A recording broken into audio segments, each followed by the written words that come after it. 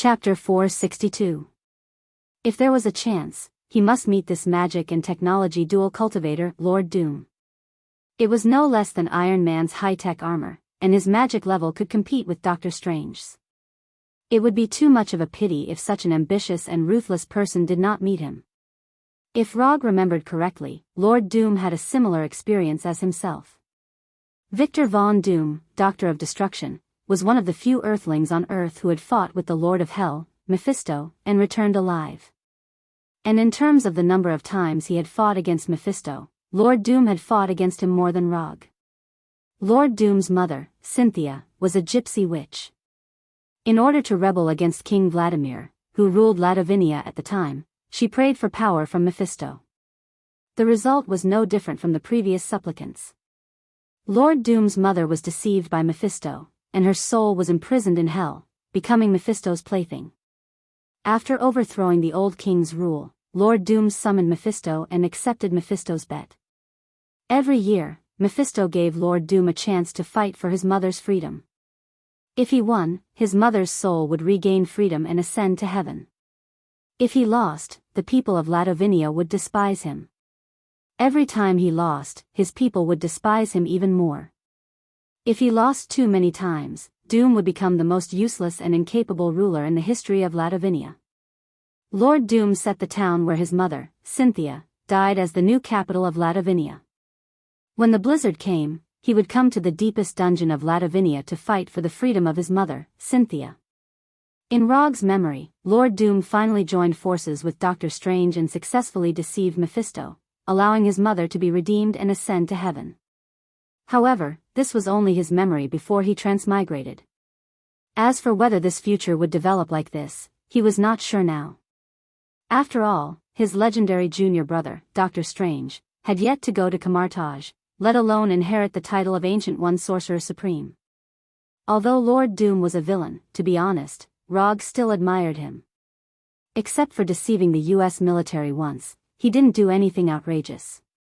Note 1. From the perspective of the people of Ladovinia, he could even be regarded as a wise ruler who liberated Ladovinia. Rog wasn't sure what others thought of Lord Doom. But from his point of view, he admired Lord Doom's behavior of fighting against Lord Mephisto in order to save his mother's soul.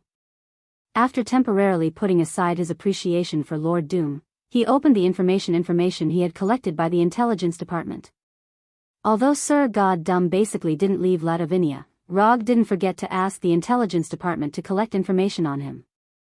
After browsing through the information collected by the intelligence department, he found that Sir God Dumb's life experience was basically not much different from what he remembered. Doom was Doom was Doom was Doom was Doom was Doom was Doom was Doom was Doom was Doom was Doom was Doom was Doom. When he resisted the rule of the old king, some of his small inventions attracted the attention of the US military, which brought him to the United States. During his days in the United States, he received professional scientific education and invented many new weapons for the military. It was also during this period that Lord Doom met Mr. Fantastic Reed, who was also studying in the academy. In the end, he was expelled from the school because of an experimental accident and he was disfigured. Although the military didn't mind the little accident he caused, he had no intention of continuing to stay in the United States. He destroyed all the inventions he left for the military and quietly left the United States. Lord Doom's information in the United States was the most complete. Even the dormitory he lived in at the time and the girl he almost had a relationship beyond friendship with were recorded. However, the detailed records ended there. Following that, there were some scattered pieces of information. For example, Lord Doom, who was disfigured, returned to Ladovinia at some point and then relied on the destruction robots and magic he invented to overthrow the rule of the old king. At the end of the information, there was also the internal structure and programming algorithm of the destruction robots specially collected by the intelligence department. Although Konoha's intelligence department is not weak, it is not strong enough to inquire about the top secret information of other countries at will. The reason why they can get this information about the destruction robots is purely because Lord Doom used this information as a compulsory subject for high school students in Ladovinia and as a graduation exam content. According to the information collected by the intelligence department, This is a decision made by Lord Doom in order to raise the next generation's awareness of danger in times of peace and to improve the ability of Latavinia's citizens to protect themselves and fight back in times of national disaster. Note 2. One had to admit that Sir God Doom's way of doing things was very unique. But Rog appreciates his approach. This is what it means to be a formidable person. If there is a chance, Rog really wants to have a drink with this Lord Doom. Time passed day by day. Because he had just completed the commission of Thor, Rog didn't have much interest in wandering outside these days. He stayed at Konoha's headquarters to digest the reward he just received. Plus the 350 ninja coins reward he got from the commission, he now has 660 unspent ninja coins. Although the number is a lot, he doesn't have anything in particular to exchange for now, so he didn't exchange any new ninjutsu or Kekkai Genkai for himself. In the past few days, his main focus has been on the Eternal Fire. Like the Infernal Fire, the Eternal Fire is also a supernatural special flame. And in terms of energy level, the Eternal Fire is a little higher than the Infernal Fire. However, unlike the Infernal Fire that can perfectly match humans, the Eternal Fire's compatibility with humans is not high. The Eternal Fire is the most powerful treasure of the flame giant Surtur. After combining with his crown, it can grow to the point where he can destroy Asgard with a single sword strike. Although Rog got the Eternal Fire that Surtur dreamed of getting back, now there is an awkward problem in front of him. He is not the flame giant Surtur. He can't perfectly match the Eternal Fire. It's not difficult for him to simply use the Eternal Fire. But if it's just simple use, it will undoubtedly be a great waste of the Eternal Fire. As a careful ninja, he absolutely can't tolerate this kind of wasteful behavior. After studying it carefully for 3 days and confirming that he can't exert the power of the Eternal Fire to the maximum by relying on his own ability, he remembered his cheap teacher. Sorcerer Supreme Ancient One. The strongest sorcerer on Earth, no one can compare to him. Even if the scope is expanded to the entire universe, Sorcerer Supreme Ancient One is one of the strongest peak existences in the magic domain. At this time, Rog once again understood why his fellow travelers were keen to bring an old man with them. If you have difficulties, find your teacher. Without further ado, Rog used quantum teleportation to come to Fenrir's new home, and woke it up from its afternoon nap. Get up and come with me to see my teacher. Before Fenrir was completely awake, he opened the portal to Kamartaj, and then rushed the confused Fenrir into the portal. If it's just to see Ancient One, Rog can go by himself. In order to avoid Fenrir being attacked by Kamartaj sorcerers as a different world's magical beast in the future, it's necessary to introduce Fenrir to Kamartaj's people in advance. Although most of the sorcerers in Kamartaj can't be Fenrir's opponent, the process still has to be followed. At least after doing this, Kamartaj's people will know that Fenrir is his wolf and enjoys his protection. Of course, if Fenrir causes any trouble, he will also take full responsibility. It's a very irresponsible practice to only enjoy the pleasure brought by pets and not be responsible for the behavior of pets. Before crossing, he was extremely disgusted with those irresponsible poop picker. Just like when he returned to Konoha headquarters, when Fenrir appeared in Kamartaj, it immediately put Kamartaj into a state of alert. But when they saw Rog riding on Fenrir's back, these sorcerers quickly calmed down as if nothing had happened. You stay here and don't go anywhere. If someone wants to come and touch you, you have to bear with it first. After that, Rog left Fenrir alone in the square and quickly disappeared in front of him. It didn't take long for him to come to the familiar reception hall and saw Ancient One who was still making tea.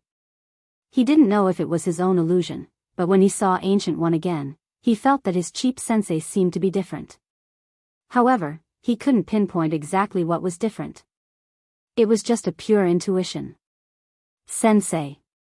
Rog said respectfully, and then sat on the futon opposite Ancient One. Life and death are one of the basic laws of the world. It's not a good habit to bring a dead life back to the world. Ancient One's tone was as calm as ever, but Rog could hear that she was hinting that his practice was a bit over the line. Only this time, there won't be a next time. After taking the honey tea handed over by Ancient One, Rog silently explained. Tell me, what did you encounter this time? After taking a sip of the freshly brewed honey tea, Ancient One spoke again. Actually, it's not a big deal. I just want to ask Sensei if you have any information about the eternal fire. As soon as his voice fell, Rog summoned a small cluster of eternal fire to his right hand and displayed the eternal fire in front of Ancient One. After he summoned the eternal fire, Ancient One's eyes suddenly lit up, and then she picked up the folding fan on the table with her left hand, and forcibly guided the eternal fire burning in his right hand onto the folding fan. This works too. Although he watched Ancient One use the folding fan to guide away the eternal fire in his hand, Rog didn't feel anything strange at all. He couldn't even see what kind of technique Ancient One had used. An expert is an expert. Any casual move is mysterious and unpredictable. Rog sighed silently in his heart, and then patiently waited for Ancient One's answer. The last time I saw the eternal fire, it was in Odin's treasure house. In the blink of an eye, things have changed. Ancient One, who has always been calm, showed a rare look of regret. This is the treasure of the flame giant Surtur, which you should know very well. Looking at you, you should want to know how to fully exert the power of the eternal fire. Ancient One glanced at Rog, and then continued, the eternal fire is a treasure that is bound to Surtur's soul. Except for him, no one can exert the power of the eternal fire to the limit. Odin can't do it, and I can't do it either. To some extent, you can understand the eternal fire as Surtur's exclusive weapon. Although you can't exert the eternal fire to the same extent as Surtur, it's not impossible to exert its power as much as possible. Having said that, Ancient One paused for a moment and let the eternal fire on the folding fan fly back to Rog's hand. To explain it in scientific terms, you can think of the eternal fire as controllable nuclear fusion, which is the so-called artificial sunday, but when using this artificial sun, you need to prepare the corresponding instruments in advance. For example, Surtur's Twilight Sword. Of course, if you just want to find more ways to use it, there are a lot of corresponding books in the library, you can borrow them. After that, Ancient One stopped talking and tasted the honey tea in front of him seriously. Thank you, teacher, I will visit you next time. Rog did not continue to disturb Ancient One and left the reception hall directly and returned to the square outside. I'm going to stay here for a while. Do you want to go back to the headquarters, or do you want to stay here with me? In the short term, he doesn't plan to leave Camartage. At least before the initial integration of the eternal fire into the existing combat power system, he won't leave. Woo, woo woo, okay, I see. I'll tell the people here that you can go outside and play, but only if you don't hurt anyone. Can you do that? Woo woo, Fenrir answered excitedly and tried to shoot out its tongue to lick Rog. But before it had time to stick out its tongue, Rog disappeared in front of it. After talking to the sorcerer who was in charge of dealing with the creatures from another world, he returned to Fenrir and opened the portal to the Himalayas. Without needing his instructions, when the portal opened, Fenrir ran in like a runaway husky. Looking at Fenrir, who looked like a mad dog, Rog sighed helplessly. While he was talking to Ancient One, Fenrir saw the Himalayas in the distance, and then could no longer suppress its yearning for nature. Out of respect for Fenrir and for its psychological health, Rog agreed to Fenrir's little request. As for whether the appearance of Fenrir will attract the attention of the outside world to the magical creatures of the Himalayas, he didn't care. He has already considered that if Fenrir is discovered by the outside world, he will announce Fenrir's existence to the public on the grounds of capturing a prehistoric mysterious creature. If it is not discovered, it is even simpler. Fenrir is a brand new pet dog breed recently improved by Konoha. Docile and loyal, warm and friendly, smart and alert, it is the most loyal and reliable friend of people in the future. As for whether people will believe this, with Konoha's current reputation among people, it is not difficult. After releasing Fenrir, Rog came to the room where he lived and changed into the Camartage standard robe. Although whether he changes his robe or not, other sorcerers know that he is a student of Ancient One. But, when in Rome, do as the Romans do. Since he plans to study in Camartage for a while, it is best to follow the customs of Camartage. This has nothing to do with strength and status, it is purely a kind of respect.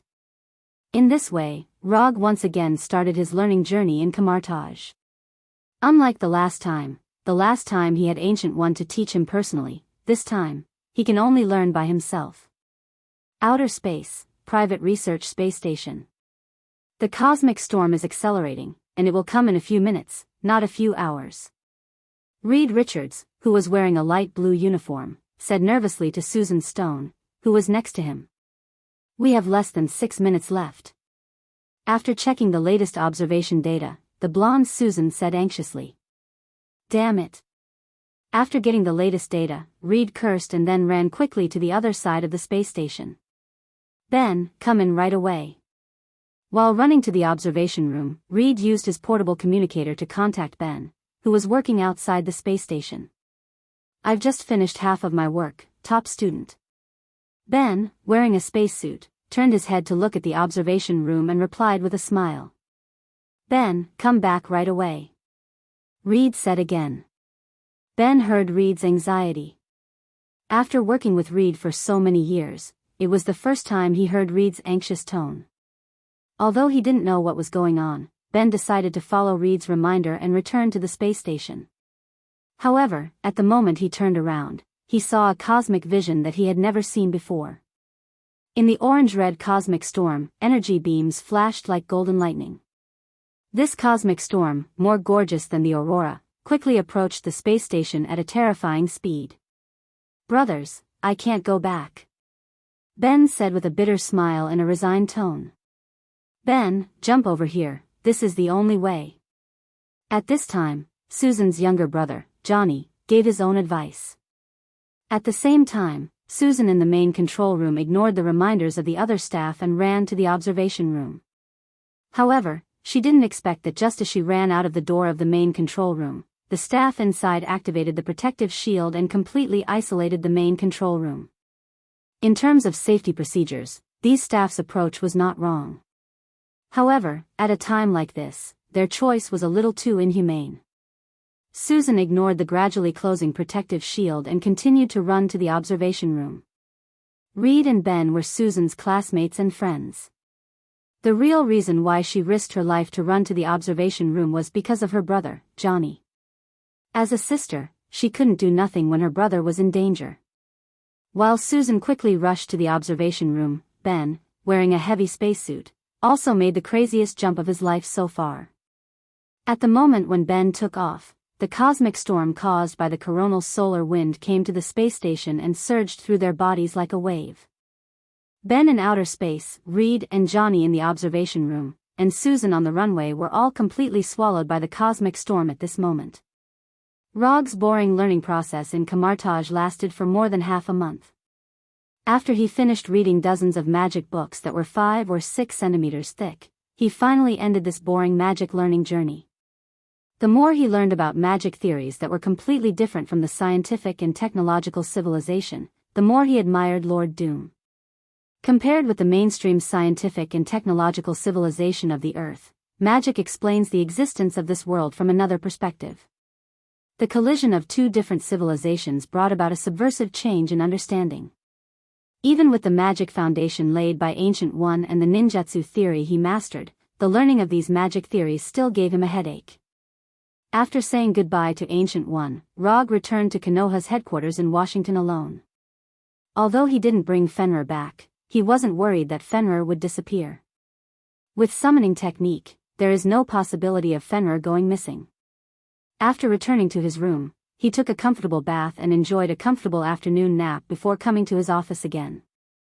During the time when he was learning magic, Hinata moved all the research projects about androids in the Konoha Science and Technology Laboratory to Konoha's hidden village on Tatooine.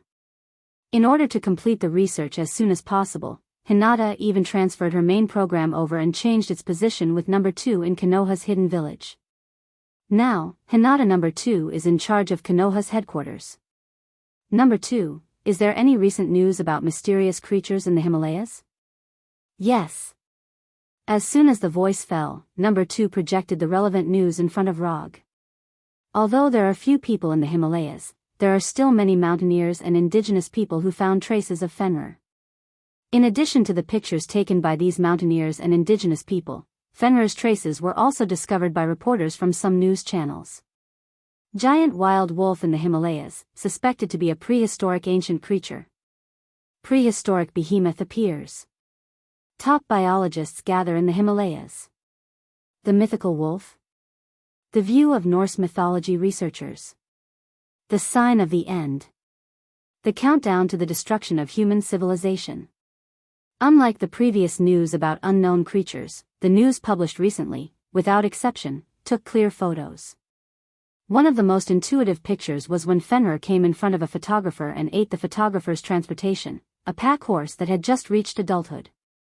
The picture of Fenrir opening its mouth and quickly swallowing the pack horse was completely captured by the photographer, letting the audience around the world understand a fact they should have known long ago. Wolves in the wild are dangerous. Giant wild wolves in the wild are even more dangerous. Number 2. Prepare a press conference in the name of Konoha, including the following 3 points. First, for the sake of public safety, Konoha captured this prehistoric giant wild wolf. Second, after communication, this giant wolf named Fenrir expressed the desire to join Konoha's intelligence agency. Third, Konoha agreed to the application of the giant wolf Fenrir and reached a consensus on friendly cooperation and joint maintenance of the world's security. Although this is a statement that can't stand up to scrutiny and can even be regarded as very deceptive, Rog doesn't care about this at all. He just needs an opportunity to publicly announce Fenrir. As for whether other people believe it or not, it's their problem. If they have any dissatisfaction, they can ask Fenrir's wolf in person. However, he estimated that no one would dare to do this, and Fenrir would never pay attention to them. Okay, the time of the press conference is scheduled at 1:00 tomorrow afternoon. The location is in the headquarters square. Number 2 quickly gave a reply. Reed Richards and the others have not returned to the Earth. If they come back, send them an invitation letter from Konoha and invite them to come to Konoha. After solving Fenrir's matter, Rog turned his attention back to Reed. A week ago, the space station where Reed Richards was located was hit by a cosmic storm, and the research was forced to be suspended. At present, they are being observed in isolation in the hospital to check whether they have been exposed to radiation from the cosmic storm. The test results are normal, and they can be discharged from the hospital tomorrow. This is their physical examination report. After that, Number 2 projected the examination report of Reed and the others. Send them an invitation letter first, and arrange a team of special forces to pick them up. I hope to see the 4 of them after the press conference. Rog didn't look at the examination report given by Number 2. Since Reed and the others suffered from the cosmic storm, their fate was doomed. The Fantastic Four. Whether they want to or not, this is their next life. As for why the hospital's examination report shows normal, the reason is very simple. Because the radiation impact of the cosmic storm has not yet begun, they are now in the final stage of normal human beings. After a while, they can completely say goodbye to the identity of normal human beings. The next afternoon, the press conference about Fenrir was held on time, and Rog also summoned Fenrir, who was playing in the Himalayas, back in advance. He did not attend the press conference, but gave the task to Frank the Punisher. As he guessed, when Frank seriously said the excuse he casually made up yesterday, the reporters present showed an expression of, "Are you kidding me?" Although they knew that this was an excuse to fool people, after seeing Fenrir lying next to Frank, they wisely chose to shut up. The press conference ended smoothly according to the established process, and Fenrir officially became a Konoha agent with a legal establishment. Not long after the press conference, Rog saw the future Fantastic Four in the conference room. Just as he remembered, the man who looked like a researcher was Reed Richards, the future Mr. Fantastic. The bald, brawny man was Ben Graham. He used to be a pilot in the Marine Corps. Now, he was a NASA astronaut and a future Stone Man. The youngest and most handsome one was Johnny Stone. He was an arrogant and unruly mechanic cum racer who did things his own way. He was the future Thunderfire. As for the last one, it was the future Invisible Woman, Susan Stone. Like her younger brother Johnny, Susan has a good appearance, a beautiful face, a curvy figure, and an amazing career. Hello, nice to meet you, I'm Rog, the current director of Konoha Intelligence Agency. After seeing Reed and the others come in, Rog, who was sitting on the sofa, took the initiative to stand up and introduce himself. Hello, my name is Reed. Reed introduced himself with a puzzled look on his face. He then shook hands with Roger in a daze. With Reed taking the lead, the other three introduced themselves one after another. Sit anywhere, you don't have to be so nervous, I'm not a bad person. People who know me know that I'm a very kind person. Rog said with a smile, and then sat on the sofa opposite the four of them. However, his explanation did not ease the tension of Reed and the others, but made them more nervous. Reed and the others couldn't be blamed for being too nervous. After all, Rog's image in the outside world was a bit too domineering. Coupled with his superhero identity, this made Reed and the others, who were ordinary people, involuntarily feel a pressure and nervousness that seemed to come from their biological instincts. The four of you are professionals in your respective fields. This time I invited you here in the hope that you can join Konoha and help Konoha better maintain world peace. Rog did not tell them about the Super Scroll, but directly invited the four of them to join Konoha. Rog-san, I'm sorry, we all have our own research. It may not be convenient for us to join Konoha. After more than 10 seconds of silence, Reed cautiously expressed his opinion. I don't object to you having your own research, but what I want to say is that joining Konoha will make it more convenient for you to carry out your own research. Whether it's equipment, funds, or personnel, Konoha can provide you with everything you need. If the information I got is correct, Reed, the fourth installment of your Baxter Building payment is almost overdue, right? Normally, a genius scientist would not be short of money. Especially in a capitalistic society like America. However, not every genius scientist could go through the initial stage of accumulation. The higher the level of the research project, the more resources it required. Science and technology required financial support. Can we really get everything we need? The one who spoke wasn't Reed, but the youngest, Johnny. That's right, everything. Including your little hobbies, Konoha can satisfy you. Among the four of them, Johnny was definitely the easiest to tempt. Greedy, lustful, doing things his own way, hedonistic. I'm in. After receiving Roger's confirmation, Johnny didn't even think about it before agreeing to it. A wise decision. Welcome to the team. With Johnny's good start, the rest of the matter became much simpler. Since Johnny joined, Susan would naturally join as well. As for Reed and Ben, after a few minutes of serious consideration, they finally agreed to Rog's invitation. The future Fantastic Four now belonged to Konoha. Chapter 463. Other than Johnny, the other three didn't seem to be very willing to do so. But Rog didn't take it to heart. Although in web novels, there was never a lack of protagonists who would join in regardless of life and death. But he never felt that this kind of thing would happen to him. You encountered a sudden space storm in the space station last week. Although you have done a detailed examination and received normal test results. But I see something different in you. If you don't mind, you can stay in Konoha for a few days. After you stabilize a little, you can consider whether you want to live in the Konoha headquarters. Rog didn't directly tell the four of them that they were going to mutate soon. Instead, he said it like a fraud. Something different? If the person who said this wasn't Rog, Reed wouldn't believe a word. As a super genius with a doctorate in engineering, mathematics, physics, and other fields, Reed didn't have any doubts about the results of scientific tests. In this regard, Reed was very similar to the former Tawny. They both felt that everything in the world could be explained by science. However, the facts proved again and again that science was not the only truth in the world. Tawny has further expanded his thinking and vision, while Reed stayed at the stage before Tawny. Sorry, is it convenient to ask what it is? For some reason, Susan always felt that Rog seemed to know something, but he didn't want to disclose it to them. I just saw something from you that doesn't belong to Earth. I'm not sure what it is. Maybe we just need to wait a few days and we will know the final answer. Rog continued to speak in the tone of a charlatan. There is nothing to be afraid of. Didn't we do a comprehensive physical examination? We are healthy. Unlike Reed and Susan, who had solemn expressions, Johnny had an indifferent look on his face. He could even be said to be a little happy. Golden thigh. A golden thigh thicker than he imagined. Johnny now began to fantasize about his good life after joining Konoha. Although Konoha didn't have a good reputation in the outside world, it wasn't a problem for Johnny. If he cared about other people's opinions, he wouldn't have become the arrogant and unruly person he was today.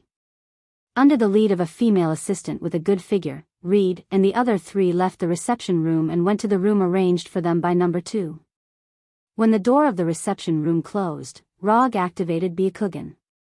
The words just now were purely made up based on his previous memory. He didn't see anything abnormal in Reed and the other three. But with his normal vision just now, he couldn't see anything abnormal. However, when he activated Byakugan and used his unreasonable supervision to look at them, he saw what he wanted to see.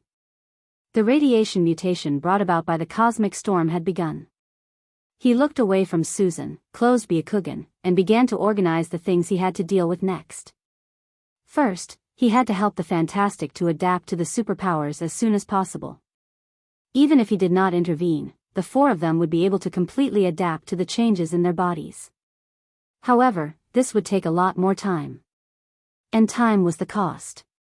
After dealing with the 4 of them, he would take the time to go to Latavinia, which was ruled by Lord Dumb, to meet this supervillain, who was both good and evil. He also wanted to see if he could cooperate with Lord Doom, such as joining forces to deal with Lord Mephisto. Finally, he had to wait for the results of Dr. Connors and Reed's research on the Super Skrull's cloning ability. Of course, while waiting for the results of the research, he wouldn't be idle. After all, no one knew how long it would take the 2 of them to study the best results. In addition to these things, there were basically some routine activities such as daily training and executing commissions. If everything went well, this should be his next arrangement. If it didn't go well, for example, if Thanos suddenly had the idea of Asgard without Odin, then it was hard to say what would happen next. On the first day of Reed and the others' stay in Konoha, nothing special happened. Although the mutation in their bodies continued, it had not developed to the point where it was obvious. On this day, Rog basically took them around Konoha and introduced them to the people of Konoha so that they had a preliminary understanding of Konoha. As he guessed, when Reed saw the Super Skrull research being carried out by Dr. Connors, he was completely attracted. The reason why Reed went to the space station for research was to study the impact of the cosmic storm on the early life of a planet. But now, there were 3 Super Skrulls that did not belong to Earth in front of him, showing him another possibility of planetary life. For Reed, this was like a scene that would only appear in his beautiful imagination, suddenly appearing in reality. It was difficult to impress a genius scientist, but it was also easy to say the same thing. As long as you can provide him with a research topic that he is interested in and do not restrict his research, he will not hesitate to take the bait. Rog did not deny that Reed was a super genius, otherwise, he would not have the idea of pulling him into Konoha. But Reed's genius was only reflected in scientific research. If only 1/10 of his genius could be reflected in interpersonal communication, he would not have been unable to get Susan, who he had been secretly in love with since college. Reed was attracted by Dr. Connor's research, and Johnny was completely fascinated by Konoha. There were too many things in Konoha that could impress Johnny. Rog simply agreed to take him out for a ride in a Quinjet, and he had a feeling of meeting a confidant. He almost called Rog a brother directly. Unlike Reed and Johnny, who had a strong preference, Susan and Ben were much calmer. Especially Ben, who had served in the Marine Corps, was as calm as his future superpower. Throughout the day, he was like a tourist visiting Konoha, always keeping calm. As the only woman in the team, Susan was not particularly interested in the existence of research and equipment in Konoha. However, after she met Daisy and Wanda, everything was different. Both women, Susan had a natural sense of intimacy with Daisy and Wanda. More importantly, she was obsessed with Daisy's and Wanda's superpowers as if she was a superstar. It was not only men who had hero worship when they were young, but women also had it. In less than a day, the 3 of them became best friends who had been together for many years. Daisy and Wanda did not have a happy childhood, and Susan had a good childhood, which happened to be the existence they had fantasized about. For Susan, Daisy and Wanda with superpowers were the future she had fantasized about when she was a child, but she could not have it. Especially after listening to Daisy's story of leading Konoha's special forces to hunt down Hydra and fight the Skrull, Susan had an inexplicable worship for Daisy. The friendship between women was born so quickly. The first day of Reed's group of 4 in Konoha passed peacefully. Except for Ben, the other 3 were well integrated into Konoha's life. Reed went to Dr. Connor's lab early in the morning to study the Super Skrull with Dr. Connors. Johnny, who had just finished driving the Quinjet yesterday, had his eyes on Rog's limited edition sports car in Konoha's garage today. After getting Rog's permission, he drove the sports car out of Konoha's headquarters and began his hunting trip in Washington. As for Susan, Rog did not know where she went today. According to Number 2's report, Daisy, Wanda, and Susan quietly left Konoha's headquarters at dawn. Rog did not ask Number 2 to confirm their whereabouts. With Daisy and Wanda's abilities, even if they encountered trouble, they had enough ability to solve it. The only thing he had to worry about was whether or not Susan would suddenly awaken her superpower outside. However, with Daisy and Wanda, even if Susan really awakened her superpower outside, it would not be a particularly troublesome matter. Both Daisy and Wanda had experienced the awakening of their superpowers and had enough experience to deal with this kind of thing. It was night in an instant. Just when Rog thought that today would be peaceful, Number 2 suddenly took the initiative to project in front of him, interrupting his preparation to fall asleep. At this time, Number 2 projected the image of Hinata after her marriage. And the projected image was the kind that Rog had never seen before. Although Number 2 still looked like Hinata, it was Hinata wearing a classic kimono. Rog clearly remembered that he had never seen Hinata in this image before. Before he could ask, "No." 2 reported, "Sir, there's an abnormal energy fluctuation in Ben Graham's room. Should we arrange for guards to go over?" Abnormal energy fluctuation? After hearing Number 2's report, Rog did not hesitate and immediately gave the order. Immediately seal his room and inform Reed and the other 2. No need to arrange guards. I'll go there myself. As soon as his voice fell, Rog's body shone with a brilliant aurora-like light, and then completely disappeared from the room. At the same time, Reed and the other 2 also received Number 2's notice and went to Ben's room. The moment they walked out of the door, they saw Rog already at the door of Ben's room. "What's wrong with Ben?" Reed immediately ran to Rog and asked anxiously. "If I explain it in a way that you're familiar with, then Ben is now mutating, a mutation at the DNA level." Rog explained calmly. At this time, Reed and the other 2 noticed that the veins around Rog's eyes were bulging. This made his white eyes, which were already different from ordinary people's, become even more strange. Mutation? How did he mutate? How did you know? Reed retracted his attention from Rog's Byakugan and asked 3 questions in a row. "I saw it with my eyes. My eyes can see some things that ordinary people can't." Rog did not explain the Byakugan's ability in detail. "Cool. Can I have this kind of eye too?" Johnny would always be the most indecent of the Fantastic Four. "No." Rog looked at the 3 of them and then turned off the Byakugan. He used the Byakugan to confirm the situation of Johnny and the other 2 and found that they had also reached the critical point of complete mutation. Perhaps in a few seconds, they would be like Ben in the room and display their respective superpowers. "Then what are we waiting for? We need to." Seeing that Rog had no intention of entering the room to help Ben, Reed's face showed some dissatisfaction. However, before he could finish, there was a series of loud crashing sounds in the room. Dong. Dong dong. Dong. The dull crashing sounds, like rocks hitting the wall, made Reed and the other 2 involuntarily take a few steps back. They looked at the door that was only a meter away from them with hesitation and panic. This is the reason. Mutation is not eating or sleeping. Changing from one form to another is not an easy process. Of course, if you want to go in and persuade Ben, I can ask Number 2 to open the door for you. Just as Rog finished speaking, an even more intense crashing sound came from the room. Boom! Along with the sound of the collision, the automatic metal door in the room also shook violently. Ben began to attack the door. "Ben, is he going to be okay?" Susan asked Roger with a nervous look on her face. No. It's just a little painful the first time, it won't happen in the future. Rog's expression was as calm as ever. Although Ben made a lot of noise, he was not worried at all. Even if Ben mutated, it was nothing more than turning from a normal human into a stone man.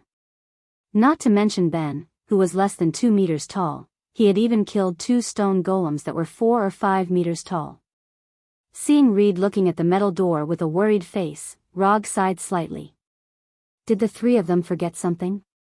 Let me ask you a question, what do you think is the reason for Ben's mutation? In the first few seconds, Reed and the others were still seriously thinking about why Ben suddenly mutated. Then, they finally reacted. Rog was not asking them why Ben mutated at all, but reminding them. Fuck. I told you a long time ago, don't study things outside the Earth, you just don't listen. Although Johnny is the least serious of the Fantastic Four, it doesn't mean that he is really brainless. You knew about this from the beginning, so you called us all to Konoha? Unlike Johnny who complained and scolded, Susan was so calm at this time that she didn't look like a woman. No. I just guessed this possibility, but I don't have any substantial evidence. Rog certainly wouldn't say that he saw their future in other worlds, so he knew that they would become the Fantastic Four in the future. Although his explanation is not perfect, it is very consistent with his identity.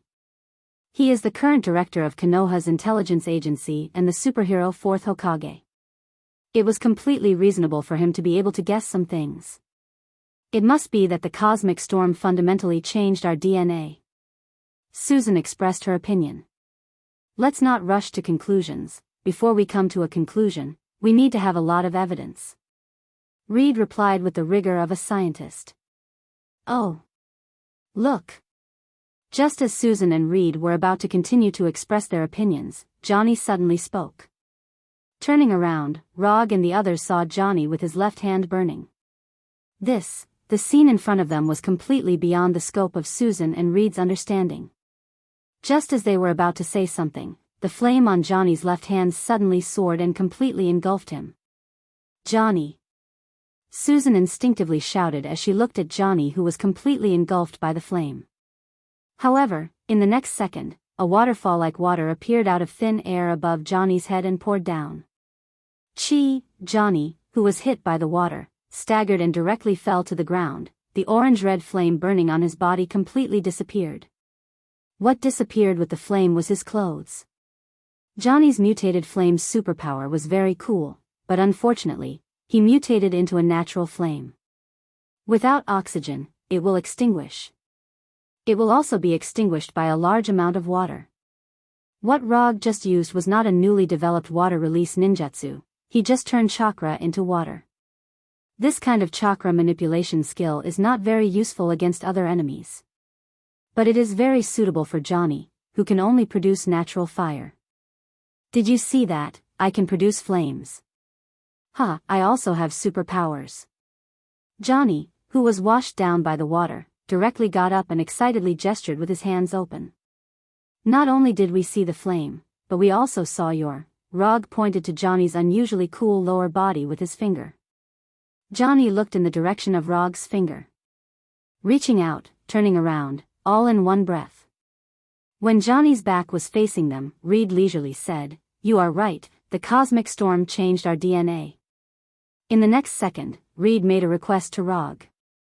"Rog, I need to borrow Konoha's laboratory, now, immediately."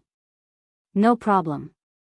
After getting Rog's approval, Reed did not stop. He directly pulled Susan and quickly walked in the direction of the laboratory. "They have left, don't you want to go back and put on some clothes?" Looking at Johnny's classic naked butt, Rog warmly reminded him. Note 1, Johnny did not say a word, he lowered his head and returned to his room. A few minutes later, Ben's room was completely quiet. When there was no sound coming from inside, Rog signaled number 2 to open the door and walked into the devastated room. The originally clean and tidy room now looked like it had been bombed by a bomb. There was no complete furniture in the room, it was all broken furniture and electrical corpses. In the corner of the room, Rog saw Ben's completely changed appearance. At this time, Ben was like a bullied child. He hugged his knees and squatted in the corner. "Take it easy, fate is not as bad as you think." Ben served in the Marine Corps before. According to common sense, his will was stronger than the average person. But unfortunately, what he encountered now was a mutation that completely subverted the state of life. "I want to see Debbie. We agreed that no matter what happens, we will always be together. Can you help me?" Ben said in a low tone. "Buddy, I don't think this is a good idea." Debbie was Ben's fiancée. Rog saw information about Debbie in Ben's information. "Help me, okay?" Ben made another request. "I will arrange a plane to take you there. If you need, I can let the special force go with you." "No, thank you."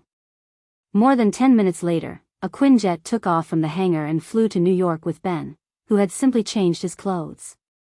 Over the next few days, Reed and Dr. Connors thoroughly examined Susan, Johnny, and Ben from top to bottom, inside and out. Of course, Reed did not forget to test himself. In the process of the examination, Reed and Susan's superpowers also awakened one after another. Reed was responsible for studying the cause of the mutation, and Dr. Connors was responsible for testing their superpowers. Reed had obtained a super-elastic body. He could extend his body substantially like rubber, and he could also change his shape through super elasticity, turning into various shapes such as cylinders, cubes, parachutes, and so on. Johnny gained the ability to create and manipulate flames. After testing, he could maintain his flames for 17 hours and achieve supersonic flight while burning his whole body. In addition, he could also burst out a flame explosion as high as 550,000 degrees Celsius, like a new star. Note 2, however, this flame explosion would exhaust all his energy and make him lose his superpowers for a short time. Susan could make herself, others, or objects invisible. However, her invisibility ability was not real invisibility, but it blocked the light and created an invisible effect on the naked eye. In addition, she could also create an invisible force field. The superpowers awakened by Reed and the other two did not cause any changes to their appearance. As for Ben, the only one who changed his appearance, he became extremely depressed after seeing Debbie. He had obtained a rock-like body and great strength, but his heart had become incomparably fragile and sensitive. Strong on the outside and soft on the inside, this was the true portrayal of Ben now. After reading the reports submitted by Reed and Dr. Connors, Rog arranged the hero titles that originally belonged to them. Mr. Fantastic Reed, Susan the Invisible Woman, Johnny the Thunderbolt, Ben the Stone Man. As for their team name, of course, it was the Fantastic Four. While Reed and the other three developed and trained their superpowers, Rog did not inform anyone and quietly left Konoha's headquarters. The matter of the Fantastic Four came to an end for the time being. He was now going to see the good and evil Lord Dumb, whom he admired very much. Ladovinia is located in Eastern Europe, between Hungary, Romania, and Serbia. It is a small country with a population of less than 1 million. Although the population is small and the land area is small, with the help of the high-tech invented by Dumb, Ladovinia successfully developed from a backward agricultural country to a developed country without hunger and war. Rog, wearing ordinary clothes, strolled around the capital of Ladovinia like a tourist at this time, enjoying the scenery of Ladovinia. If he didn't see it with his own eyes, it would be hard to believe that this was a backward agricultural country more than 10 years ago. Rog did not pay a visit to Lord Dumb immediately. Before meeting this ambitious and ruthless man, he intended to find out what the people of Ladovinia thought of him. In a seemingly casual conversation, he obtained the information he wanted from the mouths of these ordinary people. The ordinary people have two different views on Dumb overthrowing the rule of the old king and freeing Ladovinia from war and hunger. They can be simply divided into the young people and the young people. The young people's evaluation of Dumb is more of praise and gratitude. They even have a fanatical worship of Dumb. The middle-aged people, on the other hand, have a completely different evaluation. In their view, Dumb is an out-and-out dictator, a tyrant who controls all the power in Ladovinia. Dumb decides everything. His softest breath is also the law. This sentence came from a public speech by the current Prime Minister of Ladovinia. And now, this sentence has become a catchphrase for these middle-aged people to mock Dumb. These two completely different evaluations reminded Rog of the secret bet between Dumb and Mephisto. These middle-aged people who assisted Dumb in overthrowing the old king's rule back then are now his biggest opponents. It has to be said that this is a kind of irony. But then again, even without the help of these people back then, Dumb could have overthrown the old king's rule. In a situation where strength is no longer in the same dimension, numbers are meaningless. At this time, Rog was tasting a Ladovinia specialty snack called the Whole World, and looking at the magnificent castle in the center of the capital from time to time. This is a special skewer made by skewering cooked fish balls, meatballs, bird eggs, as well as fresh green peppers, onion slices, and small tomatoes, and then roasting them for a second time. In general, the taste is moderate, and the cooking method is not particularly rare. It's just that the name, the Whole World, is a bit interesting. The castle in the center of the city is Dumb's residence and the center of power in Ladovinia. Although Dumb has all the rights in Ladovinia, not many people in other countries know about him. He doesn't come out to deal with public affairs. These things that need to be seen are all left to the puppet prime minister. After finishing the Whole World in his hand, Rog didn't continue to waste time. He directly used quantum teleportation to enter the castle. He didn't hide his aura, and with Dumb's ability, it wasn't difficult to discover his arrival. Not to mention his magic, just his high-tech inventions were enough to let him discover an uninvited guest who entered the castle without permission. Not long after entering the castle, Rog waited for Dumb's guards, a team of guards composed entirely of robots. These robot guards, which didn't look like the style of Ladovinia at all, didn't attack him.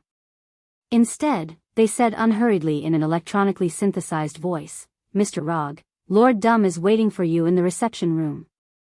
Under the guidance of these robots, Rog entered the interior of the castle. In an antique reception room that exuded the aura of nobility everywhere, he saw the legendary Doctor of Destruction, Victor von Dumb. He was wearing a green imperial robe, a rough-looking metal mask, and a full-body armor of the same color as the mask. The imperial robe that Dumb wore was taken from the old king, symbolizing the status of the monarch of Ladovinia. The mask on his face was obtained when he was learning magic in the Himalayas. It could enhance his magic ability. Because he was too eager, he put the mask on his face before it cooled down, which made his already disfigured face even more serious. However, with the mask, others couldn't see his true appearance. Therefore, there was no substantive difference between disfigurement and more serious disfigurement. As for the armor on his body, it was the best proof of his integration of technology and magic. This set of armor can not only absorb and manipulate a variety of energy, giving him complete control of machinery, but also use all the magic he has learned. On the armor, there are even fragments of the true cross, which can resist the attacks of Dracula and other vampires and other undead creatures. Ladovinia has no intersection with Konoha. I can't think of any reason why the fourth Hokage of Konoha would come in person.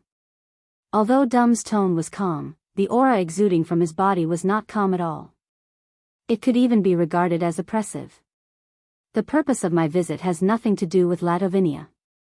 I came here specifically to find you. After taking a sip of the coffee brought by the robot maid, Rog said slowly. Find me? If I remember correctly, today is the first time we've met. If it weren't for his scruples about Rog's strength, Dumb wouldn't have wasted any time on him at all. With this kind of energy, he might as well study a few more magic spells or research a few more new inventions. We can cooperate even if it's the first time we meet, and I can guarantee that you will be very interested in my next proposal. Looking at Rog's confident look, Dumb pondered for more than 10 seconds, and then continued, Tell me your proposal. I can rescue your mother, Cynthia, from Mephisto.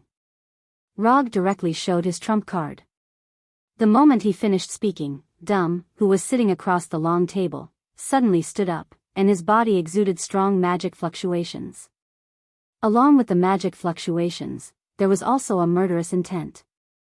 Chapter 464. The secret that had never been known by anyone was exposed by Rog, who had just met him. This made Dumb, who was used to having everything in his hands, feel an instinctive threat. When Dum stood up and exuded a strong magic wave and killing intent, Rog's body also shone with a light blue light. Of course, Rog knew how his words would affect Dum. Although this would make Dum wary of him, it was the only trump card that could move Dum at the moment. In order to get Dum to cooperate with him, he could only choose to take the risk and try. Moreover, even if Dum really wanted to kill him, he had enough power to protect himself. Dum looked coldly at Rog across the long table as if he was considering his final decision. "Who are you?" Dum spoke again. Although it was Dum's first time meeting Rog, he was no stranger to Rog. In fact, he knew him very well. Since Rog appeared as the masked man, Dum had been paying attention to his existence and had even quietly investigated his past. However, like everyone else, Dum's investigation of Rog could only be traced back to the time when Rog was a private investigator. As for who he was before he became a private investigator and what kind of past he had, Dum did not obtain any useful information. In the beginning, Dum even suspected that Rog was an alien from another planet, just like Thor from Asgard. However, it did not take long for him to overturn this conjecture. A person who was greedy and lustful on Earth, who did whatever he wanted, and who was also extremely domineering, could not be an alien from another planet. An alien from another planet could not be so interested in the existence of Earth. Even if it was a disguise, it was impossible to disguise so thoroughly. Through the analysis of Rog's actions and the various signs shown in his daily life, Dum could be 100% sure that Rog was a pure Earthling who had lived on Earth since he was a child. After overthrowing the theory that Rog was an alien, Dum had also suspected that he was one of those supernatural cultivators with long lives. However, this conjecture was quickly overturned by him. From Dumu's point of view, although Rog was powerful enough, he wasn't steady at all. He didn't have the calmness and indifference of someone who had experienced the world. If he was not an alien, nor was he a cultivator who had lived in seclusion for many years, then it was very suspicious where Rog's strength came from. Doom knew that there were some geniuses in this world who were born far beyond ordinary people. He himself was a very obvious representative. However, Dum did not sense the aura of a genius from Rog. Coupled with the secret Rog had just revealed, Dum increasingly felt that he had signed a contract with the Lord of Hell, Mephisto. Because he had signed a contract with Mephisto's, his origins were a mystery, and he displayed great strength the moment he appeared. It was precisely because of this that he knew that his mother, Cynthia, had been imprisoned by Mephisto, and that he had a bet with Mephisto. Rog had publicly announced at the Thunder Secret Team's press conference that he was from a place called Konoha, and that he was the fourth Hokage of that mysterious hidden village. However, Dum didn't believe a single word of it. If there really was such a mysterious village on Earth, it was impossible for there to be no news of it at all. Even an existence like Camartage was more or less connected to the real world. Dum didn't think that the Konoha hidden village that Rog was talking about would be more mysterious and powerful than Camartage. "You don't have to look at me like that. I know you'll think I'm suspicious, and even wonder if I have something to do with Mephisto, and if I'm someone he specially arranged. I do have something to do with him, but it's not the kind of relationship you think." With that, Rog summoned the contract that he hadn't signed with Mephisto. "You've had a lot of dealings with Mephisto. You should be able to recognize his things." Under Rog's control, the unsigned parchment contract slowly floated in front of Dum. Then, the living room fell completely silent. Dum carefully checked the contract that floated over and confirmed its authenticity. In the end, Dum let the parchment contract float back to Rog. The magical fluctuations and killing intent emanating from his body completely disappeared, and he sat back on the high-back chair. "Although I don't know how you did it, you didn't sign a contract with Mephisto. You have no reason to return to hell." Dum said calmly. "Of course I have a reason to return to hell. You've also cultivated in the Himalayas, so you should have heard of the term inner demon. I don't want a crack to appear in my cultivation state, so I have to go to hell." Rog explained. He didn't make up the term inner demon, it really existed. Even if it wasn't an extraordinary person like them, it was possible for an ordinary person to have inner demons. Among them, the most common was the so-called eternal second place in sports competitions. The Himalayas? What's your relationship with Camartage? As a mage, it was impossible for Dumb not to know about Camartage's existence. Ancient One is my teacher. With that, Rog stretched out his right hand and opened a small portal that only allowed one's arm to pass through. This portal magic was one of Mage Camartage's signature spells. Just like the ninja school's triple body technique, a mage who hadn't learned the portal magic couldn't be considered a real Mage Camartage. After hearing that Ancient One was his teacher and confirming the portal magic with his own eyes, Dumb dispelled his suspicion that Rog was Mephisto's subordinate. Although he was still wary of Rog, one thing he could confirm was that Rog was a student of Ancient One and couldn't be one of Mephisto's men. The name of the Sorcerer Supreme, Ancient One, was still very convincing in the extraordinary world, especially the magic world. Tell me about your plan. If it's reliable, I don't mind going to hell with you once. Dumb took the initiative to ask about Rog's plan. Rog didn't hide anything and told him about the plan that originally belonged to Dumb and Dr. Strange in his memory. But this time, the person who joined forces with Dr. Destruction Dumb was no longer his junior brother, Dr. Strange, but himself. The plan sounds feasible, but the specific implementation steps still need to be carefully thought about. After listening to Rog's plan, Dumb suddenly felt like his train of thought had been completely opened. All this time, he had only been thinking about how to defeat Mephisto, win the bet, and regain his mother's freedom. However, he didn't expect that there would be such an alternative way to save his mother. I agree to your plan. What do you want in return?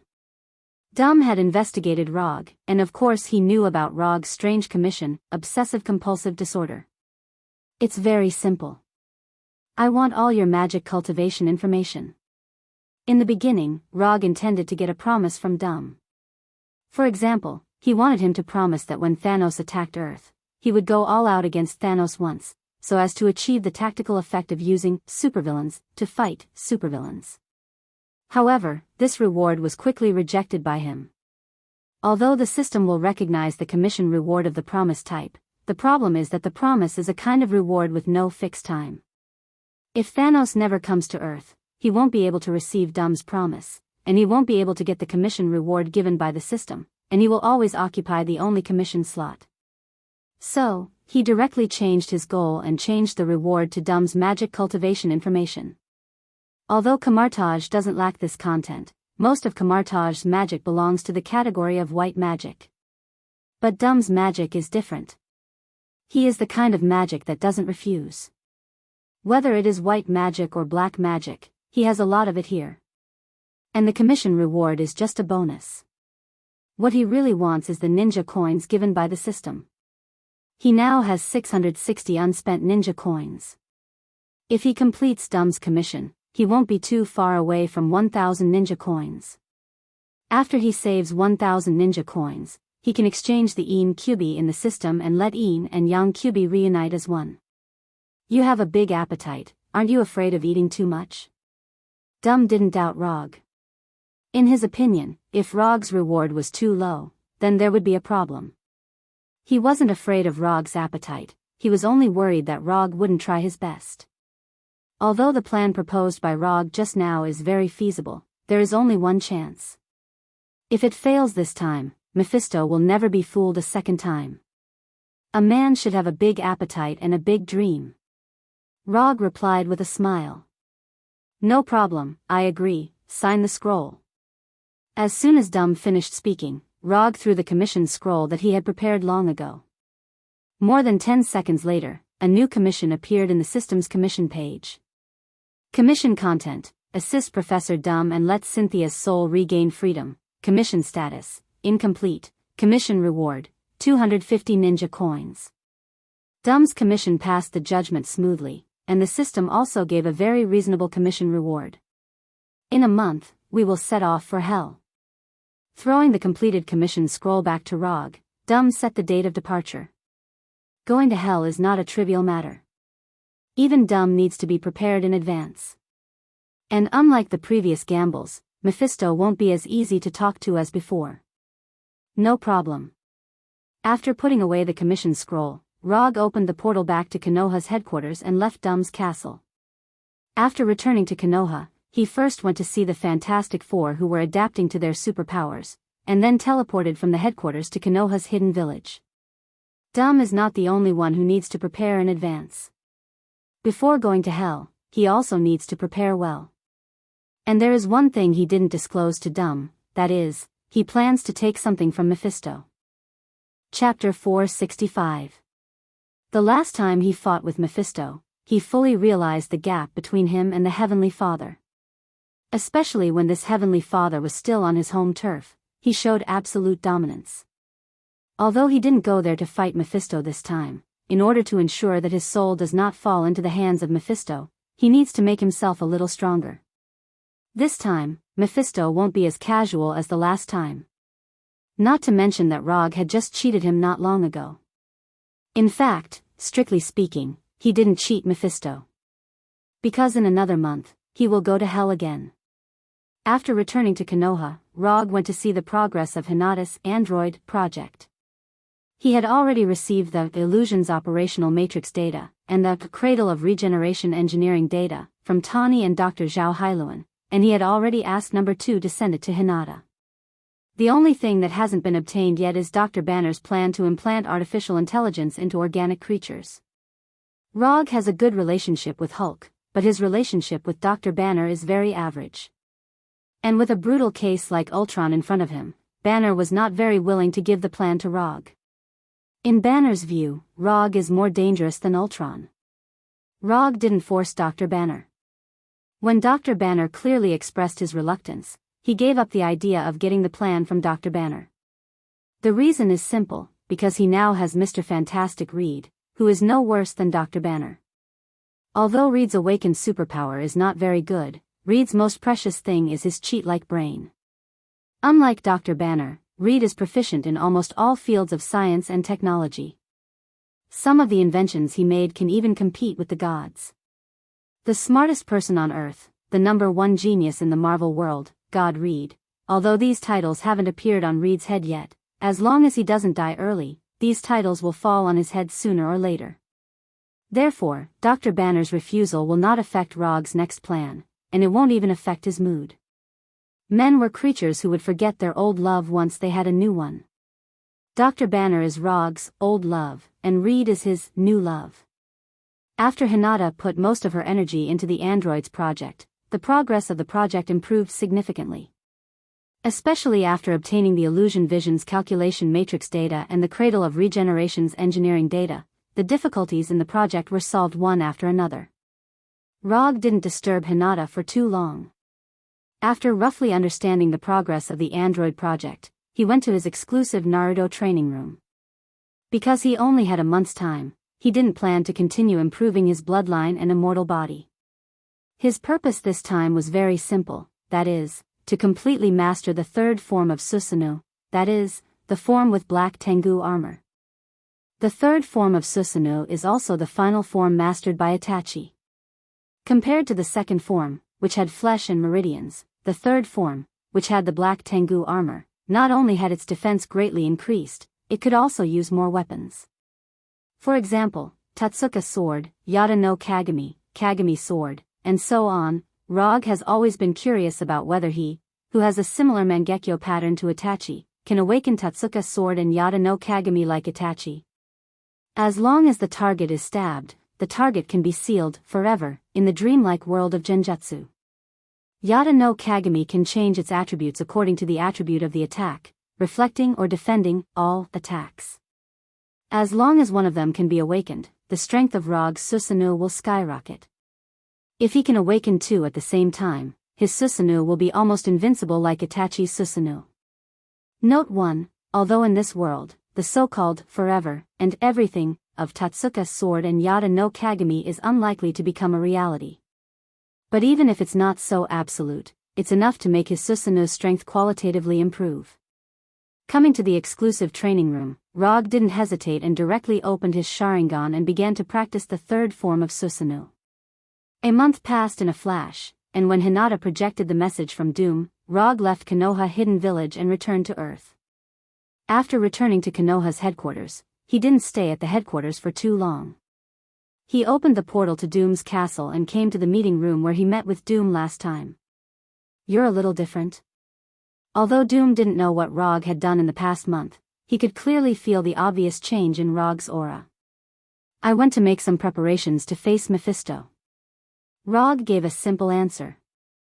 He didn't need to explain his training to Doom. Doom was just his client, and the relationship between them wasn't good enough to reveal details to each other. This is my latest plan, you can take a look at it first. The way to go to hell is also on it, but I believe you have your own way to go there. After saying that, Doom pointed to the document that had been placed in front of Rog for a long time. Rog opened the document and looked at the plan that Doom came up with after detailed research. The theme of the plan was similar to what he said before. He went to hell with Doom to face Mephisto, and then Doom sacrificed him to Mephisto for Cynthia. With Doom's understanding of his mother, Cynthia, he knew that Cynthia would definitely refuse him to help her regain her freedom in this way.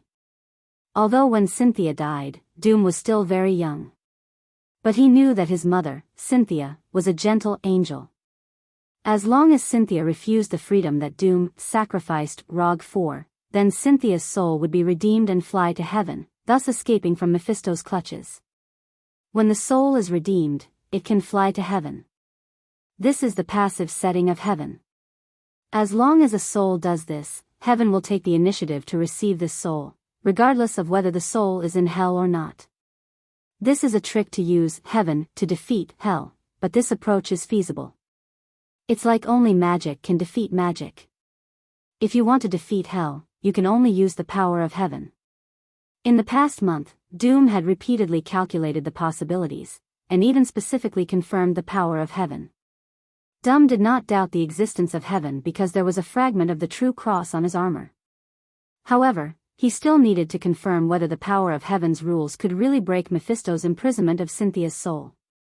After a month of repeated calculations, he confirmed the feasibility of the plan and came up with the final implementation plan. There's no problem with following this plan, but there's one thing I need to confirm first. Are you sure that your device can allow us to safely travel to and from hell? I don't want to go to hell and not be able to come back, and I don't want any accidents to happen on the way to hell. Rog did not doubt that Doom could invent a device to go to hell. In fact, this kind of thing had happened once when Doom was still studying in the United States. However, that time, he had sent his soul to hell, not his body.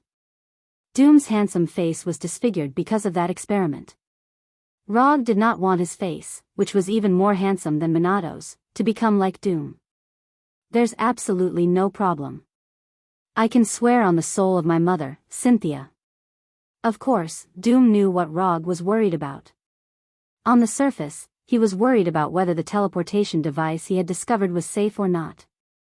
However, in reality, he was worried about whether he would leave him alone in hell after Cynthia's soul flew to heaven. All right. Then when do we set off? Under normal circumstances, if a mage wanted to make an oath credible, they would have to swear to a more powerful existence, such as a god. However, Doom did not do so. Instead, he swore on Cynthia's soul. From a magical point of view, this oath did not have a strong binding power. However, from Doom's perspective, this was the strongest guarantee he could make. In terms of filial piety to his mother, Doom was definitely a 100% filial son. Now, although going to hell a day earlier or a day later would not make much of a difference, Doom hoped to restore his mother's freedom as soon as possible, even if it was just a minute or a second earlier. All right. Under Doom's lead, Rog came to the dungeon at the bottom of the castle. The area of the dungeon was larger than Rog had imagined, and the environment was completely different from the dark dungeons in his memory. If he did not know that this was the place where Doom made a bet with Mephisto every year, he would even think that this was a secret research lab buried deep underground. Most of the items in the dungeon had been removed. In the dungeon, which was the size of a football field, there was only a circular door made of metal and those densely packed lines that covered the entire ground like a spider web. This portal will close after it opens, and reopen after 10 seconds. I've calculated the flow of time between hell and earth. This time is enough for us to finish everything in hell. If we can't finish it, we'll probably be dead in hell already. The last time Rog went to hell with Ghost Rider Johnny, he didn't pay special attention to the flow of time between the hell dimension and Earth. They hadn't stayed in hell for long, so they didn't feel anything when they returned to Earth. But Doom was different.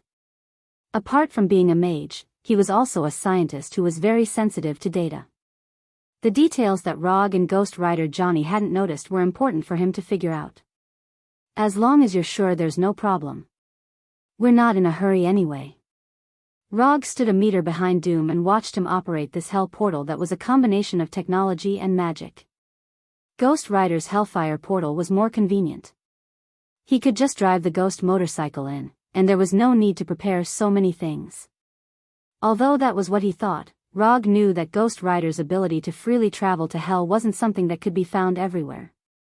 In the field of magic, this kind of teleportation had a special term, dimensional teleportation. Chapter 466. Dimensional teleportation was different from ordinary teleportation. It was a teleportation that directly crossed worlds. Although dimensional teleportation did not necessarily require more energy than ordinary teleportation, it was definitely several levels more difficult than ordinary teleportation. In order to perform dimensional teleportation, the first problem to deal with was how to break the world wall between the two worlds. The world wall was an invisible and untouchable existence. Not to mention breaking it, even sensing it was not an easy task. Rog stood quietly behind Doom and watched him operate the teleportation device that he could not understand at all. After Doom set all the data, this extraordinary-looking teleportation portal emitted a lava-like red light. As the red light lit up, a glass-like red light curtain appeared in the middle of the teleportation portal. On the other side of the light curtain was a dry yellow desert. Let's go. After activating the teleportation portal, Doom did not look back. He walked straight into the portal and arrived at Hell, which was completely different from Earth. After Doom entered the portal, Rog activated the infinite mode that he had developed and followed him in. Hell was not a place where the living should come. Everything here did not welcome the living, such as the poisonous air and the will of Hell. When Rog also entered Hell, the red teleportation portal behind him immediately closed and disappeared as if it had never appeared. Just like how Rog had added infinite mode to himself, Doom had also added a magic effect that Rog could not understand, giving him the right to move freely in Hell. After arriving at this Hell that was like a death planet, Rog and Doom did not speak, and quietly adjusted their state. They were not rookies who had gone to Hell for the first time, so they both knew that they did not need to look for Mephistos at all. As they had expected, not long after they arrived in Hell, they saw their old friend, the Lord of Hell, Mephistos. At this moment, Mephistos did not reveal his demon true body, but maintained the demeanor of an old British noble that Rog had seen before. He was wearing a slim black classical suit, meticulously groomed silver-white hair, and a black cane inlaid with a silver skull. Looking at Mephistos, who looked like a British aristocrat, Doom frowned slightly. He had fought Mephisto many times, but he had never seen Mephisto in a human form. In the past, Mephistos had shown him the typical image of a demon with red skin, curved horns, and bat wings. I didn't expect that we would meet in Hell so soon. I thought that you would only appear at the last moment. Although 10 years is only equivalent to sleeping for a demon, I'm still gratified to be able to see you so soon. Mephistos glanced at Doom, then turned his gaze to Rog. To him, Rog and Doom were toys that could make him happy. The only difference was that Rog's toy was slightly more expensive, while Doom's was slightly more ordinary. Of course, this did not mean that Doom was much weaker than Rog. It was just that according to Mephistos' standards, Rog's soul was an extremely rare limited edition, or even the only one that had gone out of print. I said that I would definitely fulfill my promise. Don't underestimate a ninja's promise. Although this was Hell, Mephistos' home ground, Rog's mind was as calm as ever. Mephistos was indeed very powerful, but it wasn't as if he couldn't fight back at all. Furthermore, he had Professor Doom by his side. Good. Very good. Mephistos said with great relief as he looked at Rog with even more admiration. He originally thought that Rog planned to continue cultivating for 10 years before coming to meet him in Hell. However, Rog's actions once again exceeded his expectations. Mephistos liked people who were unpredictable. This would make him feel the small surprises in life. When everything was under control, life would become especially boring.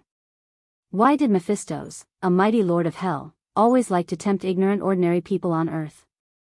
It was because he wanted his life to not be so boring. Seeing those souls struggle in pain and regret in his hands would give him a rare sense of satisfaction. Mephistos, let's start this year's bet. Doom did not wait for Rog and Mephistos to continue talking and directly said to Mephistos. This year's bet? No problem. I don't mind having a small appetizer before I want to eat the delicacies. As soon as he finished speaking, Mephistos's aura became completely different. If the previous Mephistos more or less gave off a friendly and amiable feeling, then the current him was like a high and mighty king who ruled over all things. In fact, in hell, Mephistos was indeed a high and mighty king. However, the Rog and Doom in front of him now were not the demons of hell who would tremble when they saw him and choose to submit from the bottom of their hearts. Mephistos displayed his aura as a lord of hell, but he did not change his human appearance. He still maintained the appearance of an old British noble. Come, let me see what kind of abilities you have after joining forces. Whether it was Rog or Doom, Mephistos was no stranger to them. Mephistos didn't know their strength 100%, but he knew it very well. As soon as Mephistos finished speaking, a strong holy aura erupted from Doom's body, making him look like an angel who had descended from heaven. Doom had many spells, but what he was using now was not the magic he had mastered, but the ability of the fragment of the true cross on his armor. Golden light instantly enveloped Doom's entire body, making him look extremely holy. Then, a laser-like holy beam of light descended from the sky and arrived in front of Mephistos like lightning. Although Mephistos was not an undead creature, the holy energy provided by the fragment of the true cross could still restrain his power of hell to a certain extent. Heaven was the nemesis of hell. The holy energy of heaven was also one of the energies that could restrain the power of hell the most. Doom had fought with Mephistos more than 10 times. Of course, he would not overlook this. When Doom summoned the holy beam of light to attack Mephistos, Rog did not hesitate and directly summoned the Kusanagi no Tsurugi sword. The moment the silver-white Kusanagi no Tsurugi sword appeared in his right hand out of thin air, his figure also disappeared. Byakugan, open. Lightning release chakra mode. Unlimited mode could only give Rog the ability to move safely in all kinds of environments. It was not a battle-type ninjutsu. So the moment he attacked Mephistos, Rog gave himself the first layer of battle-specific buffs. The moment Rog disappeared like lightning, the holy beam of light summoned by Doom also hit Mephistos, completely devouring the thin and weak Mephistos. To be precise, it devoured the afterimage left behind by Mephistos. Facing the attack of the holy beam of light, Mephistos did not use any magic or energy moves. He dodged the holy beam of light with just his physical strength and left behind an afterimage. As a lord of hell, Mephistos' physical strength could not be weak. He rarely used melee combat, not because he didn't know how, but because there was no need. Rog and Doom were not surprised that Mephistos could easily dodge the attack of the holy beam of light. If Mephistos could not even dodge such an attack, he would not be qualified to be a lord of hell. Mephistos, who had dodged the holy beam of light, appeared more than 10 meters behind him again. At the same time, Rog, who had entered lightning release chakra mode, also appeared in front of him. Lightning release, Thousand Birds Blade. In just an instant, the silver-white Kusanagi no Tsurugi sword was wrapped with light blue lightning as it stabbed directly at Mephistos' chest. Although Mephistos was a lord of hell, he also had a fatal weakness like the other demons of hell, his heart core. Through the Byakugan, Rog saw the fist-sized heart core in Mephistos' chest that looked like a solidified red sun. Clang! Unlike the previous battle, Mephistos did not use an energy barrier to block Rog's attack this time. Instead, he raised the black scepter in his hand. The black scepter that looked like it was made of ordinary wood blocked the Kusanagi no Tsurugi sword with great precision, and the crisp sound of metal clashing against metal could be heard. Before Rog could retract his Kusanagi no Tsurugi sword, Mephistos held the tip of the scepter in his hand and turned it into a sharp sword, stabbing at Rog repeatedly. Clang, clang, clang, clang. At this moment, Mephistos displayed exquisite swordsmanship. Just with one stab after another, he forced Rog to retreat continuously. As expected of a Lord of Hell, he had a way. Rog had no intention of competing with Mephisto's in swordsmanship, so he immediately retreated. However, the moment he pulled away, Mephisto stuck close to him like a shadow. Before the Earthlings even had civilization, the demons were already masters of close combat. Playing with swords in front of me, aren't you looking down on the demons of hell too much? The swordsmanship that Mephisto's displayed now was not inferior to that of the goddess of death, Hela. Although his swordsmanship was only fast, accurate, and ruthless, in his hands, even the simplest of moves could turn into a storm of death that could take away one's life. Holy Halo! Holy Oath! Just as Rog was being forced back by Mephisto's, Doom cast 2 more holy spells in the distance. Rog, who was enveloped in lightning release chakra, suddenly shone with a golden light that was like the sun. At the same time, the Kusanagi no Tsurugi sword in his hand was wrapped in holy flames that contained holy energy. Holy Halo gave Rog the holy energy to resist the power of hell, increasing his strength and speed for a short period of time. Holy Oath gave the Kusanagi no Tsurugi sword in his hand the ability to deal holy damage. Professor of Destruction Doom became a reliable healer, giving Rog 2 holy buffs. Chapter 467. Reality proved that although Professor Doom did not have a good reputation in the outside world, he would be a very good team member when working together. The timing of the 2 holy spells, Holy Halo and Holy Oath, could be said to be perfect. If not for the fact that this was Doom's first time fighting together, Rog would have suspected that he had specially trained with Doom in this kind of tactic. The sudden burst of holy energy from Rog's body instantly disrupted Mephisto's attack rhythm, giving him an almost negligible amount of time to catch his breath. To ordinary people, Mephisto's short delay of a few tenths of a second wasn't an opportunity at all. However, to people like Rog or Hela who were extremely proficient in close-range combat, this delay was enough to turn the tide of the battle. Mephisto's black cane brushed past Rog's face, almost leaving a scar on his handsome face. Rog did not waste the opportunity that Doom had created. The Kusanagi no Tsurugi sword wrapped in light blue lightning and golden holy flames stabbed out at a speed that exceeded the limits of what the naked eye could see. This time, Rog did not stab at Mephisto's heart core in his chest. Instead, he stabbed at his right eye. Even if Mephisto was a lord of hell, as long as he was stabbed by this sword, he would definitely have a temporary loss of vision. This had nothing to do with whether Mephisto was a lord of hell or not. It was purely determined by his form. If Rog did not have Holy Halo and Holy Oath, Mephisto would not care about this sword at all. Although the Kusanagi no Tsurugi sword was fast, he could completely create an energy barrier before it stabbed him and block Rog's sword. However, Mephisto did not dare to do so now. He could ignore Rog's chakra, but he did not dare to underestimate the holy energy of the true cross fragment. Retreat. Retreat quickly. Mephisto, who had just mocked Rog for overestimating himself and daring to use swordsmanship in front of him, was now forced back by Rog's sword. Although Log didn't say anything harsh to Mephisto, he proved it to Mephisto with his actions. Don't act tough just because you're older.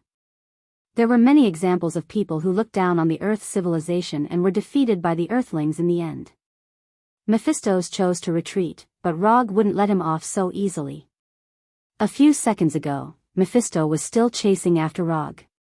But now, the situation was reversed. Dang dang dang dang dang dang. Previously, Mephisto had used Rog as a practice target. Now, it was Rog's turn to return the favor. Just like Mephisto's, who only pursued speed, accuracy, and ruthlessness with his sword, Rog's attack also followed these 3 points. Swords were lethal weapons, and swordsmanship was the art of killing. Note 1, the art of killing did not need to be fancy. Just as Rog was about to leave the mark of an earthling on Mephisto's body in one go, the holy energy in his body disappeared. The duration of the Holy Halo and the Holy Oath had ended. The sudden disappearance of the buff inevitably made his movements a little incoherent. The experienced Mephisto naturally wouldn't miss such an opportunity. However, just as he was about to counterattack, Rog opened his mouth silently. Old man, you've been tricked. With Mephisto's ability, reading lips wasn't a problem at all. But before he could react, a holy light that seemed to have descended from heaven completely enveloped the two of them. Holy purification. It was true that Rog and Doom had never worked together before, but they were both existences with rich combat experience. Even if they hadn't rehearsed or worked together before, as long as they had seen the same battle plan, they would be able to cooperate tacitly. Holy Halo, Holy Oath, Holy Purification, these holy spells were all in the plan that Doom had shown Rog. In order to regain the freedom of Cynthia's soul, Doom generously revealed the spells he had mastered to Rog. Although the spells recorded in the plan couldn't be all of Doom's spells. However, as long as he knew the effects of these spells, Rog would be able to determine which spell Doom would cast at which time. This had nothing to do with whether the two of them were familiar with each other or not. It was purely because they had the same level of combat thinking. Simply put, this was like two kings being matched against the same passerby. They had indeed never worked together before, but under the premise of knowing what abilities the other party had, they could easily cooperate exquisitely. In a one-on-one situation, they were indeed no match for Mephisto. Although the humans on Earth were far inferior to the demons in Hell, humans had an advantage that demons could never have. Humans were creatures that would help and support each other. A single person's strength might be very insignificant, but when one human after another was added together, it was enough to change the world. Man could conquer nature. Because humans were weak, they learned to work together. Because humans were weak, they learned to use the laws of nature and borrow the power of the world itself. Because humans were weak, they learned to be humble and learn, and explore the truth of the world bit by bit. So, never, ever underestimate humans. The holy light that was like the descent of heaven dispelled the power of hell within a few hundred meters. This hellish place filled with destruction and chaos showed a warmth and light that had never appeared before. When the holy light dissipated, Rog and Mephisto, who were at the center of the holy purification, disappeared. The power of holy purification was very strong, enough to deal a fatal blow to the undead and demons. But it also depended on who the opponent was. As a lord of hell, the holy purification that Doom used the true cross fragment to cast could indeed make him suffer a small loss, but it was far from enough to seriously injure him. However, Rog and Doom didn't expect the holy purification to completely deal with the Lord of Hell. Being able to make Mephisto suffer a small loss was already a very good result. The defense towers had to be pushed down one by one, and the troops had to be pushed down in waves. In order to destroy the enemy's crystal, they had to build up their own advantage bit by bit. What Rog and Doom were doing now was to increase their advantage bit by bit. This advantage might not be obvious now, but as long as they continued to accumulate, they would be able to destroy this crystal named Mephisto sooner or later. After the holy purification, Rog's figure appeared 2 to 3 meters in front of Doom, while Mephisto's figure appeared more than 100 meters away. After being hit by the holy purification on the spot, even Mephisto was left with many marks.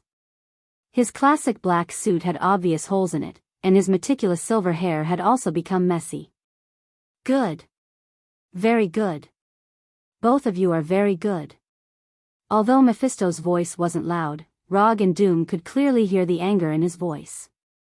Before they could say anything, Mephisto tore off his suit, revealing his strong muscles that didn't match his image of an old man. Under Rog and Doom's gaze, Mephisto's skin turned dark red, and the human appearance that he maintained also changed. 2 huge curved horns grew out of his forehead, his human hands turned into monster-like claws, and a pair of huge red bat wings surged out of his back. In less than a second or two, Mephisto turned into the classic demon image in the legends. Although this red demon image looked like Mephisto's true demon body, Rog knew that this wasn't Mephisto's true appearance. Mephisto's true appearance was unknown, and all the appearances he displayed were only changes he made according to his needs. Note too, however, from the way Mephisto transformed from a human into a demon, he should be angry. Otherwise, he could have continued to maintain his human appearance and the mentality that this was just a small game. After Mephisto transformed into a demon, Rog threw the Kusanagi sword back into the psychic scroll and deactivated the lightning escape chakra mode. Since Mephisto was starting to get angry, he naturally had to give himself a stronger buff. 8 inner hidden gates, 6th gate, gate of view, open. Before the battle with Ronan on planet Sokka, Rog had already grasped the 6th gate, gate of view. It was just that Ronan's strength was too weak. He couldn't even survive the 5th gate, gate of stop, causing the 6th gate, gate of view, to lose the opportunity to appear.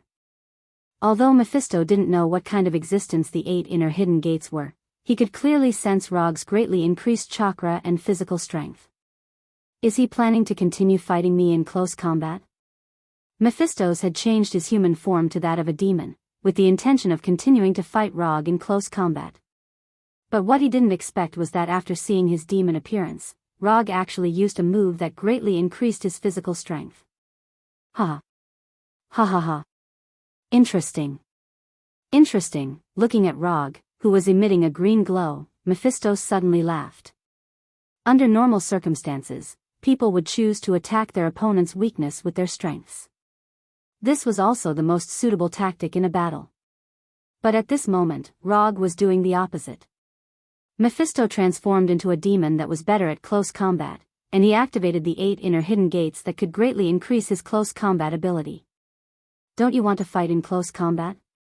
I'll give you the chance. Rog's tit-for-tat and unyielding approach perfectly matched Mephisto's preferences. Looking at Rog, Mephisto thought of his disappointing descendants. Why don't my descendants have such a personality? They only know how to scheme against each other all day and play small tricks that can't be shown in public. They're simply embarrassing me, Mephisto. If he had a descendant with Rog's personality, why would he stay in hell and work so hard at his age? Be my son.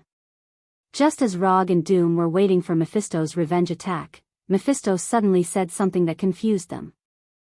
Chapter 468. Was this guy crazy? Or did he go to the wrong set? Mephisto's words made Rog and Doom look puzzled. However, after hearing this sentence, the two of them thought of completely different things. Doom had interacted with Mephisto many times, but he had never seen Mephisto like this. The current Mephisto didn't have the attitude of a lord of hell at all. Instead, he looked like an old human man anxiously looking for an heir.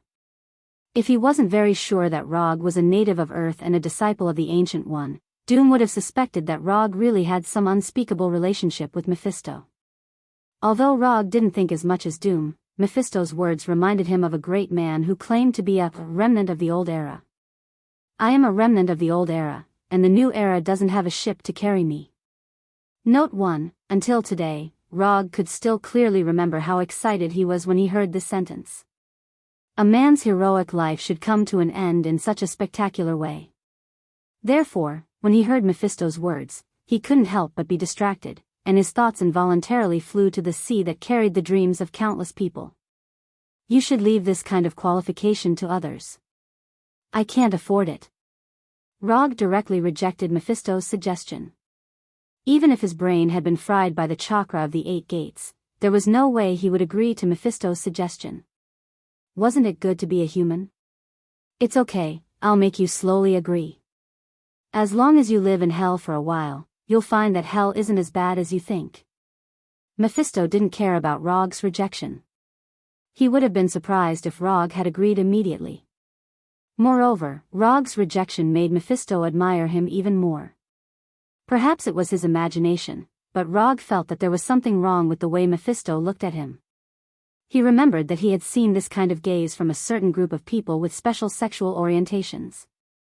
After shaking his head to dispel these strange thoughts, Rog took a deep breath and took the initiative to attack Mephisto's in the distance. He had to complete the mission as soon as possible, then leave hell and stay away from that old pervert. Rog, whose body was emitting green light, disappeared again. In the next second, he arrived in front of Mephisto, who had become more than 2 meters tall. Shadow Dance Leaf.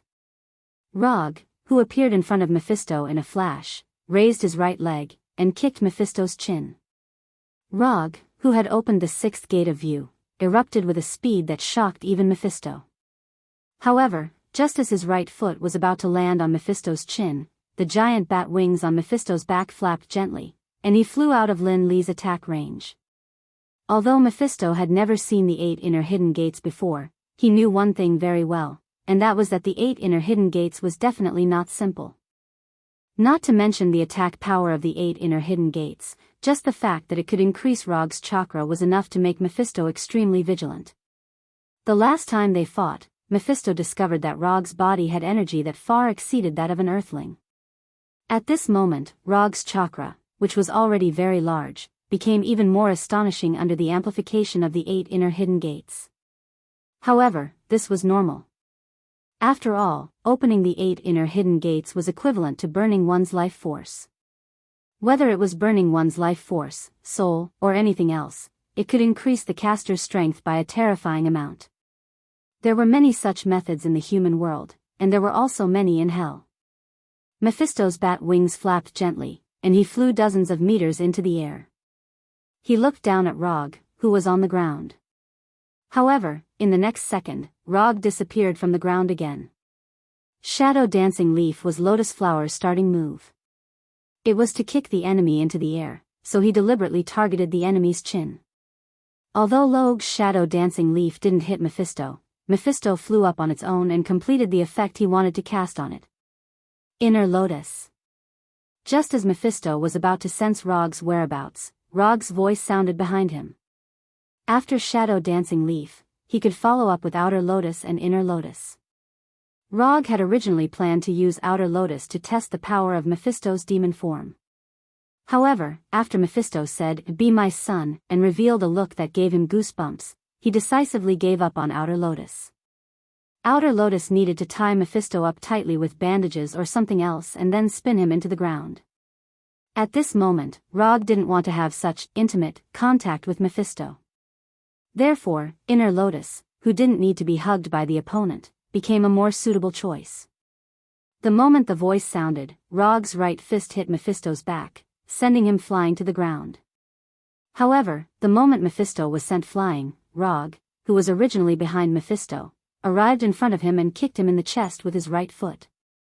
Thus, Mephisto, who was originally flying toward the ground, flew backward into the sky. Mephisto's combat skills and reaction speed were extremely outstanding, but unfortunately, he had encountered Rog, who had cheated. After hitting Mephisto twice in a row, Rog arrived beside Mephisto again. Then, it was another heavy punch. Mephisto, a mighty lord of hell, was sent flying by Rog like a volleyball. Bang, bang, bang, bang, bang, muffled sounds of strikes rang out continuously, as if a battle song that belonged to Log was being played. Although Dum really wanted to help Rog add a few holy attribute enhancement spells, he helplessly discovered that he couldn't keep up with Rog's speed at all. Rog's Inner Lotus at this moment proved what it meant to be a high-speed attack that the enemy couldn't even touch. Even an existence like the Lord of Hell, Mephisto, couldn't stop Rog's high-speed attacks, and could only passively choose to take the beating. Although Mephisto looked a little beaten up now, in fact, the damage that Inner Lotus had done to him was more in terms of image than physical body. This was the first time in Mephisto's long life that he was being hit like a volleyball. After punching and kicking Mephisto dozens of times in the air at a speed that was beyond what the naked eye could capture, Rog finally made the final blow to end Inner Lotus. Boom! Mephisto, who had been hit in the chest by Rog's right fist, crashed into the ground like a meteor, creating a huge crater that was more than 10 meters wide. The thick ground outside the crater also cracked like a spider web from Mephisto's impact, spreading dozens of meters around the crater. After using Inner Lotus ultimate skill, Rog also stopped flying in the air, and slowly landed on the ground.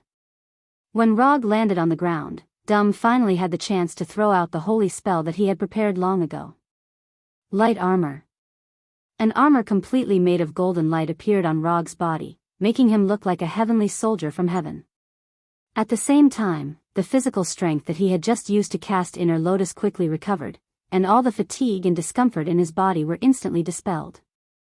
More importantly, the light armor added the holy attribute to his attacks that was most effective against hell demons. As the light armor appeared, Mephisto, who had been beaten up by Inner Lotus, also flew out of the crater. Inner Lotus, that's a pretty good move. But it's a pity that your attack just now didn't have any holy attribute. As soon as he finished speaking, the demonic Mephisto moved his body in front of Rog and Dum. With a series of crackling sounds, Mephisto's demonic form returned to its original state, and the wounds from Inner Lotus attack completely disappeared. "It's okay, as long as I can beat you up." Rog didn't expect Inner Lotus to seriously injure Mephisto.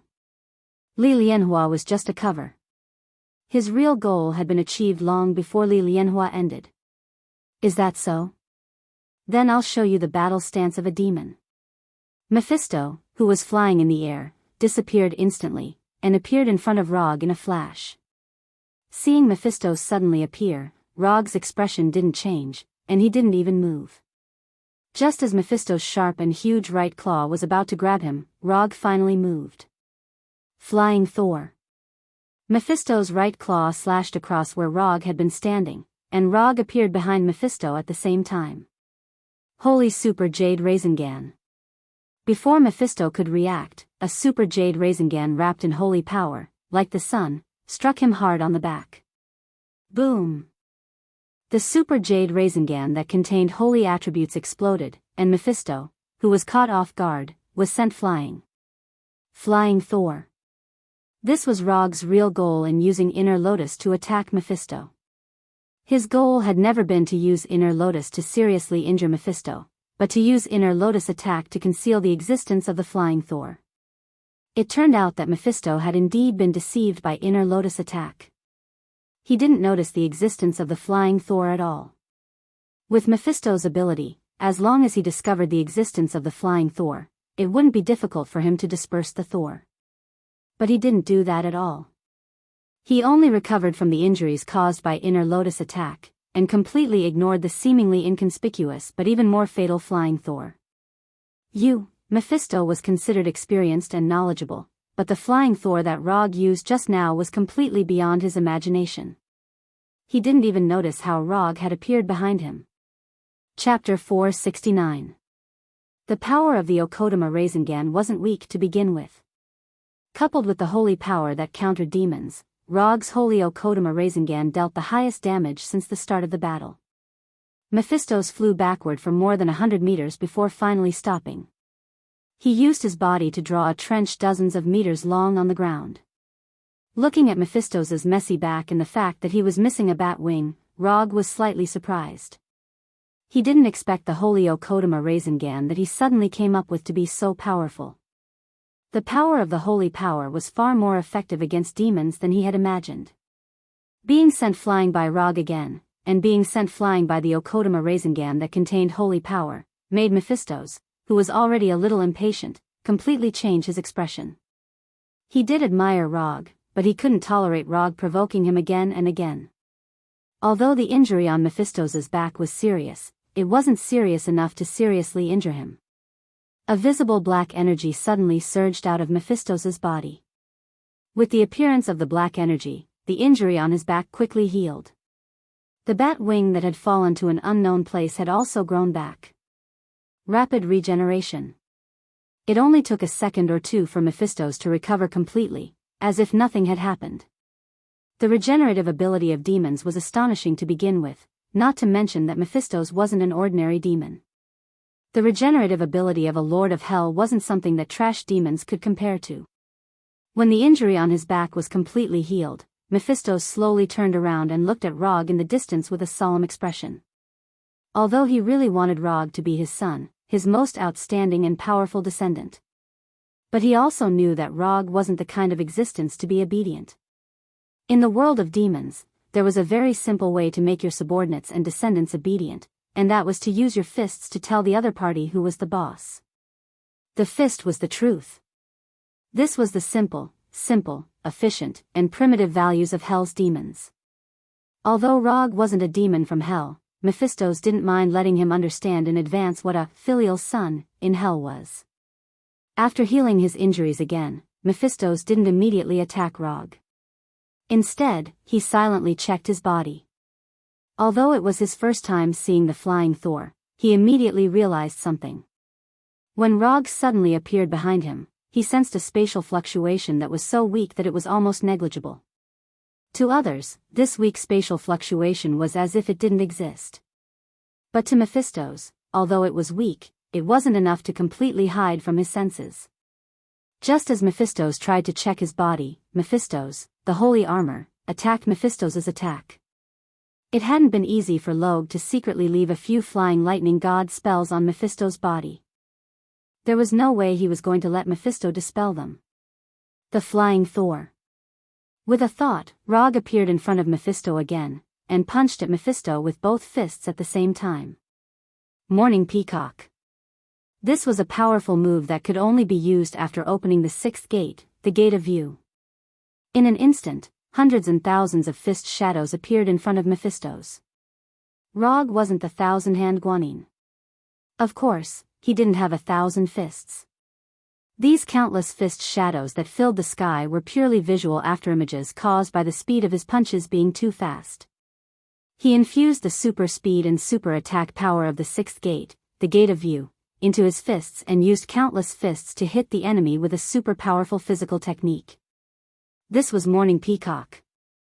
And it was different from the Morning Peacock used under normal circumstances. Rog's Morning Peacock not only produced flames because of its speed, but it also had the holy power of the holy armor, turning these orange-red flames into golden holy flames. Mephistos was indeed very strong, but in front of Rog's Morning Peacock, he could only passively defend. It wasn't that he didn't want to retreat, but that Rog didn't give him any chance to retreat at all. Morning Peacock was a rapid, continuous attack that didn't give the enemy any time to breathe. If it was so easy to dodge Morning Peacock's attack, it wouldn't be qualified to be a move that could only be used after opening the sixth gate, the Gate of View. The greater the price paid, the more power one would gain. Any move or method that could increase the strength of the caster followed this simple and unadorned principle. Mephistos, who had already tasted the power of the lotus flower and the sacred super Kodama Rasengan with his body, didn't hesitate. He immediately mobilized the seemingly endless magic power in his body and instantly constructed several layers of energy barriers in front of him. Layer after layer of blood-red or dark energy barriers appeared in front of Mephistos, forming a line of defense between him and Rog. As soon as Mephistos' energy barriers appeared, the golden flames scattered from Rog's fists occupied his entire vision, turning the sky in front of him golden. It was as bright as the sunrise, as dazzling as the tail feathers of a peacock. Morning Peacock. It lived up to its name. The golden holy flames, along with Rog's fists, kept hitting Mephistos' energy barriers. Bang! Bang! Bang! Under Morning Peacock's attack, the energy barriers with astonishing defensive power only lasted for a short 1 or 2 seconds before they were completely shattered. Rog's fists and the remaining holy flames poured down on Mephistos' body like bullets from a Gatling gun. This violent attack, with its visual effects, lasted for a full 5 seconds before it ended. Rog's last punch landed heavily on Mephistos' demon head, directly shattering part of it. After Rog ended Morning Peacock, Doom finally had time to size up Mephistos' appearance from afar. Mephistos' body, which had just recovered, was once again riddled with injuries. Being hit by the sacred super Kodama Rasengan only left Mephistos back in a mess and destroyed one of his bat wings. After being attacked by Morning Peacock, Mephistos not only lost all of his bat wings, but even the curved horn on his head was completely broken. What was even more shocking was that there were visible holes of different sizes on Mephistos' body. This time, Mephistos wasn't sent flying, but stopped less than 5 meters away from Rog.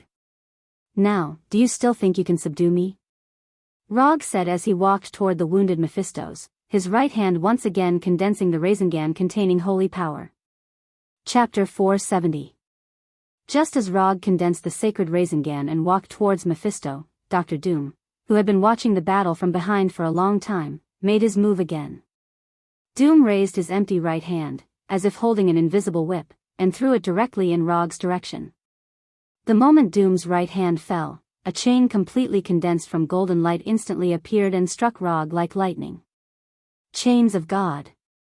The chains of God condensed from golden light instantly crossed a distance of hundreds of meters and appeared behind Rog in a flash.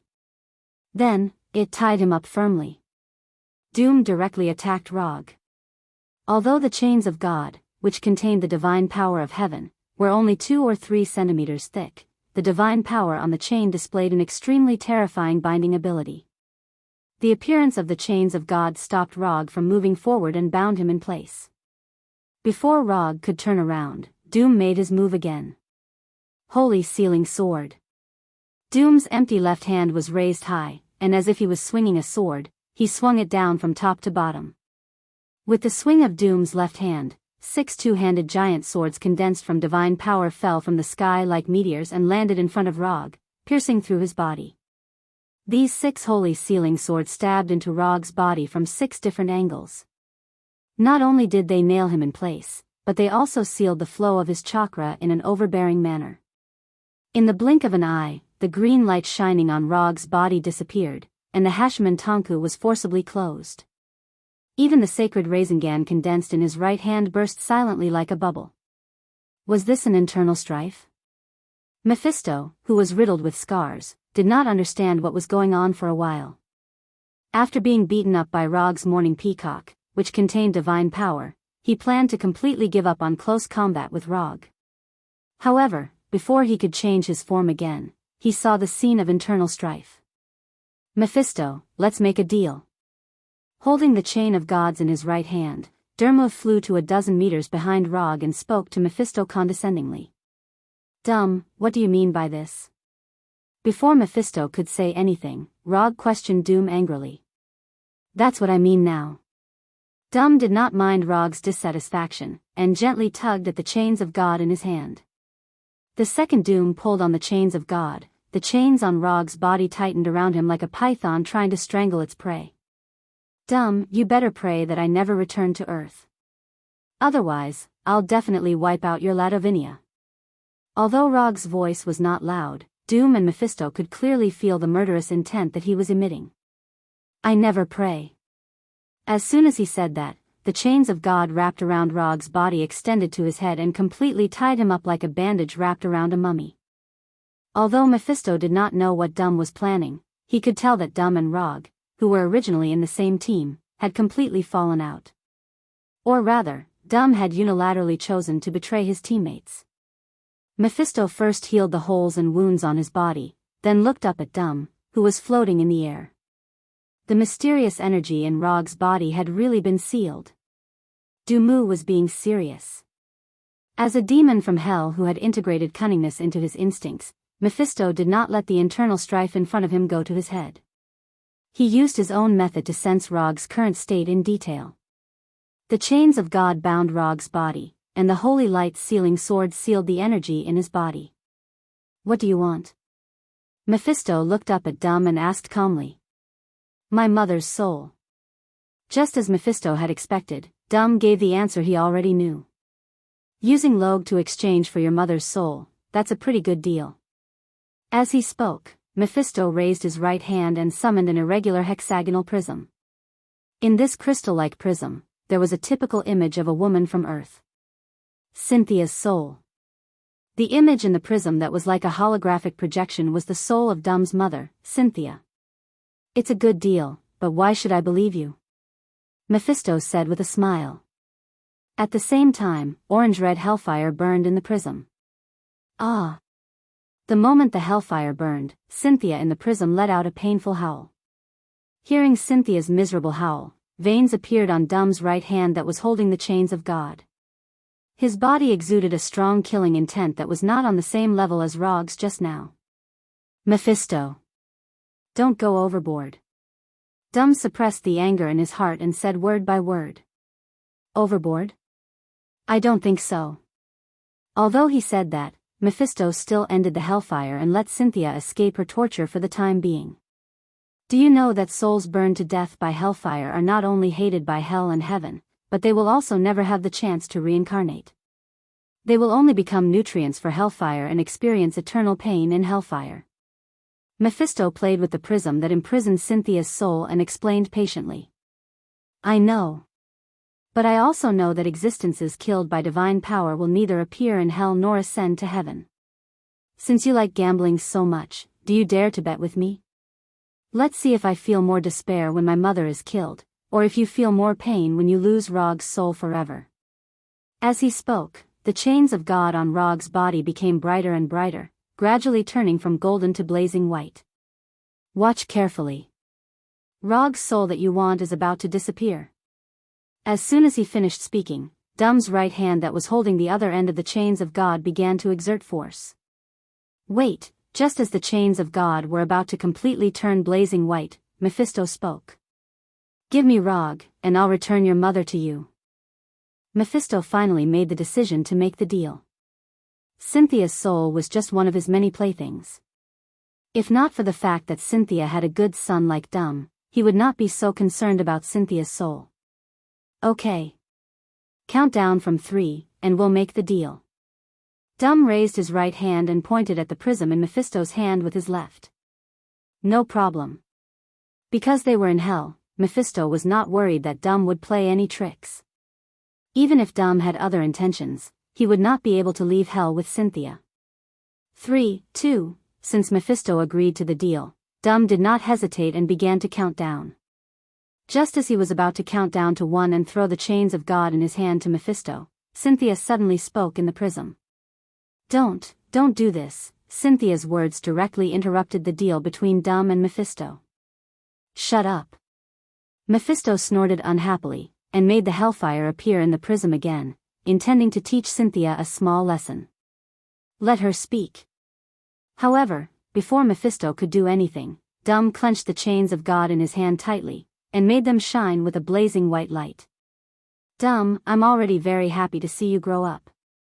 Back then, I did something wrong, so I fell into the hands of the devil. I don't want you to walk the same path. If I can obtain my freedom in this way, I'd rather continue to be tortured by this devil for 1,000 years or 10,000 years. Dum, you've been a little angel who brings happiness and joy to others since you were young. I hope you can continue like this and bring happiness and joy to the people of Latvinia. You must become the guardian angel of Latvinia. Cynthia's voice wasn't loud, but Dum heard every word she said clearly. Looking at Dum, who was floating in the air and trying his best to control his trembling body, Cynthia stretched out her arms towards him, as if she wanted to hug her little angel. Dum, Mom, I love you. I'll always love you.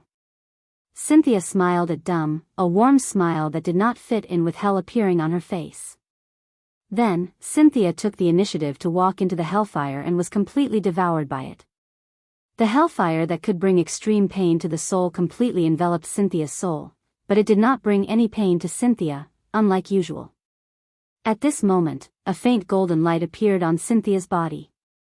Cynthia gave up the freedom that Dum had obtained by betraying Rog. She gave up her life to teach Dum the last lesson a mother could teach her son. Cynthia's soul had been redeemed. Looking at the white light that suddenly appeared on Cynthia's body, Mephisto realized that something was wrong. This familiar white light reminded him of a certain existence that he hated the most. Before Mephisto could think of a result, a door formed by white light appeared in the sky above them. This is the door to heaven. Mephisto immediately reacted. However, it was already too late. A warm light that was like the sun shot out from the door to heaven. It was like sunlight that pierced through dark clouds and shone on Mephisto's right hand. Sizzle, Mephisto's right hand that was illuminated by the holy light emitted a sound like roasting meat. Then, under his gaze, his right hand completely collapsed and dissipated. Along with his right hand, the prism that imprisoned Cynthia's soul and the hellfire that devoured Cynthia also dissipated. Under the white light, Cynthia's soul returned to its original size and slowly floated in front of Dum. She reached out her right hand and silently touched the metal mask on Dum's face. Just as Dum tried to hug Cynthia with both hands, Cynthia's soul completely disappeared. Cynthia had ascended to heaven. Chapter 471. The gates of heaven took away Cynthia's soul and ended her fate of being tortured by Mephisto. It also allowed Rog and Doom to complete their set battle goal. However, after Cynthia's soul ascended to heaven, the 3 people present didn't take any further action. Mephisto didn't do anything because he didn't expect that Cynthia's redemption would actually lead to the gates of heaven.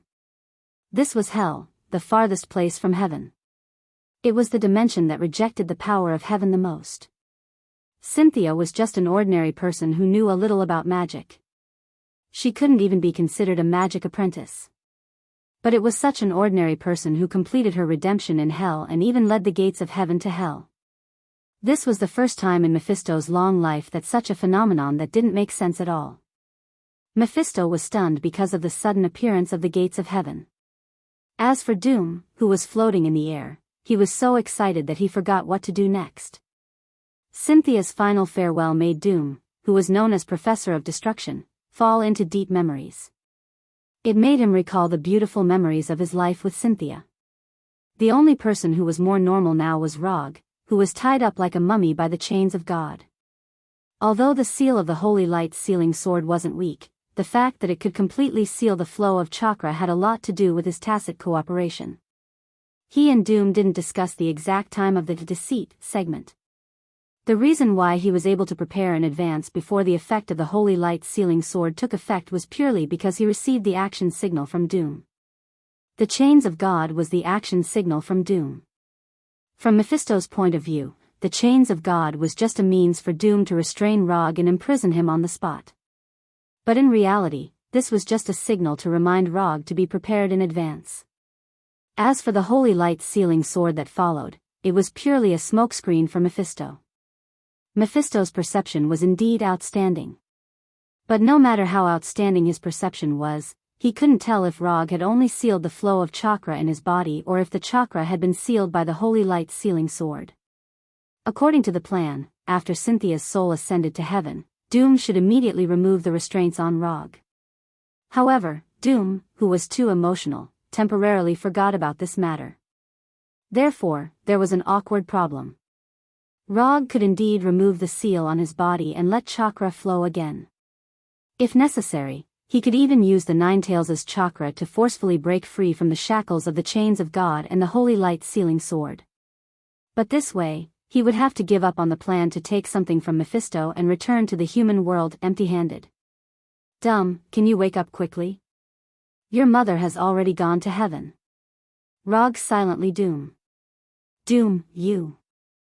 Before Doom could recover, Mephisto spoke first. Fool, that's right, we were fooling you. After hearing Mephisto's angry voice, Doom finally regained his senses. Doom released the chains of God in his right hand and removed the Holy Light sealing sword on Rog. None of you can leave this place alive. Mephisto was completely enraged. In hell, in the world he ruled, he was actually fooled by two fellows from Earth. To Mephisto's, this was an intolerable humiliation. In an instant, the sky changed color. The sky darkened, and in the blink of an eye, it turned from day to night. At the same time, the power of hell that filled every corner of hell boiled like boiling water. Destruction, death, brutality, madness, chaos, and indescribable will silently envelop the entire infernal realm. The will of hell. The sleeping will of hell was forcefully awakened by Mephisto. The moment the will of hell awakened, Rog, who had just broken free from his restraints, and Doom, who was floating in the air, immediately felt a terrifying pressure that they could not resist. The awakened will of hell began to target them, two creatures that did not belong to hell. When the will of hell was in slumber, they could more or less feel the repulsion from hell. But that repulsion was far from comparable to now. When the will of hell was asleep, it was as if they had entered a party that they were not welcome at. Although they would feel a strong sense of incompatibility, they would not be attacked. But it was different now. The will of hell had awakened. They were still in that unwelcome party, but this time, everyone in the party had picked up a weapon and intended to kill the two of them. Being directly suppressed by the will of hell was not a good thing. I'll buy you 10 seconds. I don't care what method you use, you must open the portal. Otherwise, we'll become Mephisto's playthings together. After saying that, Rog directly mobilized the hellfire that he had plundered from the Ghost Rider. Using hellfire in front of the will of hell and Mephisto was not a very wise thing to do. But at this time, hellfire was the only power in Rog's hands that could slightly alleviate the suppression of the will of hell. When the orange-red hellfire completely enveloped him, the terrifying suppression brought by the will of hell was alleviated a lot, allowing him to prepare his next means more calmly. Susanoo. Without any hesitation, Rog switched the Byakugan to the Mangekyo Sharingan, and at the same time activated the Susanoo that he had been training for a month. The more than 10 meters tall Susanoo quickly took shape, completely enveloping him and Doom. Unlike the previous Susanoo, what Rog is using now is the third form of the Black Tengu armor, which has a significant increase in defensive power. However, the most eye-catching thing is not the Black Tengu armor on the Susanoo's body, but the round shield in the Susanoo's left hand, which is branded with magatama and spiral patterns, like a burning flame, and the gourd in the right hand. Yada no Kagami, Tatsuka sword. After cultivating the Susanoo to the third form, Rog's Susanoo has the same Yada mirror and Tatsuka sword as Uchiha Itachi. The system gave Rog the Mangekyo rune that is very similar to Uchiha Itachi's, and also gave him the Yada mirror and Tatsuka sword that Uchiha Itachi once had. To be precise, it is a temporary Yada mirror and Tatsuka sword. Although there is a limit to the number of uses, after knowing that his Susanoo also has Yada mirror and Tatsuka sword, Rog no longer has any complaints about his Mangekyo rune. Isn't it just a high imitation of Uchiha Itachi's Mangekyo rune? It doesn't matter, this is a trivial matter. Just after Rog used Susanoo, Mephisto's attack arrived in front of him. At this time, Mephisto didn't use any fancy attack methods. Energy impact. A pure and terrifying energy impact containing the power of hell. When this terrifying impact, which was enough to completely change the terrain, arrived in front of him, Rog didn't hesitate and directly blocked it with Yada mirror. Yada mirror, which can reflect and defend against all attacks, is really that powerful? Now is the best time to test it. The terrifying blood-red energy impact crashed into the Yada no Kagami like a roaring flood. This terrifying energy impact lasted for a full 4 or 5 seconds before it ended. When the energy impact was over, Yada mirror in Susanoo's hand once again revealed its true appearance. Unscathed. Yada mirror blocked Mephisto's energy impact. Although Dum didn't know what kind of existence Yada mirror was. But after seeing Yada mirror block Mephisto's attack unscathed, he found that he had seriously underestimated Rog's strength. With Yada mirror alone, Rog could ignore most of his attacks. Not only was Dum shocked by Yada mirror's amazing defensive power, but even Mephisto in the distance also showed a dignified look. Although the energy impact just now wasn't his full-strength attack, it was still an attack he sent out in a serious state. But soon, he put away the doubts in his heart and raised his right hand again. In the blink of an eye, another wave of energy that was even more powerful arrived in front of Rog. Boom! Unlike the previous attack, when the energy impact hit the Yada no Kagami, it exploded like an intercontinental missile hitting the target. The huge explosion sound and the explosion of energy instantly engulfed Rog's Susanoo. A few seconds later, when everything returned to normal, cracks appeared on Yada mirror in Susanoo's hand. Fortunately, Yada mirror itself was a spiritual weapon without a physical body, so these cracks were quickly repaired by Rog's chakra and returned to its original appearance. Can you hurry up? I can't hold on any longer. The Yada mirror that Rog had now was not the real Yada mirror. His current Yada mirror and Tatsuka sword were both temporary items given by the system, and they were existences that would disappear after they were used up. 3 times. He only had 3 chances to use Yada mirror and Tatsuka sword. Rog did not intend to waste all the chances of Yada mirror on Mephisto, so the limit he could bear was 1 time. As long as Yada mirror was broken, it would be counted as 1 time. If he wanted to continue using Yada mirror, he could only use up 1 more chance. Stop rushing me, it's almost done. Although the portal on Earth would automatically open when the time was right, Rog and Doom did not have that kind of time at all. By the time the portal opened according to the set time, the grass on their graves was already several meters tall. Standing in front of them now was not Mephisto, who was just playing around, but a completely enraged Heavenly Father. Chapter 472. Although Rog also had the strength of a demigod, in front of a Heavenly Father, his strength was far from enough. The difference in strength between a demigod and a Heavenly Father was not something that could be made up for with numbers. Even if Rog had Doom's help now, it would still be useless. It would be fine if Mephisto was just playing around. But once he became serious, and this was the hell he ruled, even if Rog and Doom did their best, their chances of winning would not exceed 10%. Although this winning rate seemed cruel, it was already the highest winning rate they could achieve. If they made any more mistakes, their chances of winning would not even reach 5%. After 2 consecutive attacks failed to shatter the Yada mirror, Mephisto finally decided to use his full strength. For Mephisto, this was just something that needed to be taken seriously. But for Rog and Doom, it was something that needed to be done with all their might. Just like before, Mephisto did not use any fancy attacks. Instead, he sent out an energy attack that symbolized the strength of a heavenly father. Unlike the previous 2 energy shockwaves, this energy shockwave was pure black. A deep black that symbolized death and nirvana. This black energy attack seemed to break through space and instantly appeared in front of Rog, taking the initiative to collide with the Yada mirror in Susanoo's hand. There was no terrifying explosion, no uncontrollable energy turbulence, no unstoppable terrifying impact. This black energy was like an illusory bubble as it crashed into the Yada no Kagami. Then, it silently shattered and dissipated. Mephisto's full-strength attack did not display any terrifying power that could destroy heaven and earth. Instead, it was like a silent joke. However, the moment this black energy dissipated, the Yada mirror in Susanoo's left hand shattered with a loud bang. Bang! The Yada mirror, which was said to be able to defend against all attacks, shattered like a mirror under Mephisto's full-strength attack. At the same time, Susanoo's left hand also shattered inch by inch. Susanoo was just a product of Chakra's materialization.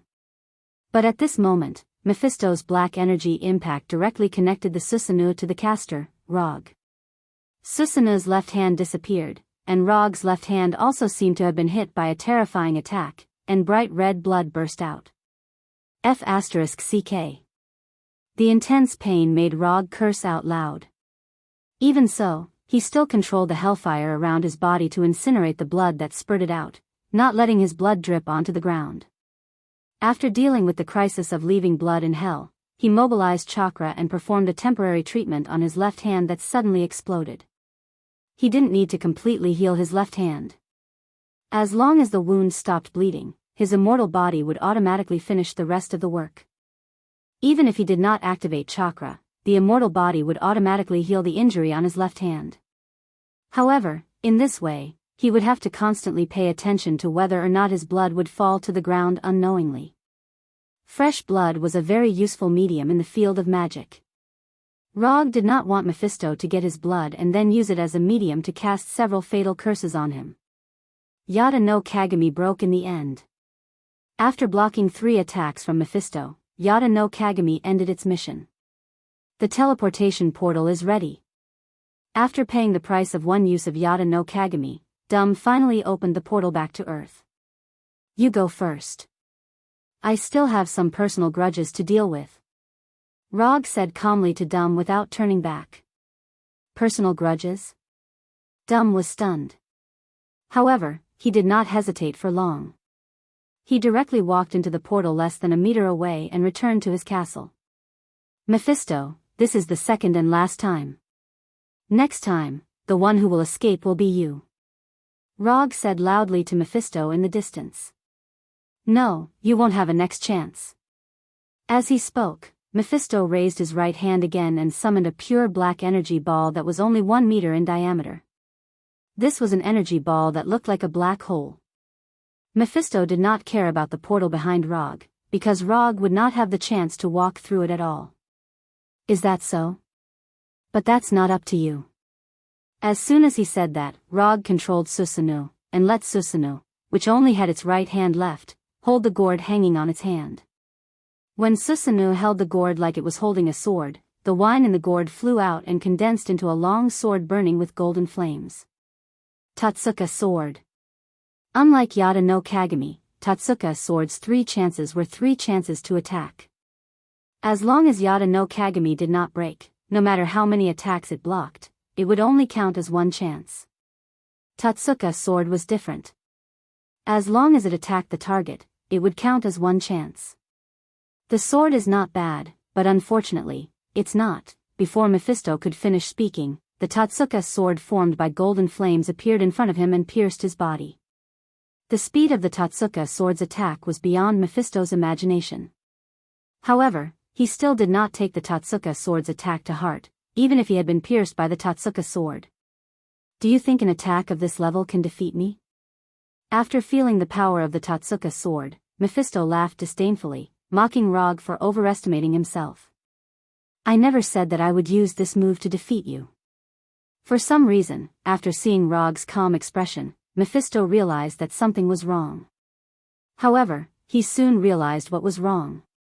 The Tatsuka sword did not cause any serious injuries to his body, but began to forcibly seal his body.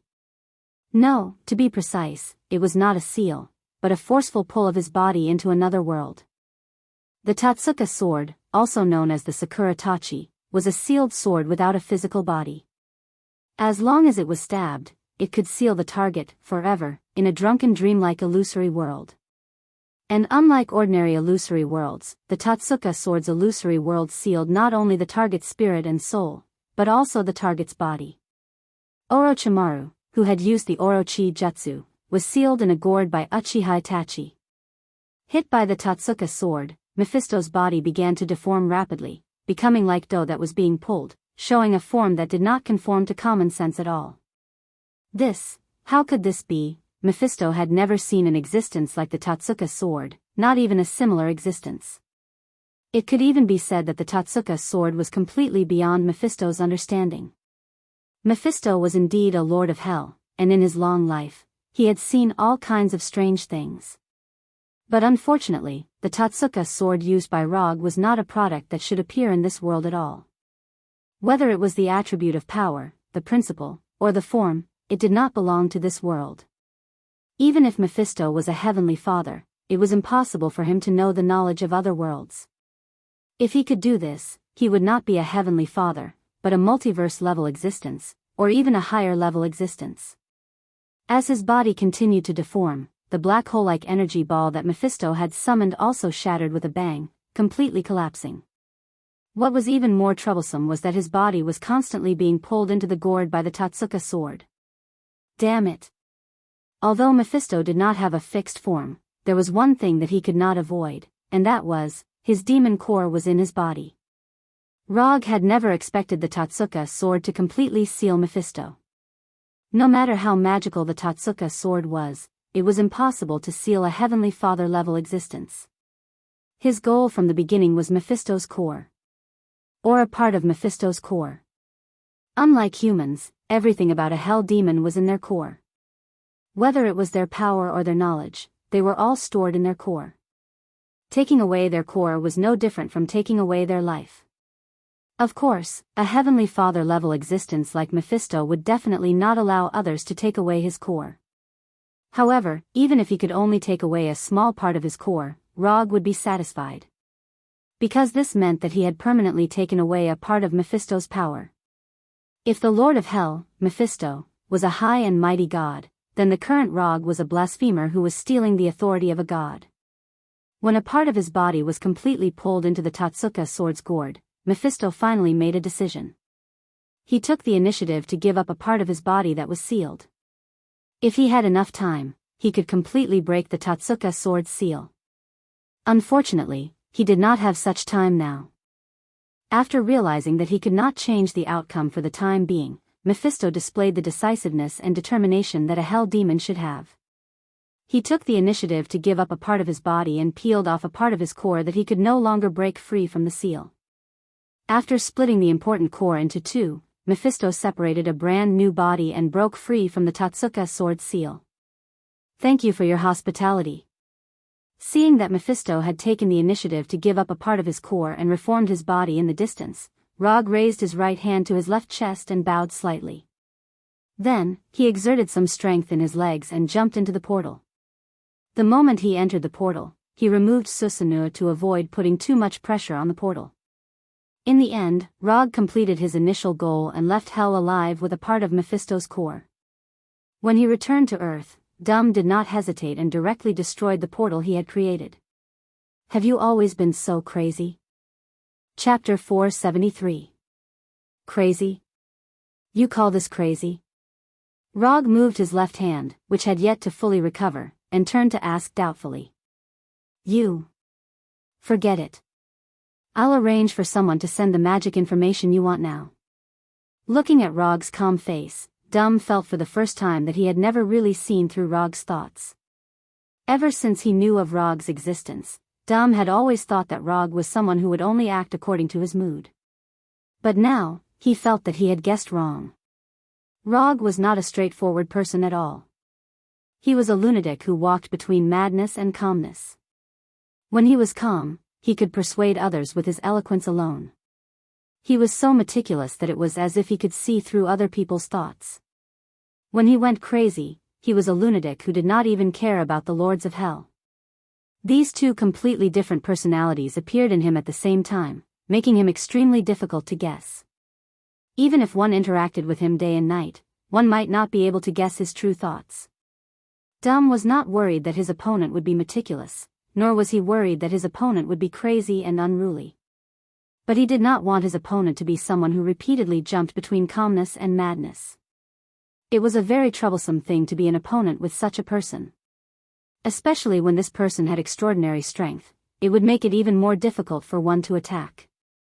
After destroying the teleportation portal to hell, Dum brought Rog back to the original reception hall and waited for the guards to send the reward that Rog wanted. "When do you plan to go to hell next?" While waiting, Dum asked a question that he was rather curious about. Although Dum had returned to Earth first, he had also heard the last conversation between Rog and Mephisto, so he took the initiative to bring up this topic. "I'm not sure yet. If it's fast, I might go in a few months. If it's slow, it might even be 8 to 10 years. Rog answered silently and carefully checked his body. On one hand, he did not want to leave any hidden injuries on his body. On the other hand, he wanted to check if Mephisto had secretly left any marks or tricks on his body. One couldn't be too careful when dealing with Hell's demons, especially when dealing with a Lord of Hell like Mephisto. "May I ask why you still want to go? You've already seen Mephisto's strength. It's not a wise thing to make him your enemy in hell." Dum could not figure out why Rog had to go to hell. Hell wasn't a tourist attraction, not to mention a powerful existence like the Lord of Hell, Mephisto. Most importantly, Rog had already offended Mephisto to the core. As long as Rog appeared in hell, Dum could guarantee that Mephisto's would definitely attack him with all his might without any hesitation or pity. Although Dum did not know what kind of existence the sword of Tatsuka that Rog had used at the end was, he knew that Rog's sword had directly taken away a portion of Mephisto's power. As a professional scholar who had studied Hell and Mephisto for more than 10 years, Dum knew very well what this meant. "It's simple, because I don't like to lose." After confirming that there were no hidden dangers in his body, Rog replied with a smile. "You want to go to hell again just because of this reason?" Dum realized that he could not keep up with Rog's thoughts. "Isn't this a very normal thing? As the saying goes, you have to get up from where you fall. Including this time, I've already lost to Mephisto twice, so no matter what, I have to go to hell to get back at him." Rog's reply was very casual, but his answer made Dum confirm once again that he was a lunatic. It was normal to not like to lose. Competition and the unwillingness to admit defeat were innate instincts of life. Those who chose to live a comfortable life and did not want to improve had long been eliminated in the long river of evolution. "I'm beginning to understand why you were able to become the famous fourth Hokage in just a few years." After saying that, Dum fell silent and waited patiently for the guards to arrive. Both Rog and Dum were very patient people. For the rest of the time, they just looked at each other without saying a word, as if whoever spoke first would admit defeat. After this oppressive silence lasted for nearly 30 minutes, Dum's robot guards finally pushed Rog's reward in. These intelligent robot guards pushed carts that looked like food delivery carts in, one after another, one after another. When the last robot pushed the cart in, the originally spacious living room became as crowded as a market. "These are the magic materials you asked for, all of them are here." Dum pointed to the magic books piled up like a small hill on the cart and said calmly. "I was just wondering whether you would give me the printed version or the electronic version of the materials. I didn't expect you to be more generous than I thought, actually handing over the original directly." Rog casually picked up the nearest thick magic book and skimmed through a few pages. Similar to the books in the Kamartaj library, this magic book was an ancient book that had been passed down for many years. You helped me save my mother, this reward is nothing. Dum did not mind Rog taking away these ancient books. Not to mention that he had already read the contents of these magic books. Even if he forgot in the future, he still had many backups. One of the benefits of the technological era was that the storage and circulation of knowledge had become extremely simple. Even the manufacturing principle of nuclear weapons could be easily found on the internet. For example, in the 1970s, an economics student at Harvard University in the United States relied on the public information in the library to complete a 400-page How to Make a Nuclear Bomb. Note 1, this was still something that happened in the 1970s, when the internet was just a few years old. The internet at that time was not the same as the internet today. After all, the internet with search functions was only invented in 1989. I'm very satisfied with this reward. While talking, a chakra hand formed by chakra rushed out of Rog's body, collected the magic books on these small cars one by one, and then threw them all into the summon scroll. Looking at the chakra hand that rushed out of Rog's body, Dum's evaluation of him improved slightly. It's not difficult to build energy into the shape you want. But condensing hundreds of large and small energy arms of different lengths at one time like Rog and performing exquisite control of these arms is not something that anyone can do. To be precise, not many people can do it. This level of control not only requires an extremely precise level of energy control, but also requires the user to have a computer-like multithreading processing ability to achieve this level of control of hundreds of arms at the same time. Just as Rog put away the summon scroll and planned to open the portal back to Konoha's headquarters, Dum spoke again. This time, I owe you a favor. If you hadn't proposed this plan, I wouldn't have been able to redeem my mother's soul. If you need any help in the future, you can contact me at any time. When Rog showed his superb level of energy control, Dum decided to establish more contact with him. It's always good to establish a relationship with such a strong person. You don't owe me a favor, this is just a fair cooperation. You saved your mother, and I got the reward I wanted. An exchange of equal value is a fair trade. Rog pointed to the cars that had been completely emptied. Of course, this was only what he said to Dum on the surface. What he really wanted was ninja coins that Dum didn't know about at all. When he put all the magic books that Dum promised into the summon scroll, he opened the commission page of the system and took a look. Commission content: assist Dr. Dum to free Cynthia's soul. Commission status: completed. Commission reward: 250 ninja coins sent. With the 250 ninja coins, the number of ninja coins he had not consumed reached 910, and he was only 90 ninja coins away from the final 1000 ninja coins mark. But speaking of helping, I do have a plan. I don't know if you are interested. Rog didn't directly refuse Dum's kindness. What plan? Dum asked calmly. Flame Giant Surtur, you should know him, right? Rog didn't directly say what his plan was. If Dum didn't even know who the Flame Giant Surtur was, he wasn't qualified to join his plan. The Flame Giant Surtur is the ruler of Muspelheim, but it is said that he was defeated by Asgard Odin a long time ago, and his most important treasure, the Eternal Fire, was taken away. As a person who once pursued the mysteries of magic all over the world, Dum was certainly not unfamiliar with Surtur. If he had a way to go to other countries in the 9 worlds, he would have already gone to see other countries in the 9 worlds. The Eternal Fire is now with me. As soon as his voice fell, Rog summoned a small cluster of Eternal Fire and let the Eternal Fire burn slowly on his fingertips. You actually got the Eternal Fire, then it seems that the news that Odin is dead some time ago is not a rumor. Although Dum hasn't been to other planets and countries, it doesn't mean that his information channels are blocked. For a sorcerer, especially a sorcerer who has mastered many magic, it is not particularly difficult to communicate with a life in other countries. Odin did fall, but this has nothing to do with my plan. Because the place I am going to go is Muspelheim. Tell me about your plan. Dum also began to wonder what Rog was planning. How about the plan to conquer Muspelheim?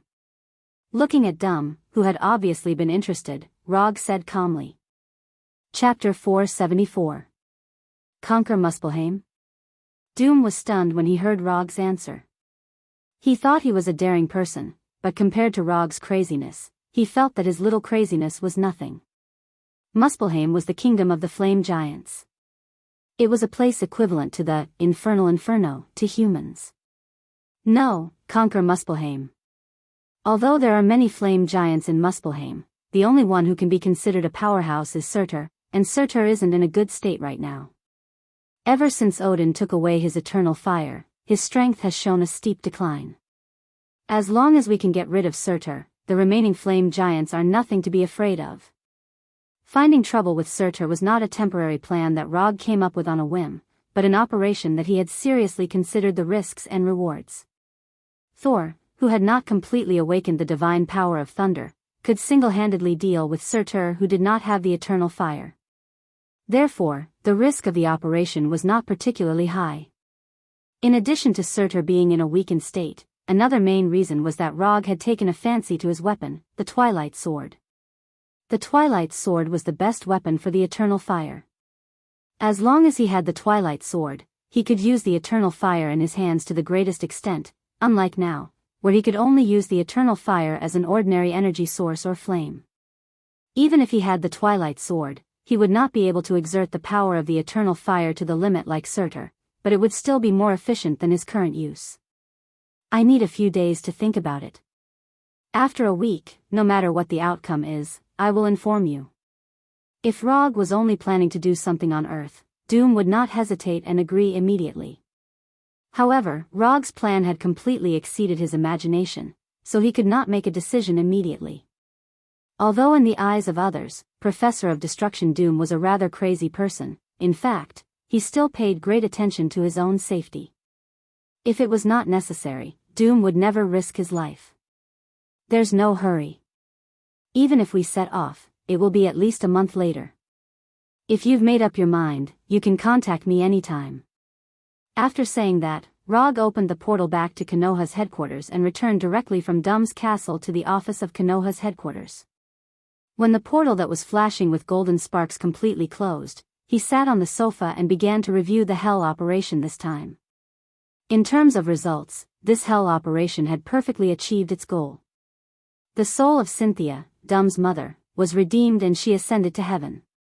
Part of Mephisto's core had been sealed as well, weakening part of Mephisto's strength. This was a good foundation for the next final battle. The commission was completed, and he got the ninja coins. According to common sense, Rog should be extremely satisfied at this time. However, his current mood had nothing to do with satisfaction at all. The Lord of Hell, Mephisto, was stronger than he had imagined. Rog had thought that he would be able to go toe-to-toe with Mephisto's this time since he had improved his strength further. However, it turned out that in front of the serious Mephistos, he was far behind. If his Susanoo didn't happen to have Yada no Kagami and Tatsuka's sword, he definitely wouldn't have been able to block Mephisto's last 3 attacks. The serious Mephistos proved one thing with facts, that is, the full-strength attack of a Heavenly Father is terrifying. Yada no Kagami, which claimed to be able to defend and reflect all attacks, only took 3 attacks before it was completely shattered. The Tatsuka sword, which claimed to be able to seal the enemy forever as long as it hits the enemy, only sealed a small part of Mephisto's core in the end. And this result was achieved when Mephistos didn't understand the Tatsuka sword at all. In the next battle, Mephistos will definitely not be hit so easily.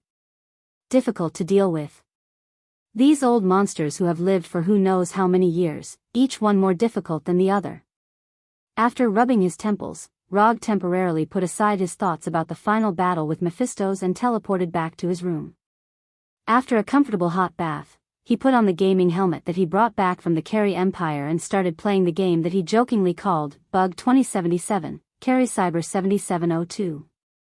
He didn't know if the developer of this game was rushing the production too much, but this holographic game that opened Rog's eyes had a lot of bugs.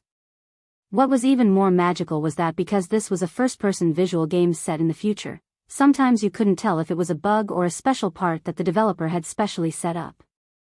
For example, there was a mission called Black Dream. Rog thought that it was a plot arrangement that caused the character's mechanical eye to be blinded, so he could only carry out the mission with a black screen. Just as he was feeling emotional about the developer's amazing imagination and was about to enter the mission for the second time to experience this wonderful feeling again, he suddenly realized that the black screen visual effect he had experienced before was not set up by the developer, but purely a bug. It was just that this mission happened to be called The Black Dream, and with only the system prompt, he could still rush through it. That was why this seemingly deliberate design, but it was actually a system bug, was created. Note 1. Although this game had more bugs than any game Rog had ever played, this did not stop him from liking this game. Because this game was really awesome, it presented the players with a real world of Carrie in the year 7702. Just as Rog was relieving the pressure from the battle with Mephistos through the game, a fierce argument broke out in a rest area in the headquarters. Am I the only one who thinks that this is a pretty cool thing? Johnny Thunderbolt said to Reed and the other two disapprovingly. Can you be more mature? The special forces aren't about flirting with girls. You don't have that kind of strength yet. Susan looked at Johnny helplessly, trying to get Johnny to dispel the idea of joining Konoha's special forces. After a month of adaptation, Susan and others have become familiar with various superpowers. At least their bodies will no longer suddenly soften or disappear, or suddenly burn their clothes. Come on, it's not like you haven't seen my training record. I graduated with high scores. Since Johnny learned that Konoha Special Forces members could emit high temperatures, and some of them could even breathe fire, he had an obsession to join the Special Forces. For this reason, he also specifically went to Frank the Punisher and applied for a recruit training spot with Frank. In the beginning, there was no such thing as recruit training in Konoha. Those who can be selected by Konoha are basically elite warriors in their respective units or organizations. However, not every one of these selected elite warriors is qualified to accept the extremist transformation and become a real Konoha Special Forces member. Therefore, there is a so-called recruit training. Simply put, these recruits are the alternate members of Konoha Special Forces. But before they have been transformed by extremists, they can't be regarded as real Special Forces members. Johnny joined the recruit training and passed the assessment with high scores. Because he has superpowers himself, he doesn't need to be transformed by extremists to directly become a member of Konoha's Special Forces. However, just when he planned to officially join the Special Forces, Susan and the others learned about it, and then the current quarrel occurred. In terms of age, Johnny is now a very mature adult. But in the view of his sister Susan, Johnny has always been the child who has not grown up. Susan is not the only one who has this view. Reed and Ben also have the same view. In addition, Ben also joined Konoha's Special Forces earlier than Johnny. Johnny wants to join the Special Forces, in addition to knowing that the Special Forces members have been transformed by extremists. Another reason is Ben's joining. If Ben can join, then why can't I? This is what Johnny really thinks. Even before the mutation, Johnny would compare himself with Ben intentionally or unintentionally. As long as it is something that can be done instinctively, he must do it. No means no. If it was something else, Susan might have softened her heart and agreed. After all, Johnny has done a lot of outrageous things before. But Johnny wants to join the Special Forces. She will not agree to anything. Although Susan has only joined Konoha for a month, she knows very well what kind of department Konoha's Special Forces is. It seems that our new little brother is going to be scolded by his sister again, so pitiful. Just as the quarrel between Susan and Johnny was about to get more and more intense, a malicious voice came over. The person who spoke was none other than Gecko Ishikawa, who had just returned to Konoha after completing a mission. At this time, Kara was still wearing her white gold uniform that could completely highlight her figure, showing her charm without concealing it. After hearing Kara's words, both Susan and Johnny showed dissatisfaction. Susan was dissatisfied because she didn't like Kara's way of watching the fun without thinking too much about it. Johnny was dissatisfied because he had been taught a lesson by Kara. Johnny, who had a flamboyant personality, became even more arrogant and presumptuous after awakening his superpowers. In addition, he was originally more flirtatious, so he was quickly attracted to Kara. However, on Kara, Johnny realized for the first time what it meant to have a low damage, but a very insulting blow. Johnny confidently showed his superpowers to Kara, and then, he was hit by Kara's even more unreasonable superpowers. Unwilling to admit defeat, he proposed to spar with Kara, and then, the blow became even bigger. His superpowers were not as good as Kara's, and he couldn't beat Kara in actual combat. What really made him more and more frustrated was that Kara would tease him from time to time by saying that he would only listen to his sister's words, just like now. Chapter 475. Just as Susan was about to say something, Kala took the initiative to leave and didn't continue to taunt Johnny. After watching the graceful figure of Kala leave the rest area, Johnny couldn't help but breathe a sigh of relief. If Kala continued to stay here, he didn't know what she would say next. Johnny had a deep understanding of Kala's ability to taunt people. Johnny didn't know that before Kala became the superhero Moonlight Stone, she was a famous Ph.D. in psychology. Kara could tell what he was thinking at a glance. This is the main reason why Johnny has always been under Kala's control. The longer he stayed in Konoha, the more Johnny felt that the heroes in Konoha are all talents in the true sense. Even the Abomination and the Red Tank, who seemed to be the most brainless of them all, had a shocking level of tactical accomplishment and strategy. Although they give the impression that they are barbarian soldiers with strong limbs and simple minds, in fact, they are excellent commanders. Leading the team to execute the team and formulate tactical plans is as simple as eating for them. After Kala left, Johnny didn't continue to argue with Susan. Whether Susan agrees or not, he will join the special forces and become a field agent of Konoha. Even if Susan is his sister, she can't change his decision. When Johnny, Susan, and the others left the resting area became quiet again. Time passed day by day. When Johnny insisted on joining the special forces despite Susan's opposition, he finally received his first field mission. Because Johnny was a complete newbie, he was assigned by Punisher Frank to join the special forces led by Daisy, which had the highest success rate and the lowest casualty rate. Although Rog didn't specifically instruct Frank and others, they can see that Rog is very concerned about the new members of Konoha. In fact, Rog only cares about Reed and Susan. However, from Frank's point of view, Rog only cared about Reed and the other three. After all, they were the only ones who had their individual hero names and team names confirmed by Rog. Konoha Headquarters, 5th Battle Room. According to the tip-off, there are suspected werewolves and vampires in the Los Angeles area. The local police and the FBI reported the case to Konoha's Los Angeles branch. Now, these cases are in our hands. The mission is very simple. If these werewolves and vampires are willing to abide by Konoha's rules, we just need to register them. If they don't want to abide by Konoha's rules, we will tell them the price of not following the rules. The specific information of the target has been sent to your combat computer. To appear in 15 minutes. If you have any questions, you can ask them now. The one giving the mission briefing was Johnny's current captain, Shockwave Girl Daisy. Daisy's partner was originally Quicksilver. But Quicksilver was assigned to the Abomination's team by Punisher Frank, so Johnny replaced Quicksilver and joined Daisy's team. In addition to the two of them, there would also be a standard 6-man Special Forces team set off with them. Generally, tasks will only be carried out the 6-person Special Forces. Only tasks involving extraordinary power will be led by superheroes such as Daisy. Well, I want to ask, are we now sure that they are werewolves and vampires? Johnny pointed to the targets on the combat computer that looked no different from ordinary people and asked doubtfully. It's not completely confirmed yet, but we can't rule out that they are imitators. Daisy replied calmly. Since the appearance of aliens and superheroes, more and more people with superpowers have emerged. Of course, there are still a few people with extraordinary powers. So, there are so-called imitators. These imitators were all ordinary people, but they had a perverted obsession with supernatural powers. Therefore, they imitated certain legendary existences and pretended that they were supernatural beings. These imitators are not in the minority.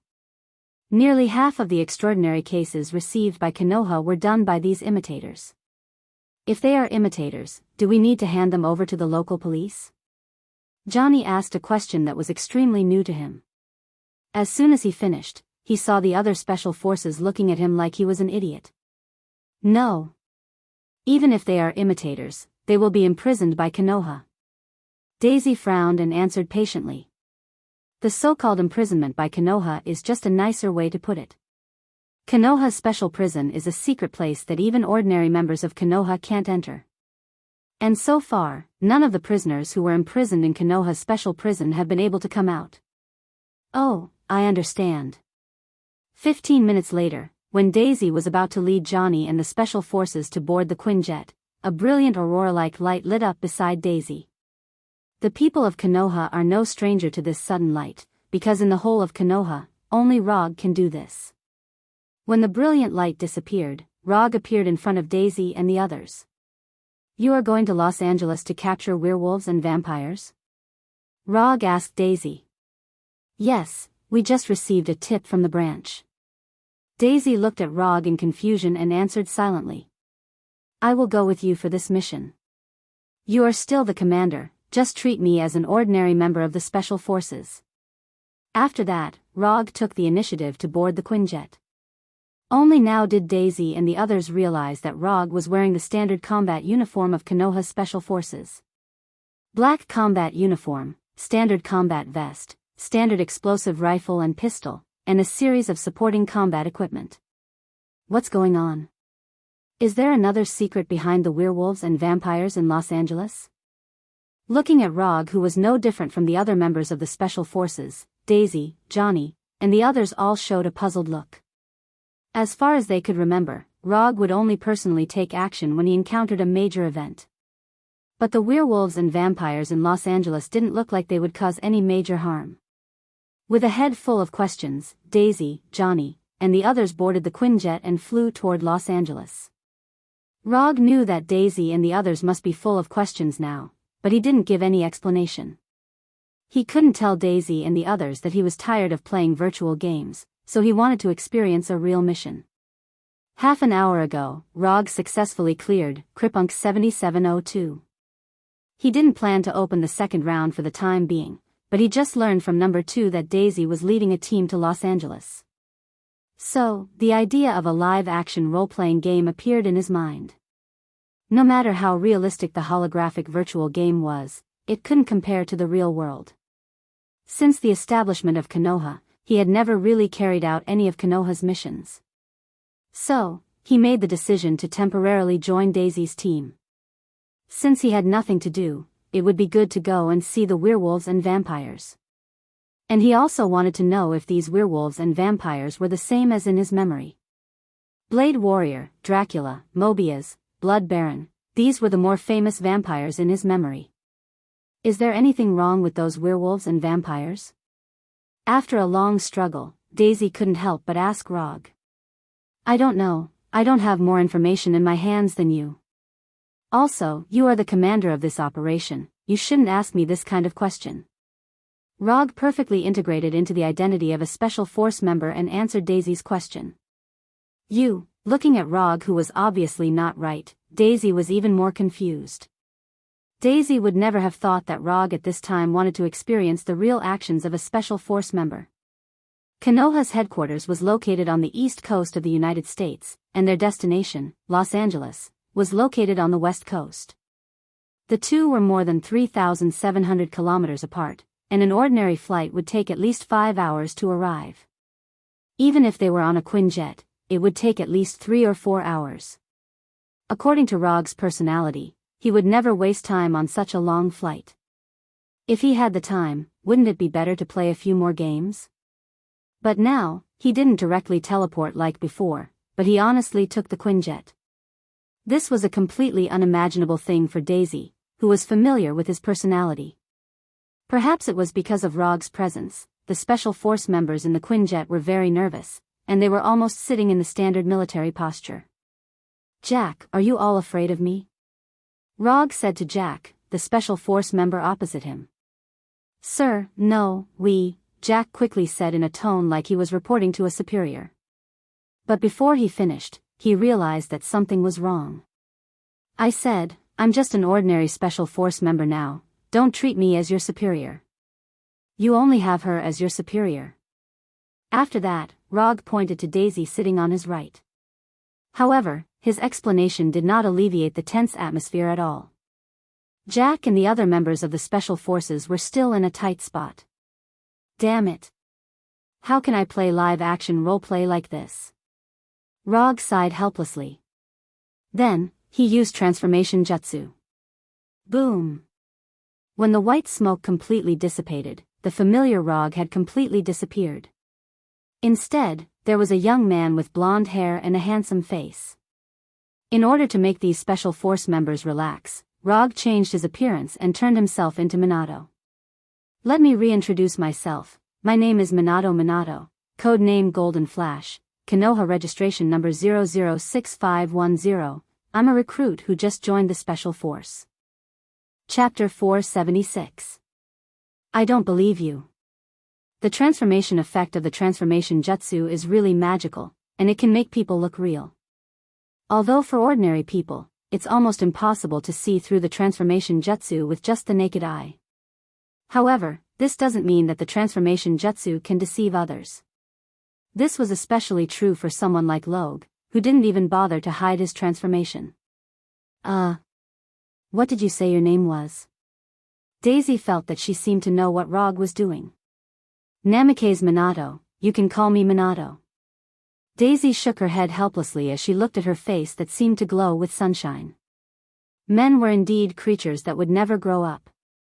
Although they knew that the man who claimed to be Namikaze Minato was Rog, after he changed his appearance, Jack and the others became relaxed. At least they didn't have to sit up straight like before. What's this ability called? Can you only change into this appearance? Can you change into other appearances? Can you change into a woman? Johnny's contact with Rog was still relatively short, and he wasn't particularly familiar with Rog's ability. After seeing Rog instantly change into another appearance, he curiously asked as if he had discovered a new world. If it was any other time, Rog wouldn't mind satisfying Johnny's curiosity. But now, he only had one answer. Fixed body jutsu. Rog directly gave Johnny a fixed body jutsu that he hadn't used for a long time, making this overly curious guy completely quiet down. Although Johnny awakened his superpower, his physical strength didn't have any obvious changes. Especially when he didn't release flames around his body, he was a complete ordinary person. Rog suddenly fixed Johnny's behavior, making Daisy and the others stunned, but they quickly ignored it.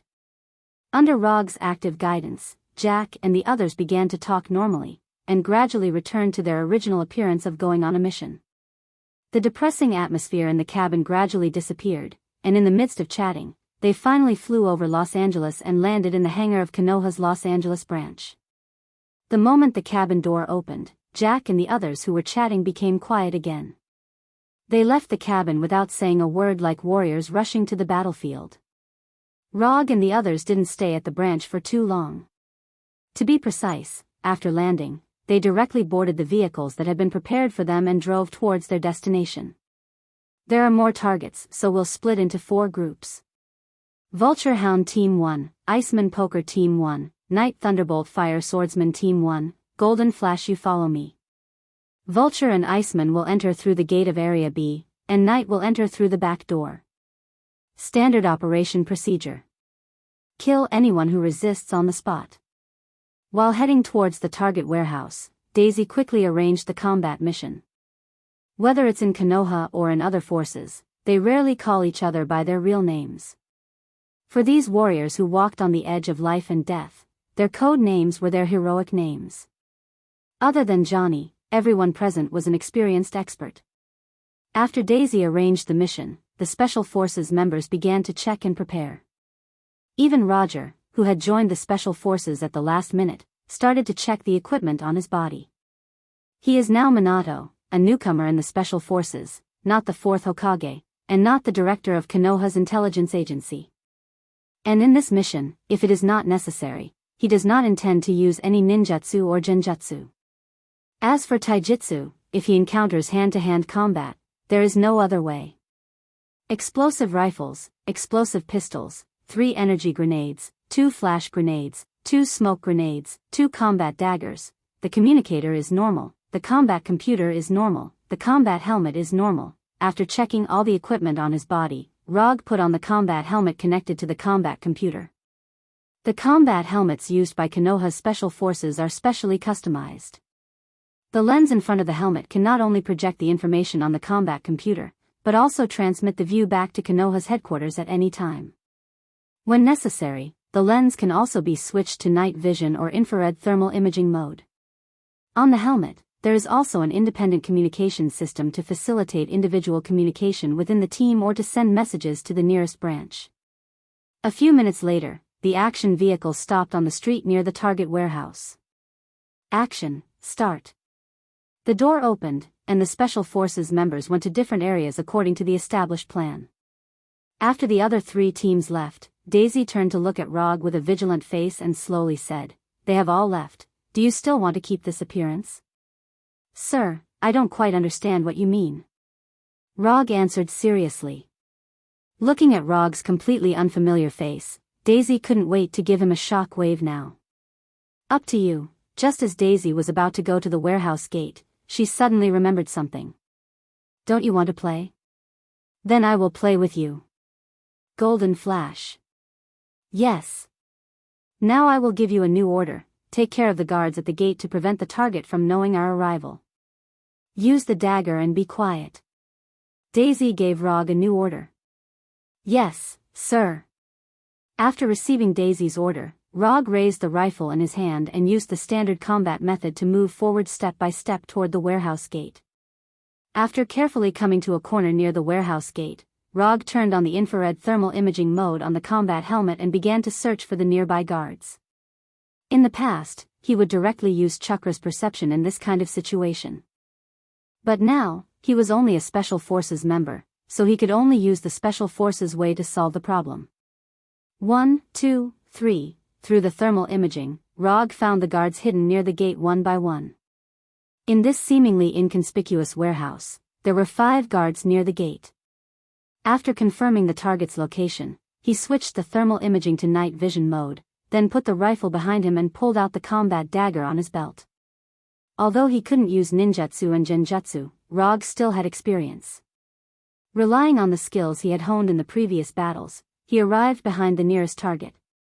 Ordinary people? When he used the thermal imaging, he couldn't determine whether these guards were werewolves or not. But now, he was 100% sure that this guard was an ordinary person. Even in human form, werewolves also have a far better sense of smell than humans. There would never be a situation where the enemy was behind them without them noticing. Although he felt that something was not quite right, he still appeared behind the guard like a ghost. The next second, his left hand covered the guard's mouth, and his right hand directly stabbed the guard's heart from the back. Backstab. Rog performed a real backstab and silently killed the guard. After dragging the guard's body to the corner, he walked to the next target. Even if he didn't use ninjutsu and genjutsu, assassinating these guards was not difficult for Rog. It only took him 2 or 3 minutes to assassinate all 5 guards near the gate without making any sound. The gate guards have been eliminated. I repeat, the gate guards have been eliminated. After reporting the results to Daisy, Rog put the blood-stained dagger back into his belt and picked up the blaster on his back again. It didn't take long for Daisy to come in front of Rog and casually looked at the body on the ground.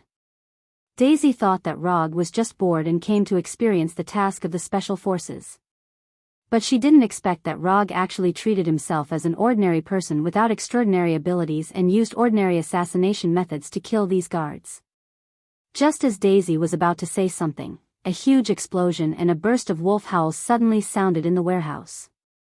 Are there really werewolves inside? When the battle in the warehouse started, Rog and Daisy didn't hesitate and immediately entered the warehouse from the gate. Although the sound of the blaster wasn't as fierce as ordinary gunfire, there was the unique sound of the energy beam cutting through the air. Just as Daisy was about to rush directly to the battle area, Rog behind her suddenly raised the muzzle and pulled the trigger at a huge figure above. Whoosh whoosh whoosh, the red energy beam flew like a bullet toward the figure that was obviously not an ordinary human. Werewolf, it was a huge werewolf that was more than 2 meters tall. Although Rog rarely used the blaster, his shooting skills were no worse than a professional sniper. With only 3 or 4 shots, he hit the werewolf that was running around like a real beast on the walls and cargo boxes. Through the night vision mode, Rog could clearly see each of the werewolf's fangs.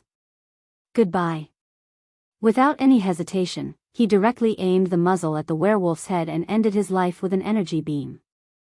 This werewolf is weaker than I thought. After quickly killing the werewolf, Rog frowned slightly. Although he didn't have much hope for these werewolves, the level displayed by this werewolf was much lower than he thought. While he killed the werewolf with the blaster rifle, Daisy didn't stay idle. Her hands constantly released shockwaves and blasted away all the werewolves that tried to approach them. At the same time, a large number of flames suddenly burned inside the warehouse. Johnny the Thunderbolt made his move. Although there were many werewolves in the warehouse, in front of the special forces equipped with blasters, they weren't much stronger than ordinary humans. After transforming, werewolves could ignore ordinary gunpowder weapons. As long as they weren't continuously shot, ordinary pistols and rifles wouldn't cause much damage to them. Blasters, on the other hand, were completely different. Blasters did not fire metal bullets, but particle or plasma beams.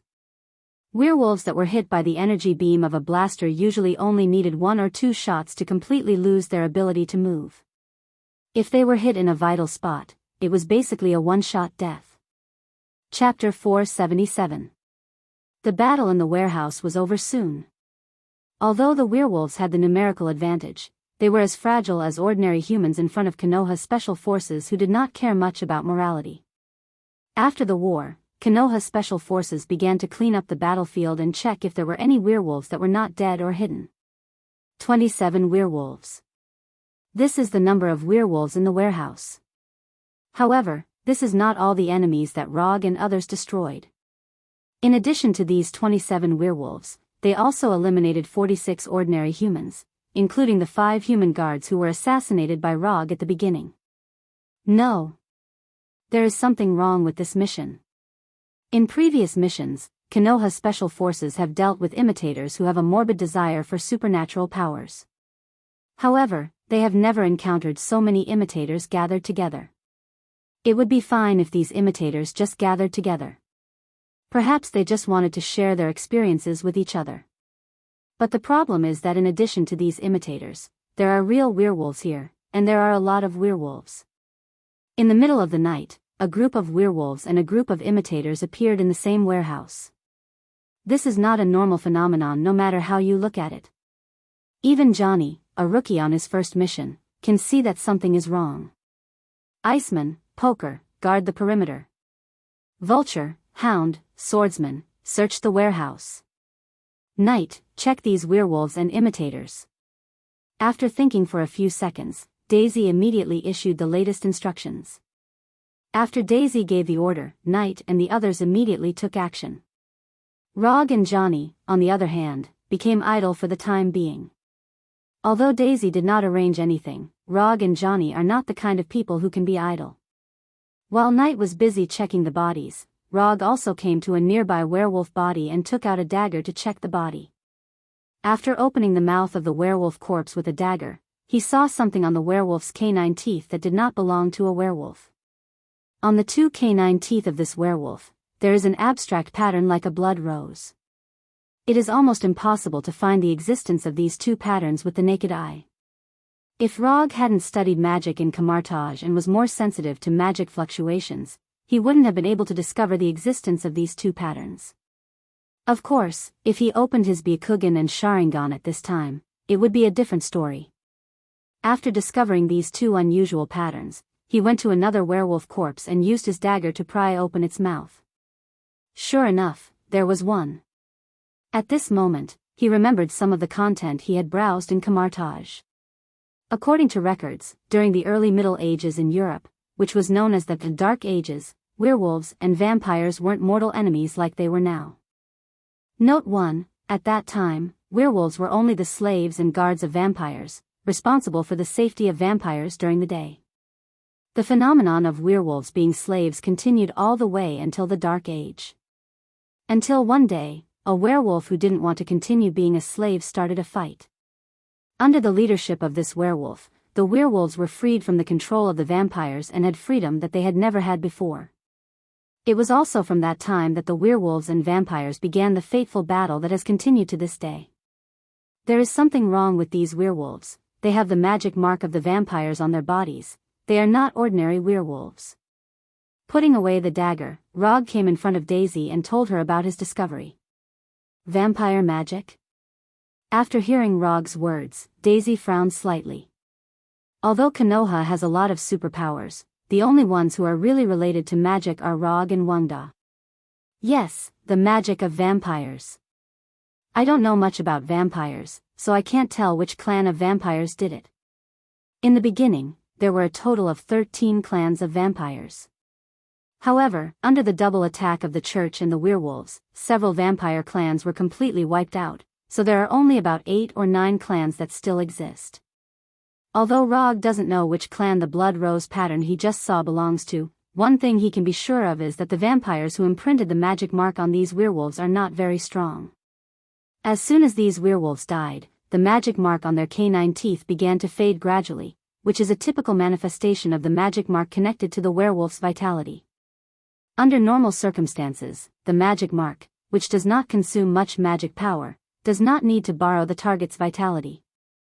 There is only one situation where this phenomenon occurs, that is, the spellcaster's own strength is not strong enough to imprint the magic mark for a long time, so this trick is used. Just as Daisy was about to continue to ask about vampires, Iceman and Poker, who were in charge of security, sent a message almost at the same time. 3 unidentified targets, suspected vampires, are quickly approaching the door. 4 unidentified targets appeared at the back door, quickly approaching. The voices of Iceman and Poker sounded in the headset one after another. It should be the master of these werewolves. Rog turned on the safety switch of the blaster rifle and said with a smile. The battle just now was too short for him to enjoy himself. Everyone hide on the spot and let them in. Daisy issued the latest order through the tactical headset. However, just as she had just given the order, Iceman, who was in charge of guarding the warehouse gate, sent another message. There is another unknown target. He is chasing the 3 vampires in front of him, Iceman reported in an uncertain tone. What's going on? Someone is chasing the vampires? After hearing Iceman's report, Rog suddenly felt as if he had seen a similar scene somewhere.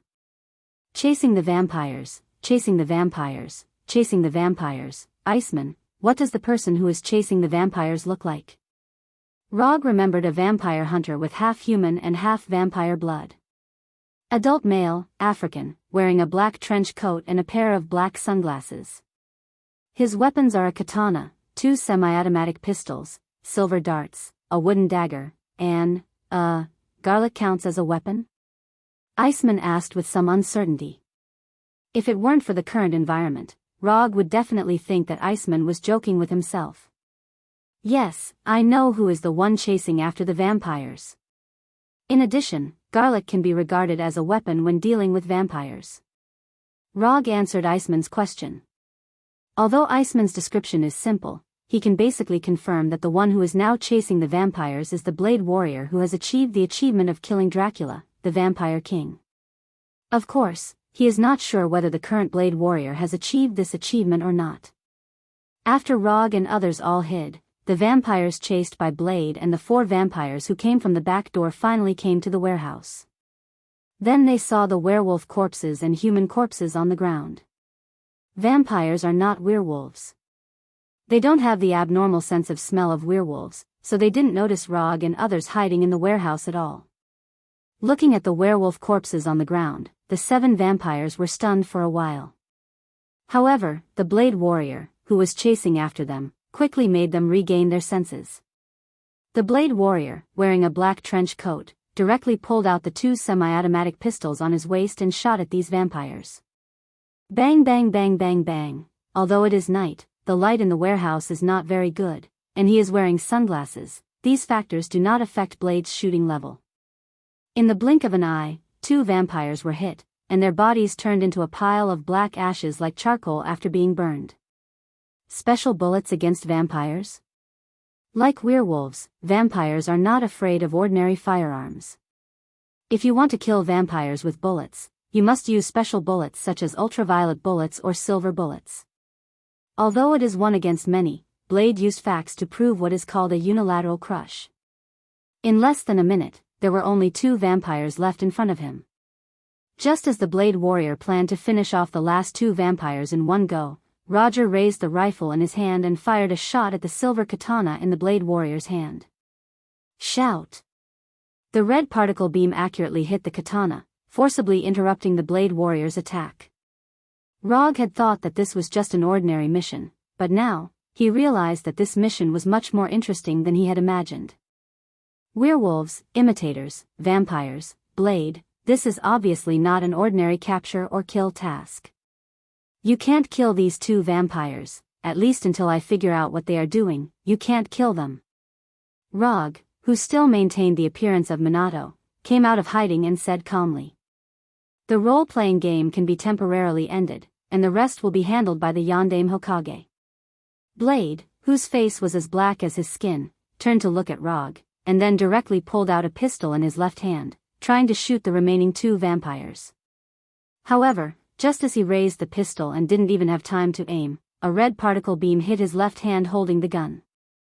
I won't say a word to you twice. When the Blade Warrior pulled out his gun, Roger also pulled out the explosive pistol at his waist and shot the Blade Warrior first. Being stopped twice in a row, Blade's body exuded a fierce aura. Although he doesn't do much to humans, it doesn't mean that he never kills. Anyone who dares to stop him from killing vampires or colluding with vampires, he won't let any of them go. At this time, Rog just stopped him from killing vampires, and twice. Chapter 478. The Blade Warrior looked down at the wound on his left wrist. Unlike ordinary bullet damage, the particle beam fired by the blaster is not only more damaging, but also more difficult to recover from. The high-energy particles left on the wound hindered the recovery of the wound. However, the Blade Warrior didn't take this to heart. Holding the katana in one hand, he directly attacked Rog. At this time, the Blade Warrior was full of killing intent, as if Rog was one of those cruel vampires. The half-human and half-vampire Blade Warrior perfectly combines the advantages of humans and vampires. He not only has the strength, speed, endurance, and longevity of vampires, but he is also not afraid of sunlight and ultraviolet rays like vampires. In fact, compared with the nickname of Blade Warrior, he prefers the title, Daywalker. The Blade Warrior's attack speed is very fast, no slower than that of a real vampire. But for Rog, his speed is still too slow.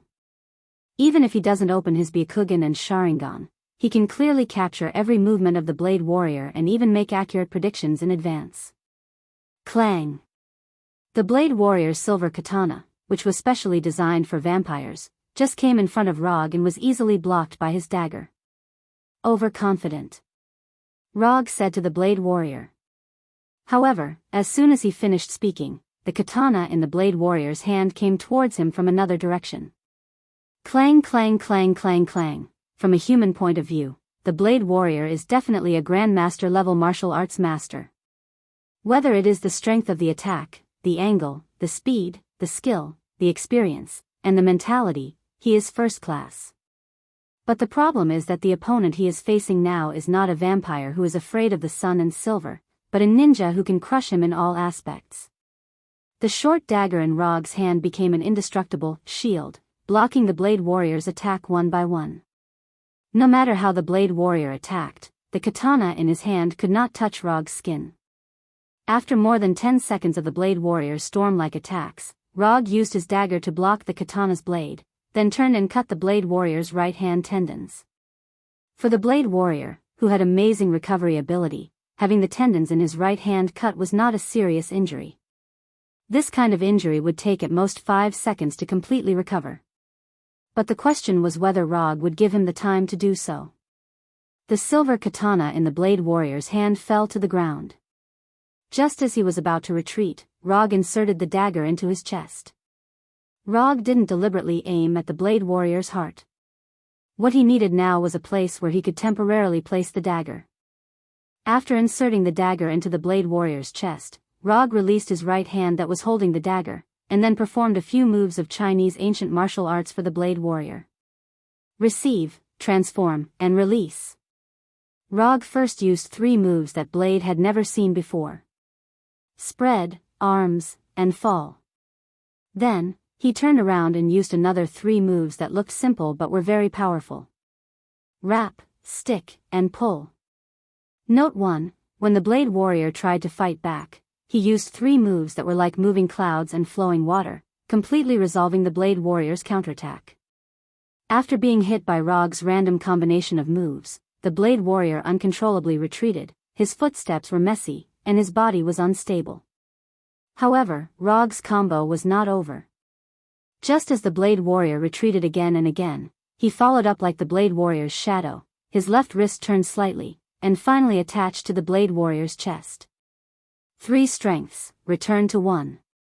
Although the Blade Warrior didn't understand the meaning of Rog's words, the moment he heard Rog's voice, he felt a terrible force passing from Rog's palm to his chest.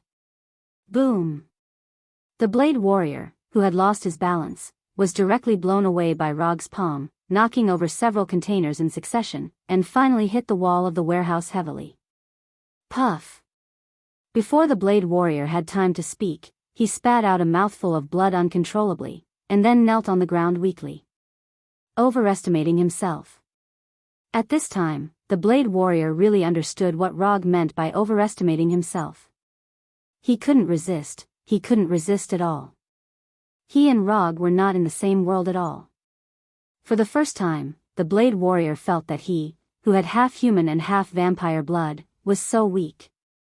After hitting the Blade Warrior, Rog turned to Daisy and others who were watching the play behind him and said, "Look at the 2 vampires, don't let them escape, and don't kill them, I have something to ask them later."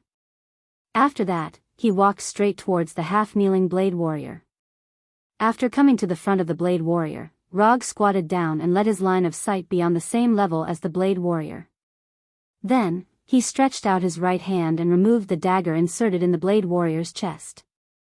"Now, I ask, you answer, do you understand?"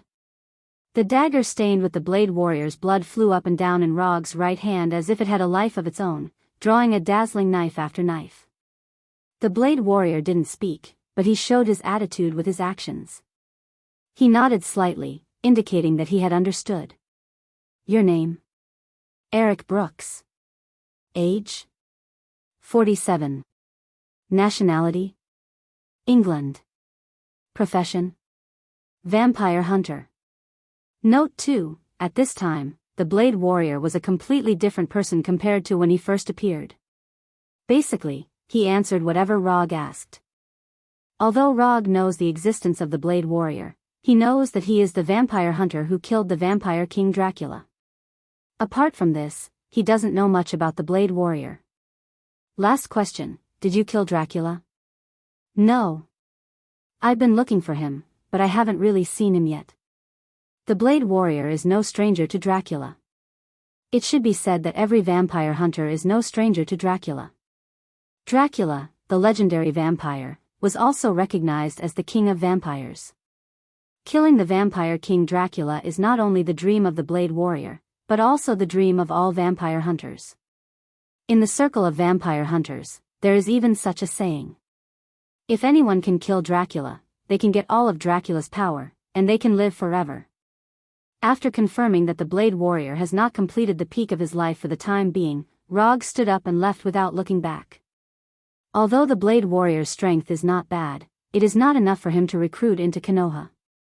For the sake of the Blade Warrior's cooperation, he doesn't mind sparing the life of the vampire hunter so that he can continue to shine for the cause he loves. From the mouth of the Blade Warrior, Rog learned a lot about vampires. For example, why did these vampires, who had been away from the world for many years, suddenly appear in Los Angeles and bring out their old enemy, the werewolves? After dealing with the Blade Warrior, Rog came to the 2 remaining vampires and said slowly, "I want to know what's going on with these werewolves. If you cooperate, I can consider letting you go." After witnessing the scene of Rog beating the Blade Warrior, the 2 vampires knew that they were definitely not the opponents of Rog. How can they beat Rog if they can't even beat the Blade Warrior? As long as their brains haven't turned into garlic, they can easily come to this conclusion. "My name is," just as one of the vampires was going to open with a self-introduction and answer the questions Rog wanted to know, Rog suddenly interrupted him. "I'm not interested in knowing your names." "Understood, I understand." Things are like this, in the beginning, a few of us. Under the pressure of death, the two vampires told the whole story, including why they appeared in Los Angeles, why they were chased by the Blade Warrior, why they came to this warehouse, and why there were so many werewolves in the warehouse.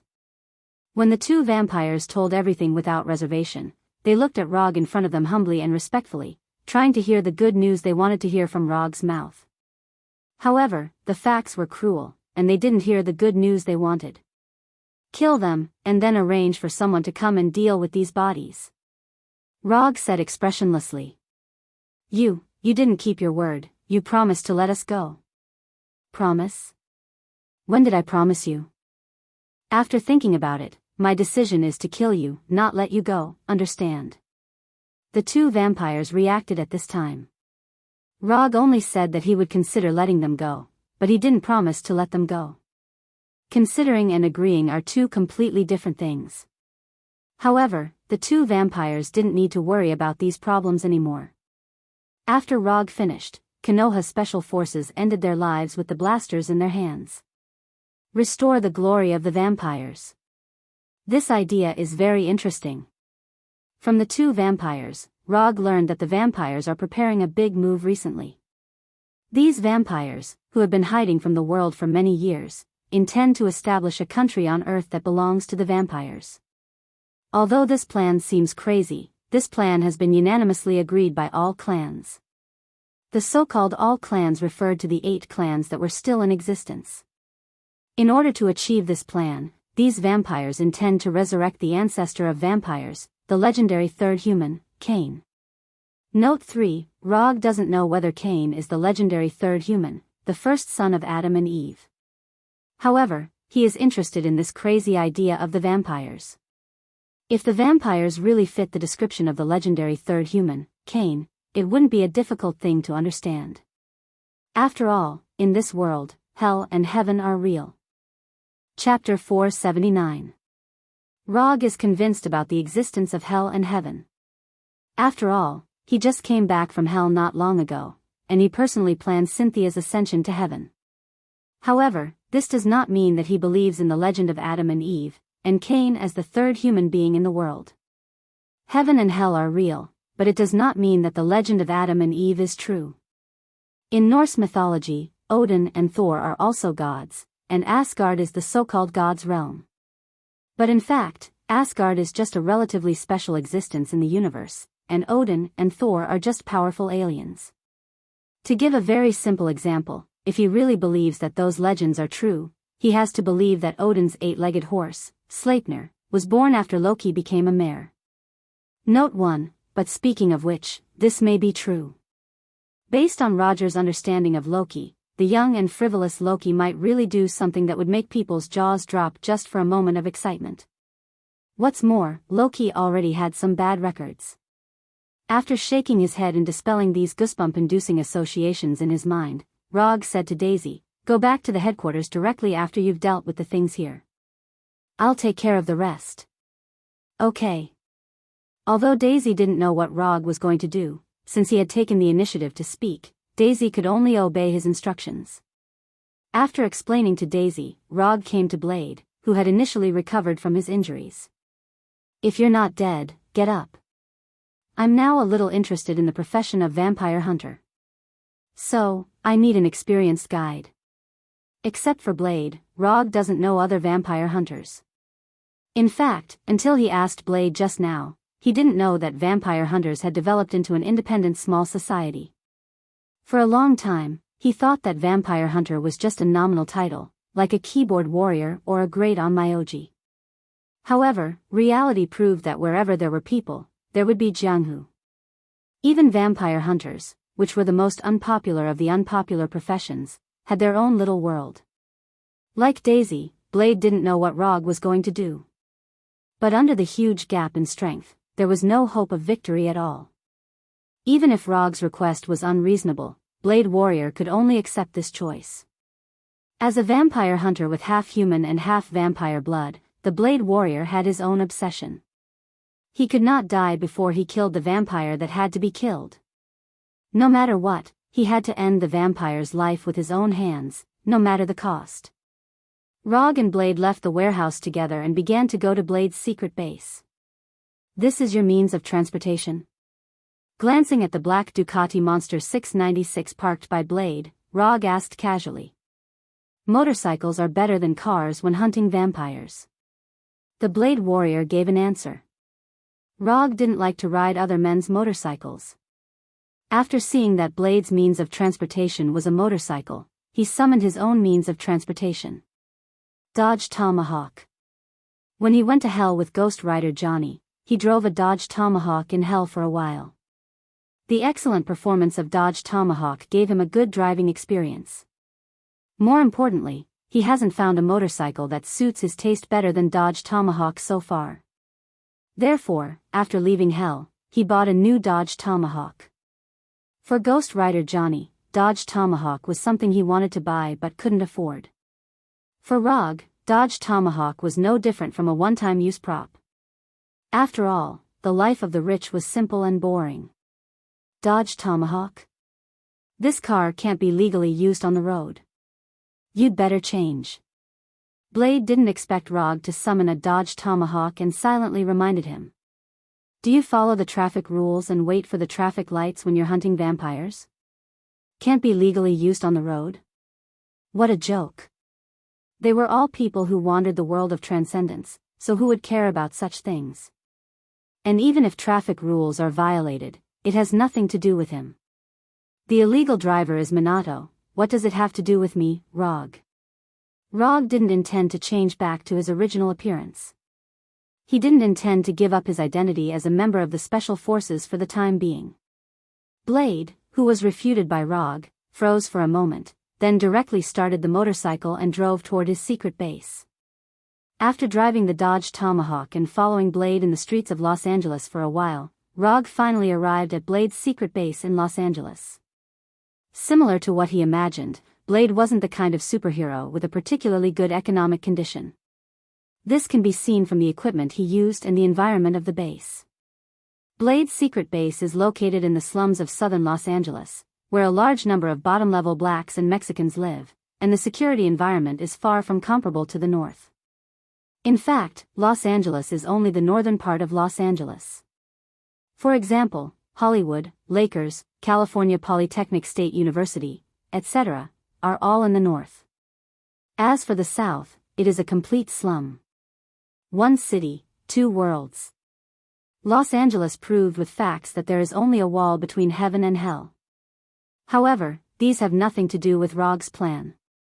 Of course, if this plan is successful, he doesn't mind buying his own small house in Beverly Hills, a high-end residential area where Hollywood stars gather. Can you hurry up?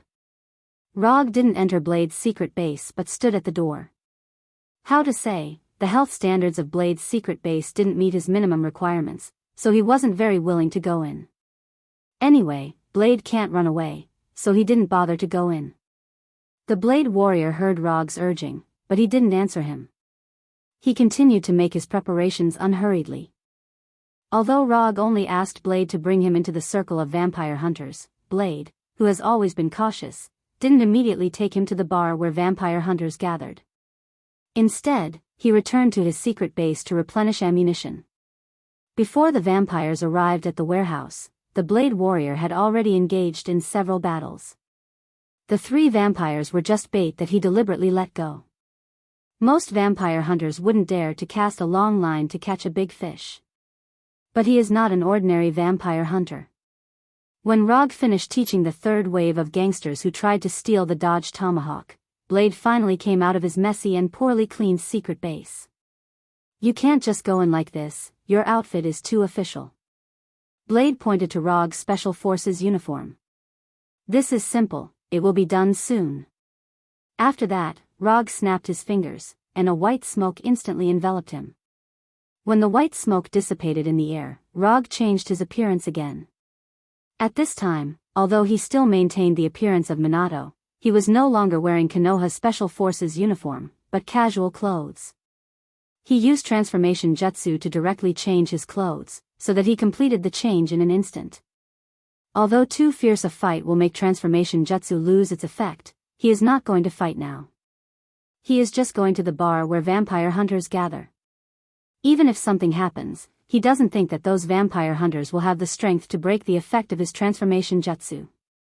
Glancing at Rog, who had completely changed his outfit, Blade didn't say anything and directly started his Ducati Monster 696 and drove towards the bar. Bat must die. This is a small bar in the slums of Los Angeles. On the surface, this bar is no different from other shabby and old bars. It is not high-end, there are few guests, and it is also in a remote location that is not easy to find with a map. However, unlike the other old bars, Batty had to die. This bar was not a place that anyone could enter. This is a bar that only vampire hunters can enter. If you are not a vampire hunter, you are not eligible to enter at all. Only vampire hunters are served, this is the rule of this bar. But rules are meant to be broken. Blade didn't explain the rules of the bar to Rog, and he also wanted to see what method Rog, with his amazing fighting power, would use to solve this problem. Looking at Blade, who had been let in by the security guard, but still stayed at the door, Rog suddenly understood. Want to try my means? Rog didn't let Blade do as he wished. He used the simplest and most violent way, but also the most effective way. Boom! The security guard responsible for guarding the bar's door was kicked by him, smashing the wooden door that didn't look strong and flew into the bar.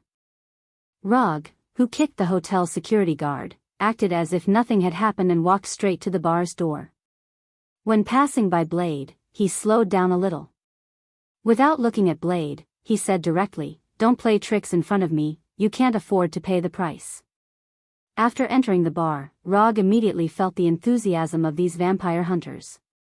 Except for the security guard who was kicked by him, everyone in the bar, including the bartender, raised their pistols of different models and aimed at him who had just entered the bar.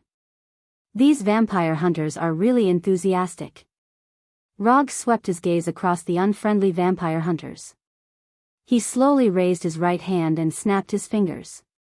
Golden Bind Illusion. After a snap, these vampire hunters in the bar, without exception, all became puppets that lost their ability to move. Chapter 480. There were many ways to join a new circle. Some people would choose to build a good relationship with the seniors in the circle and let the seniors in the circle recommend them to join. Some people would choose to work hard to increase their value so that they would be qualified to be invited by the circle. These two methods were not only more feasible, but also more in line with the actual situation of most people. However, in this world, there were some people who didn't act according to common sense. Rog was a typical example. Rog didn't choose these two mainstream methods, but chose the method that he was better at and more in line with his personality. Dimensionality reduction. He entered the circle with an irresistible force and made everyone in the circle shut up. Simply put, it was a bit like a professional NBA player joining the circle of a school's basketball team. Although this was a little unreasonable, this world was not a reasonable one to begin with. Seeing that this is the first time you raised your weapon against me, I forgive your ignorance. I'm not here to be your enemy, and you don't deserve to be my enemy. After the restriction is lifted, if anyone dares to point a weapon at me, you'll have to bear the consequences. After that, Rog lifted the restriction effect of the Golden Bind illusion and returned the freedom of movement to these vampire hunters. After doing this, he passed by the security guards who hadn't had time to get up and went straight to the bar counter. He said to the bartender inside, "I want all the information related to vampires in the Los Angeles area. Give me a glass of single malt supreme mellow whiskey, double the amount." When telling the bartender his request, Rog didn't forget to order himself a glass of whiskey. In this kind of old bar, it was unlikely to have expensive or limited whiskey, so he ordered the world's best-selling Irish whiskey, Supreme Mellow. Even the most ordinary bar couldn't not have Supreme Mellow whiskey. The bartender, who looked like he hadn't rested for many days and had obvious dark circles under his eyes, looked at Rog, and then poured him a glass of Supreme Mellow whiskey according to his request. "What do you want information about vampires for? You're not a vampire hunter." Although he knew that Rog wasn't an ordinary person, the bartender still asked his question. "Did I say you can ask me questions?" Luo Ge's tone was very calm, but his body exuded an astonishing pressure that seemed to have materialized.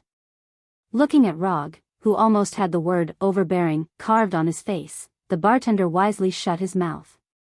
It didn't take long for the bartender to sort out pieces of paper of different sizes from the drawer above the bar, and then put the pile of things in front of Rog.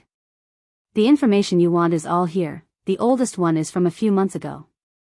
After that, the bartender went to the other side of the bar counter and began to clean the glass. Konoha's way of doing things, is always this overbearing? The black-clothed blade warrior asked as he sat down beside Log. He was a vampire hunter, and the information he paid attention to was only related to vampires. When he returned to the secret base to replenish his ammunition, he recognized that Rog's uniform was the uniform of Konoha's special forces. Overbearing? This is not overbearing, this is just the basic operation of Konoha. Rog gave Blade an answer that was very in line with Konoha's style. After answering Blade, he began to look through the documents provided by the bartender.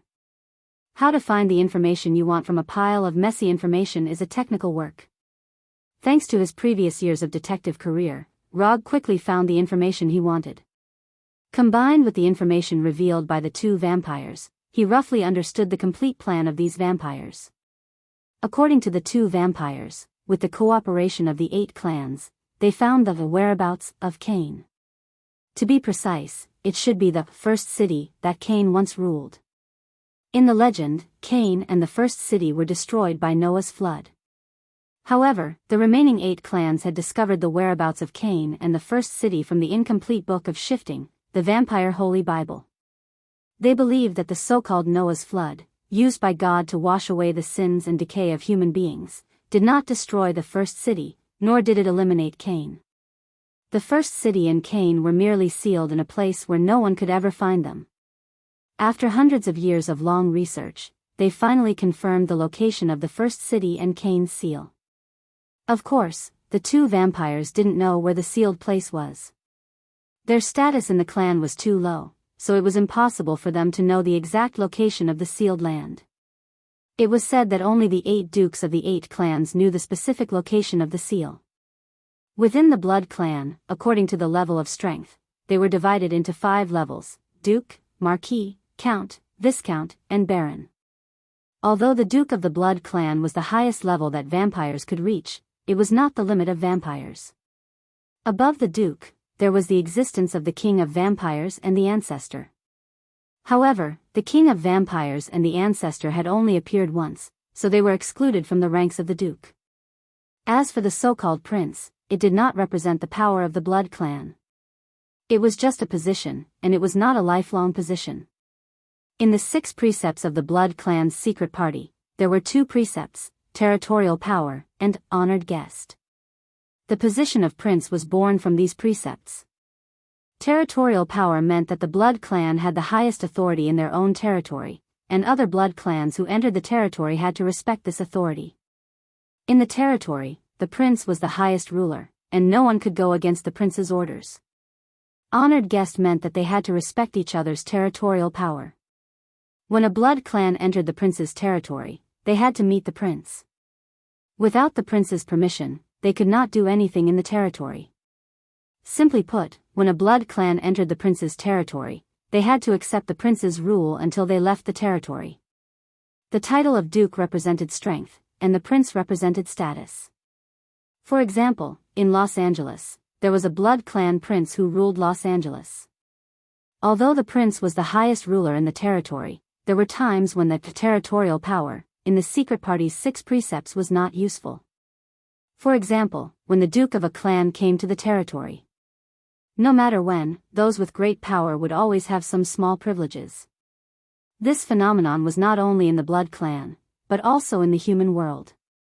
After browsing through all the information provided by the bartender, Rog put the pile of documents aside and said to Blade, "Are you interested in hunting the Blood clan prince in Los Angeles together?" In a building in Los Angeles. More than 20 werewolves, more than 40 blood slaves. Is this how you guard them? Do you know that the Grand Duke will be here in a few days? A man with red eyes, wearing an expensive suit, roared at the man in front of him. This man was none other than the Blood clan prince of Los Angeles, Jacob Luther. Jacob Luther was born in the Brooke clan, a Blood clan count, and the current Blood Clan Prince of Los Angeles. The young man standing in front of him was his descendant, Jamie Luther. If Jamie was not his only descendant, Jacob would have killed him. "Father, it's all because of the vampire hunter called Blade Warrior. He killed Brooke and the others. Someone saw him chasing after Brooke." Jamie Luther explained silently. "I don't want to know which vampire hunter did it. I just want to know how you are going to deal with this matter. The Grand Duke will be here soon, but all the sacrifices are dead. How do you want me to explain this to the Grand Duke?" The Grand Duke that Jacob was talking about was the only Blood Clan Duke of the Brooke clan, William von Behring. The Brooke clan was the most suitable clan for fighting among the Blood clan, and William von Behring was one of the best. It could even be said that as long as the Blood clan was not completely wiped out, William von Behring's name would definitely leave a deep mark in the history of the Blood clan. "Forget it, you can leave." In the end, Jacob suppressed the anger in his heart and waved his hand weakly, allowing Jamie to leave his office. After Jamie left, Jacob went to the huge floor-to-ceiling window in his office and looked at the night view of Los Angeles. Jacob had spent a few months to finally capture those 20 werewolves as sacrifices. He had even sacrificed a few of his personal guards for these werewolves, and had almost started an all-out war with them. Blood Clan Duke William was going to arrive in Los Angeles in a few days, and at this critical moment, Jamie, who was in charge of guarding the werewolves and blood slaves, had actually killed them all. After all, there were still many homeless people in Los Angeles, and he could just capture some of them and turn them into blood slaves. But the problem was the werewolves. Vampire Duke William had given him a death order to capture at least 20 werewolves no matter what.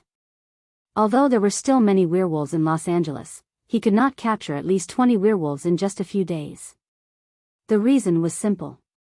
His previous capture operation had made the werewolves, who liked to form groups, even more united. Now, if he wanted to capture the werewolves, he had to start an all-out war with them. If it was in other cities, Jacob might have really risked an all-out war to capture the werewolves by force.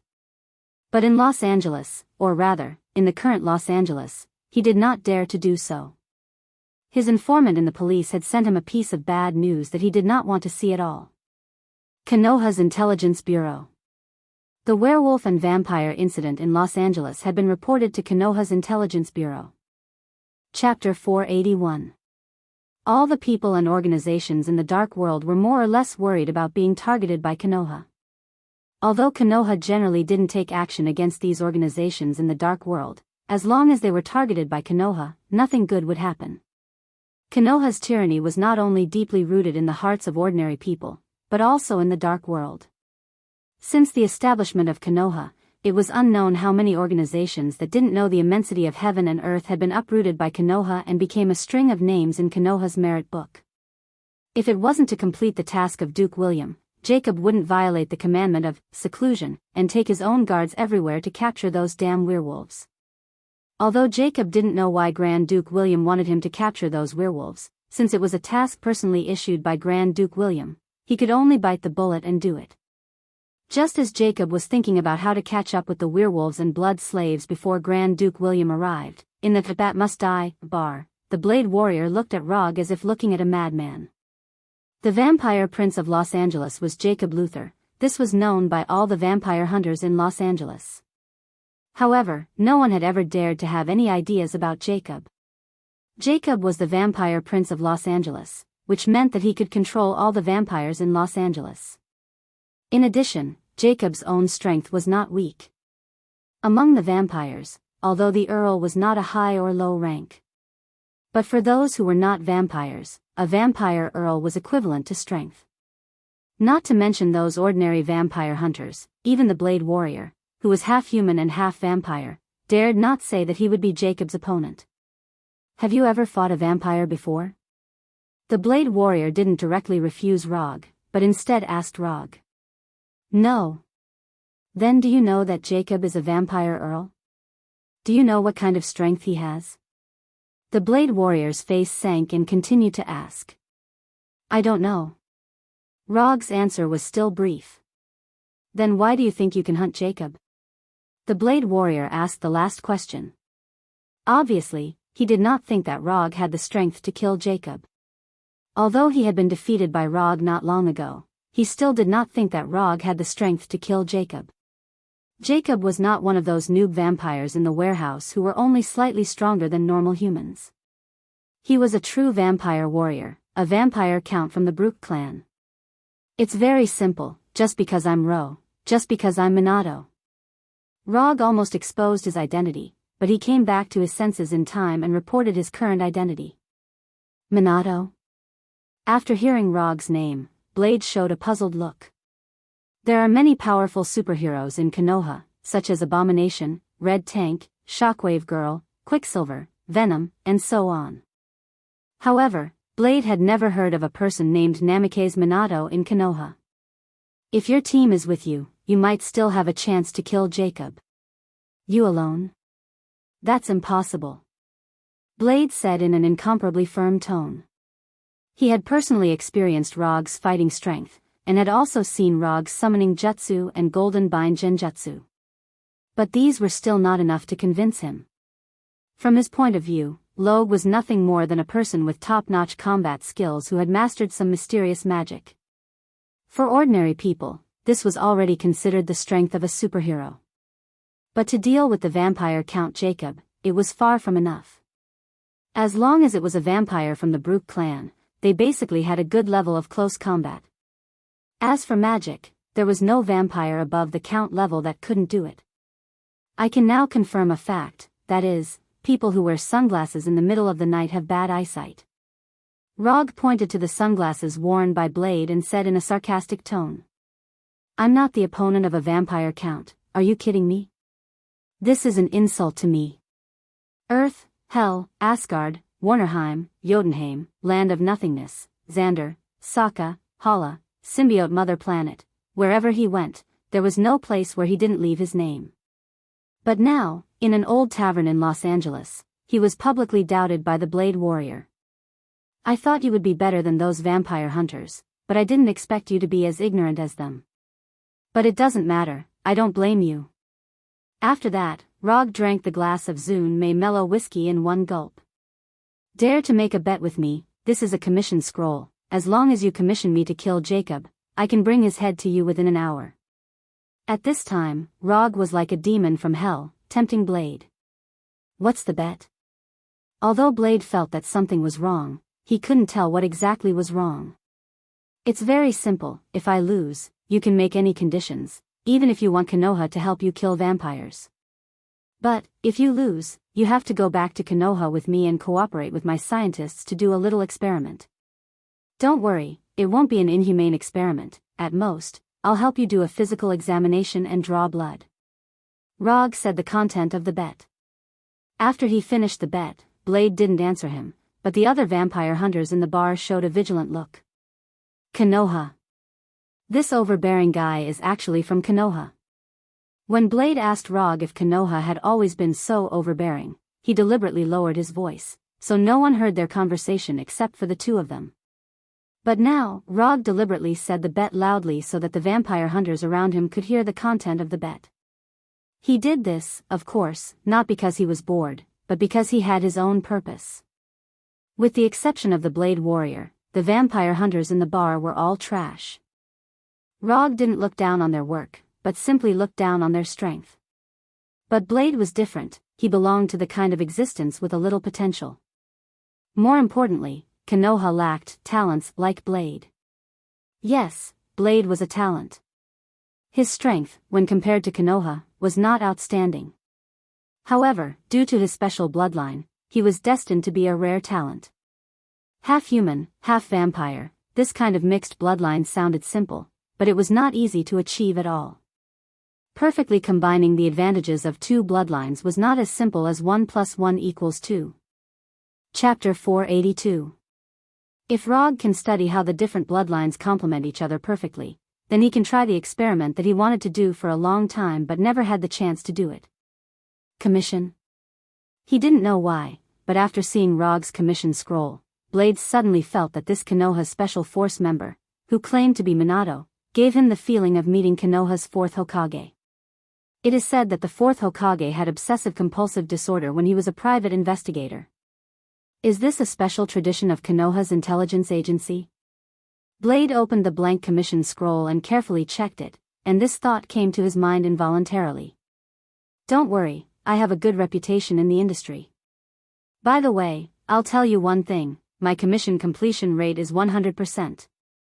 As long as you sign the scroll, you can see Jacob's head in front of you within an hour. How about it? Simple enough. Rog knew that Blade wouldn't believe him so easily, but he wasn't worried about the final result. Is the bet the reward? After thinking about it for a few seconds, Blade asked again. No. The bet is the bet, and the reward is the reward, they are two different things. Although the bet could also be the reward, Rog didn't intend to do so. The bet was just to make Blade willing to follow him back to Konoha to do the experiment. If the bet was the reward, it would make the commission incomplete for a long time, leading him to be unable to accept other commissions before the experiment was completed. What's the reward? After hearing Rog's answer, Blade's face showed a look of vigilance. It's very simple, just help me pay for that glass of wine. Rog said a reward that was completely beyond Blade's imagination. You're not kidding me, are you? I, Minato, never joke about commissions. Looking at the serious expression on Roger's face, Blade finally decided to sign the commission reward. Mission details: bring the head of vampire Count Jacob Luther to the Blade Warrior. Mission status: incomplete. Mission reward: 30 ninja coins. As Rog expected, Blade's commission successfully passed the system's judgment, and the system gave a commission reward that was not high. I'll accept your request. After receiving the commission scroll from Blade's hand, Rog glanced at the reward written on it. $20. An ordinary glass of Zune May mellow whiskey couldn't be that expensive. Strictly speaking, the reward given by Blade was already a premium. You can exchange your experience with your peers here, I'll be back soon. As soon as he finished speaking, Rog's body shone with a brilliant aurora-like light, and then he completely disappeared. At this time, Jacob couldn't have imagined that someone would pay $20 for his life. Moreover, the assassin was a ninja's killer. As the vampire prince of Los has, he has a lot of properties in Los. This unknown building is one of them. Whenever late at night, Jacob likes to hold a cup of fresh drink that has just been taken out of the girl's body, with some residual warmth, and stand alone in front of the floor-to-ceiling window in his office, admiring the night view of Los Angeles that he never gets tired of. But tonight, Jacob obviously didn't have such leisure time. He still stood in front of the floor-to-ceiling window, looking into the distance. However, he wasn't thinking about the glory of the vampire race or his own life experiences. Instead, he was thinking about how to capture at least 20 active werewolves before the vampire Duke, Grand Duke William, arrived. Jacob would never have thought that there would be a time when he would miss these old enemies so much. If he could, he even hoped that the number of werewolves in Los Angeles could increase several times. It would be best if they were young werewolves who liked to be independent and extremely rejected group behavior. But he knew that this kind of thing could only be imagined in his mind. Although werewolves are crazier than vampires, they are not crazy to the point of being irrational.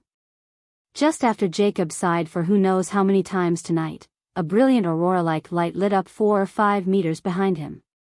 Then, Rog, who still maintained the appearance of Minato, appeared in the office.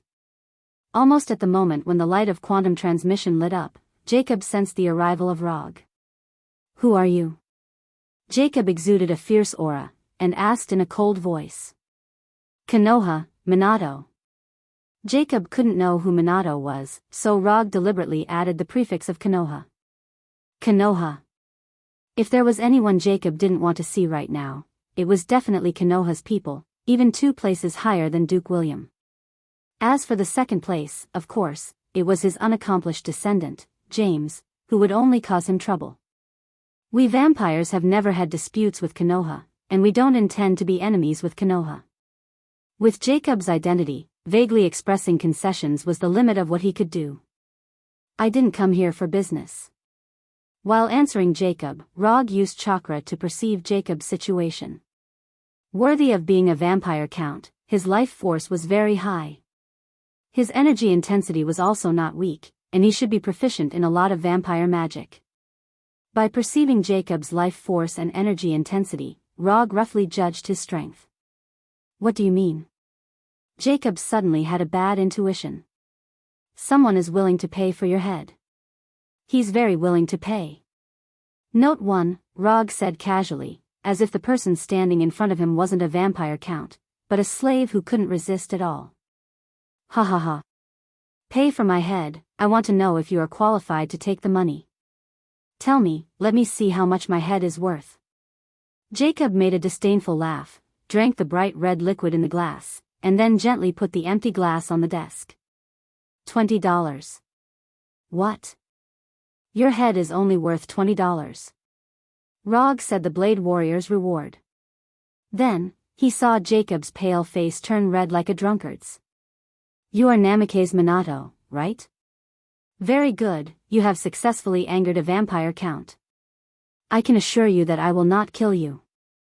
I will turn you into the lowest blood slave, so that your soul will never rest in peace. Jacob suppressed his anger, and a cruel smile appeared on his face. Is that so? If you can do it, I won't mind. Rog did not take Jacob's threat to heart. A vampire count's threat was not a threat at all. Just as Roger finished speaking, Jacob appeared in front of him like a ghost. Jacob's right hand, which was as white as a corpse's, turned into a sharp claw and grabbed at Roger's heart. Shadow Claw. In the face of Jacob's ferocious attack, Roger did not dodge. It was as if he could not react in time. However, just as Jacob's claw was about to touch Rog, an orange flame appeared out of thin air in front of Rog, helping him block Jacob's attack. What is this? The moment the orange-red flame appeared, Jacob realized that something was wrong. However, it was too late. The orange flame, which looked no different from ordinary flames, instantly swallowed his right hand. Although Jacob immediately urged the blood power in his body to protect his right hand, it did not change the fact that his right hand was quickly burned to ashes. Hellfire. As a member of the blood race, Jacob was no stranger to hellfire. Although the Blood clan had a recovery ability that was far superior to that of ordinary people, this kind of extraordinary recovery ability was not always effective. For example, when facing hellfire. With his right hand burned to ashes, Jacob did not hesitate, and immediately retreated, trying to open the distance between him and Rog. The idea was beautiful, but the reality was cruel. As soon as Jacob thought of retreating, Rog's right hand grabbed his neck, lifting him up. Bat incarnation. The blood power in Jacob's body surged again, and he cast one of the signature spells of the Blood clan. Just as Jacob's body began to transform into numerous black bats, a ball of hellfire emerged from Log's right hand, completely enveloping Jacob's body. The black bats did not have time to take off, and they were burned to nothingness by the hellfire. You want to leave so soon? That's not good. Bat incarnation was not a spell used to attack, but it was a spell used to avoid damage or escape. Depending on the strength of the user, the number of bats they could transform into was also different. If a vampire duke was proficient in magic, it would not be difficult for him to transform into thousands of bats at once. Who the hell are you? When Log's hellfire forcefully destroyed his bat incarnation, Jacob knew that he was most likely going to be in trouble tonight. I just said, my name is Namikaze Minato. Someone offered $20 for your head, so I came here. After answering Jacob's last question, Rog did not continue to waste time on Jacob, and burned his body from the neck down to ashes. The amazing vitality of the Blood clan was once again reflected at this time. Even if only his head was left, Jacob still did not die immediately. If he could return to the clan's blood pool in time, he could recover with only his head left. Unfortunately, he would not have such an opportunity. Holding Jacob's head, Rog once again used quantum transmission, and then completely disappeared.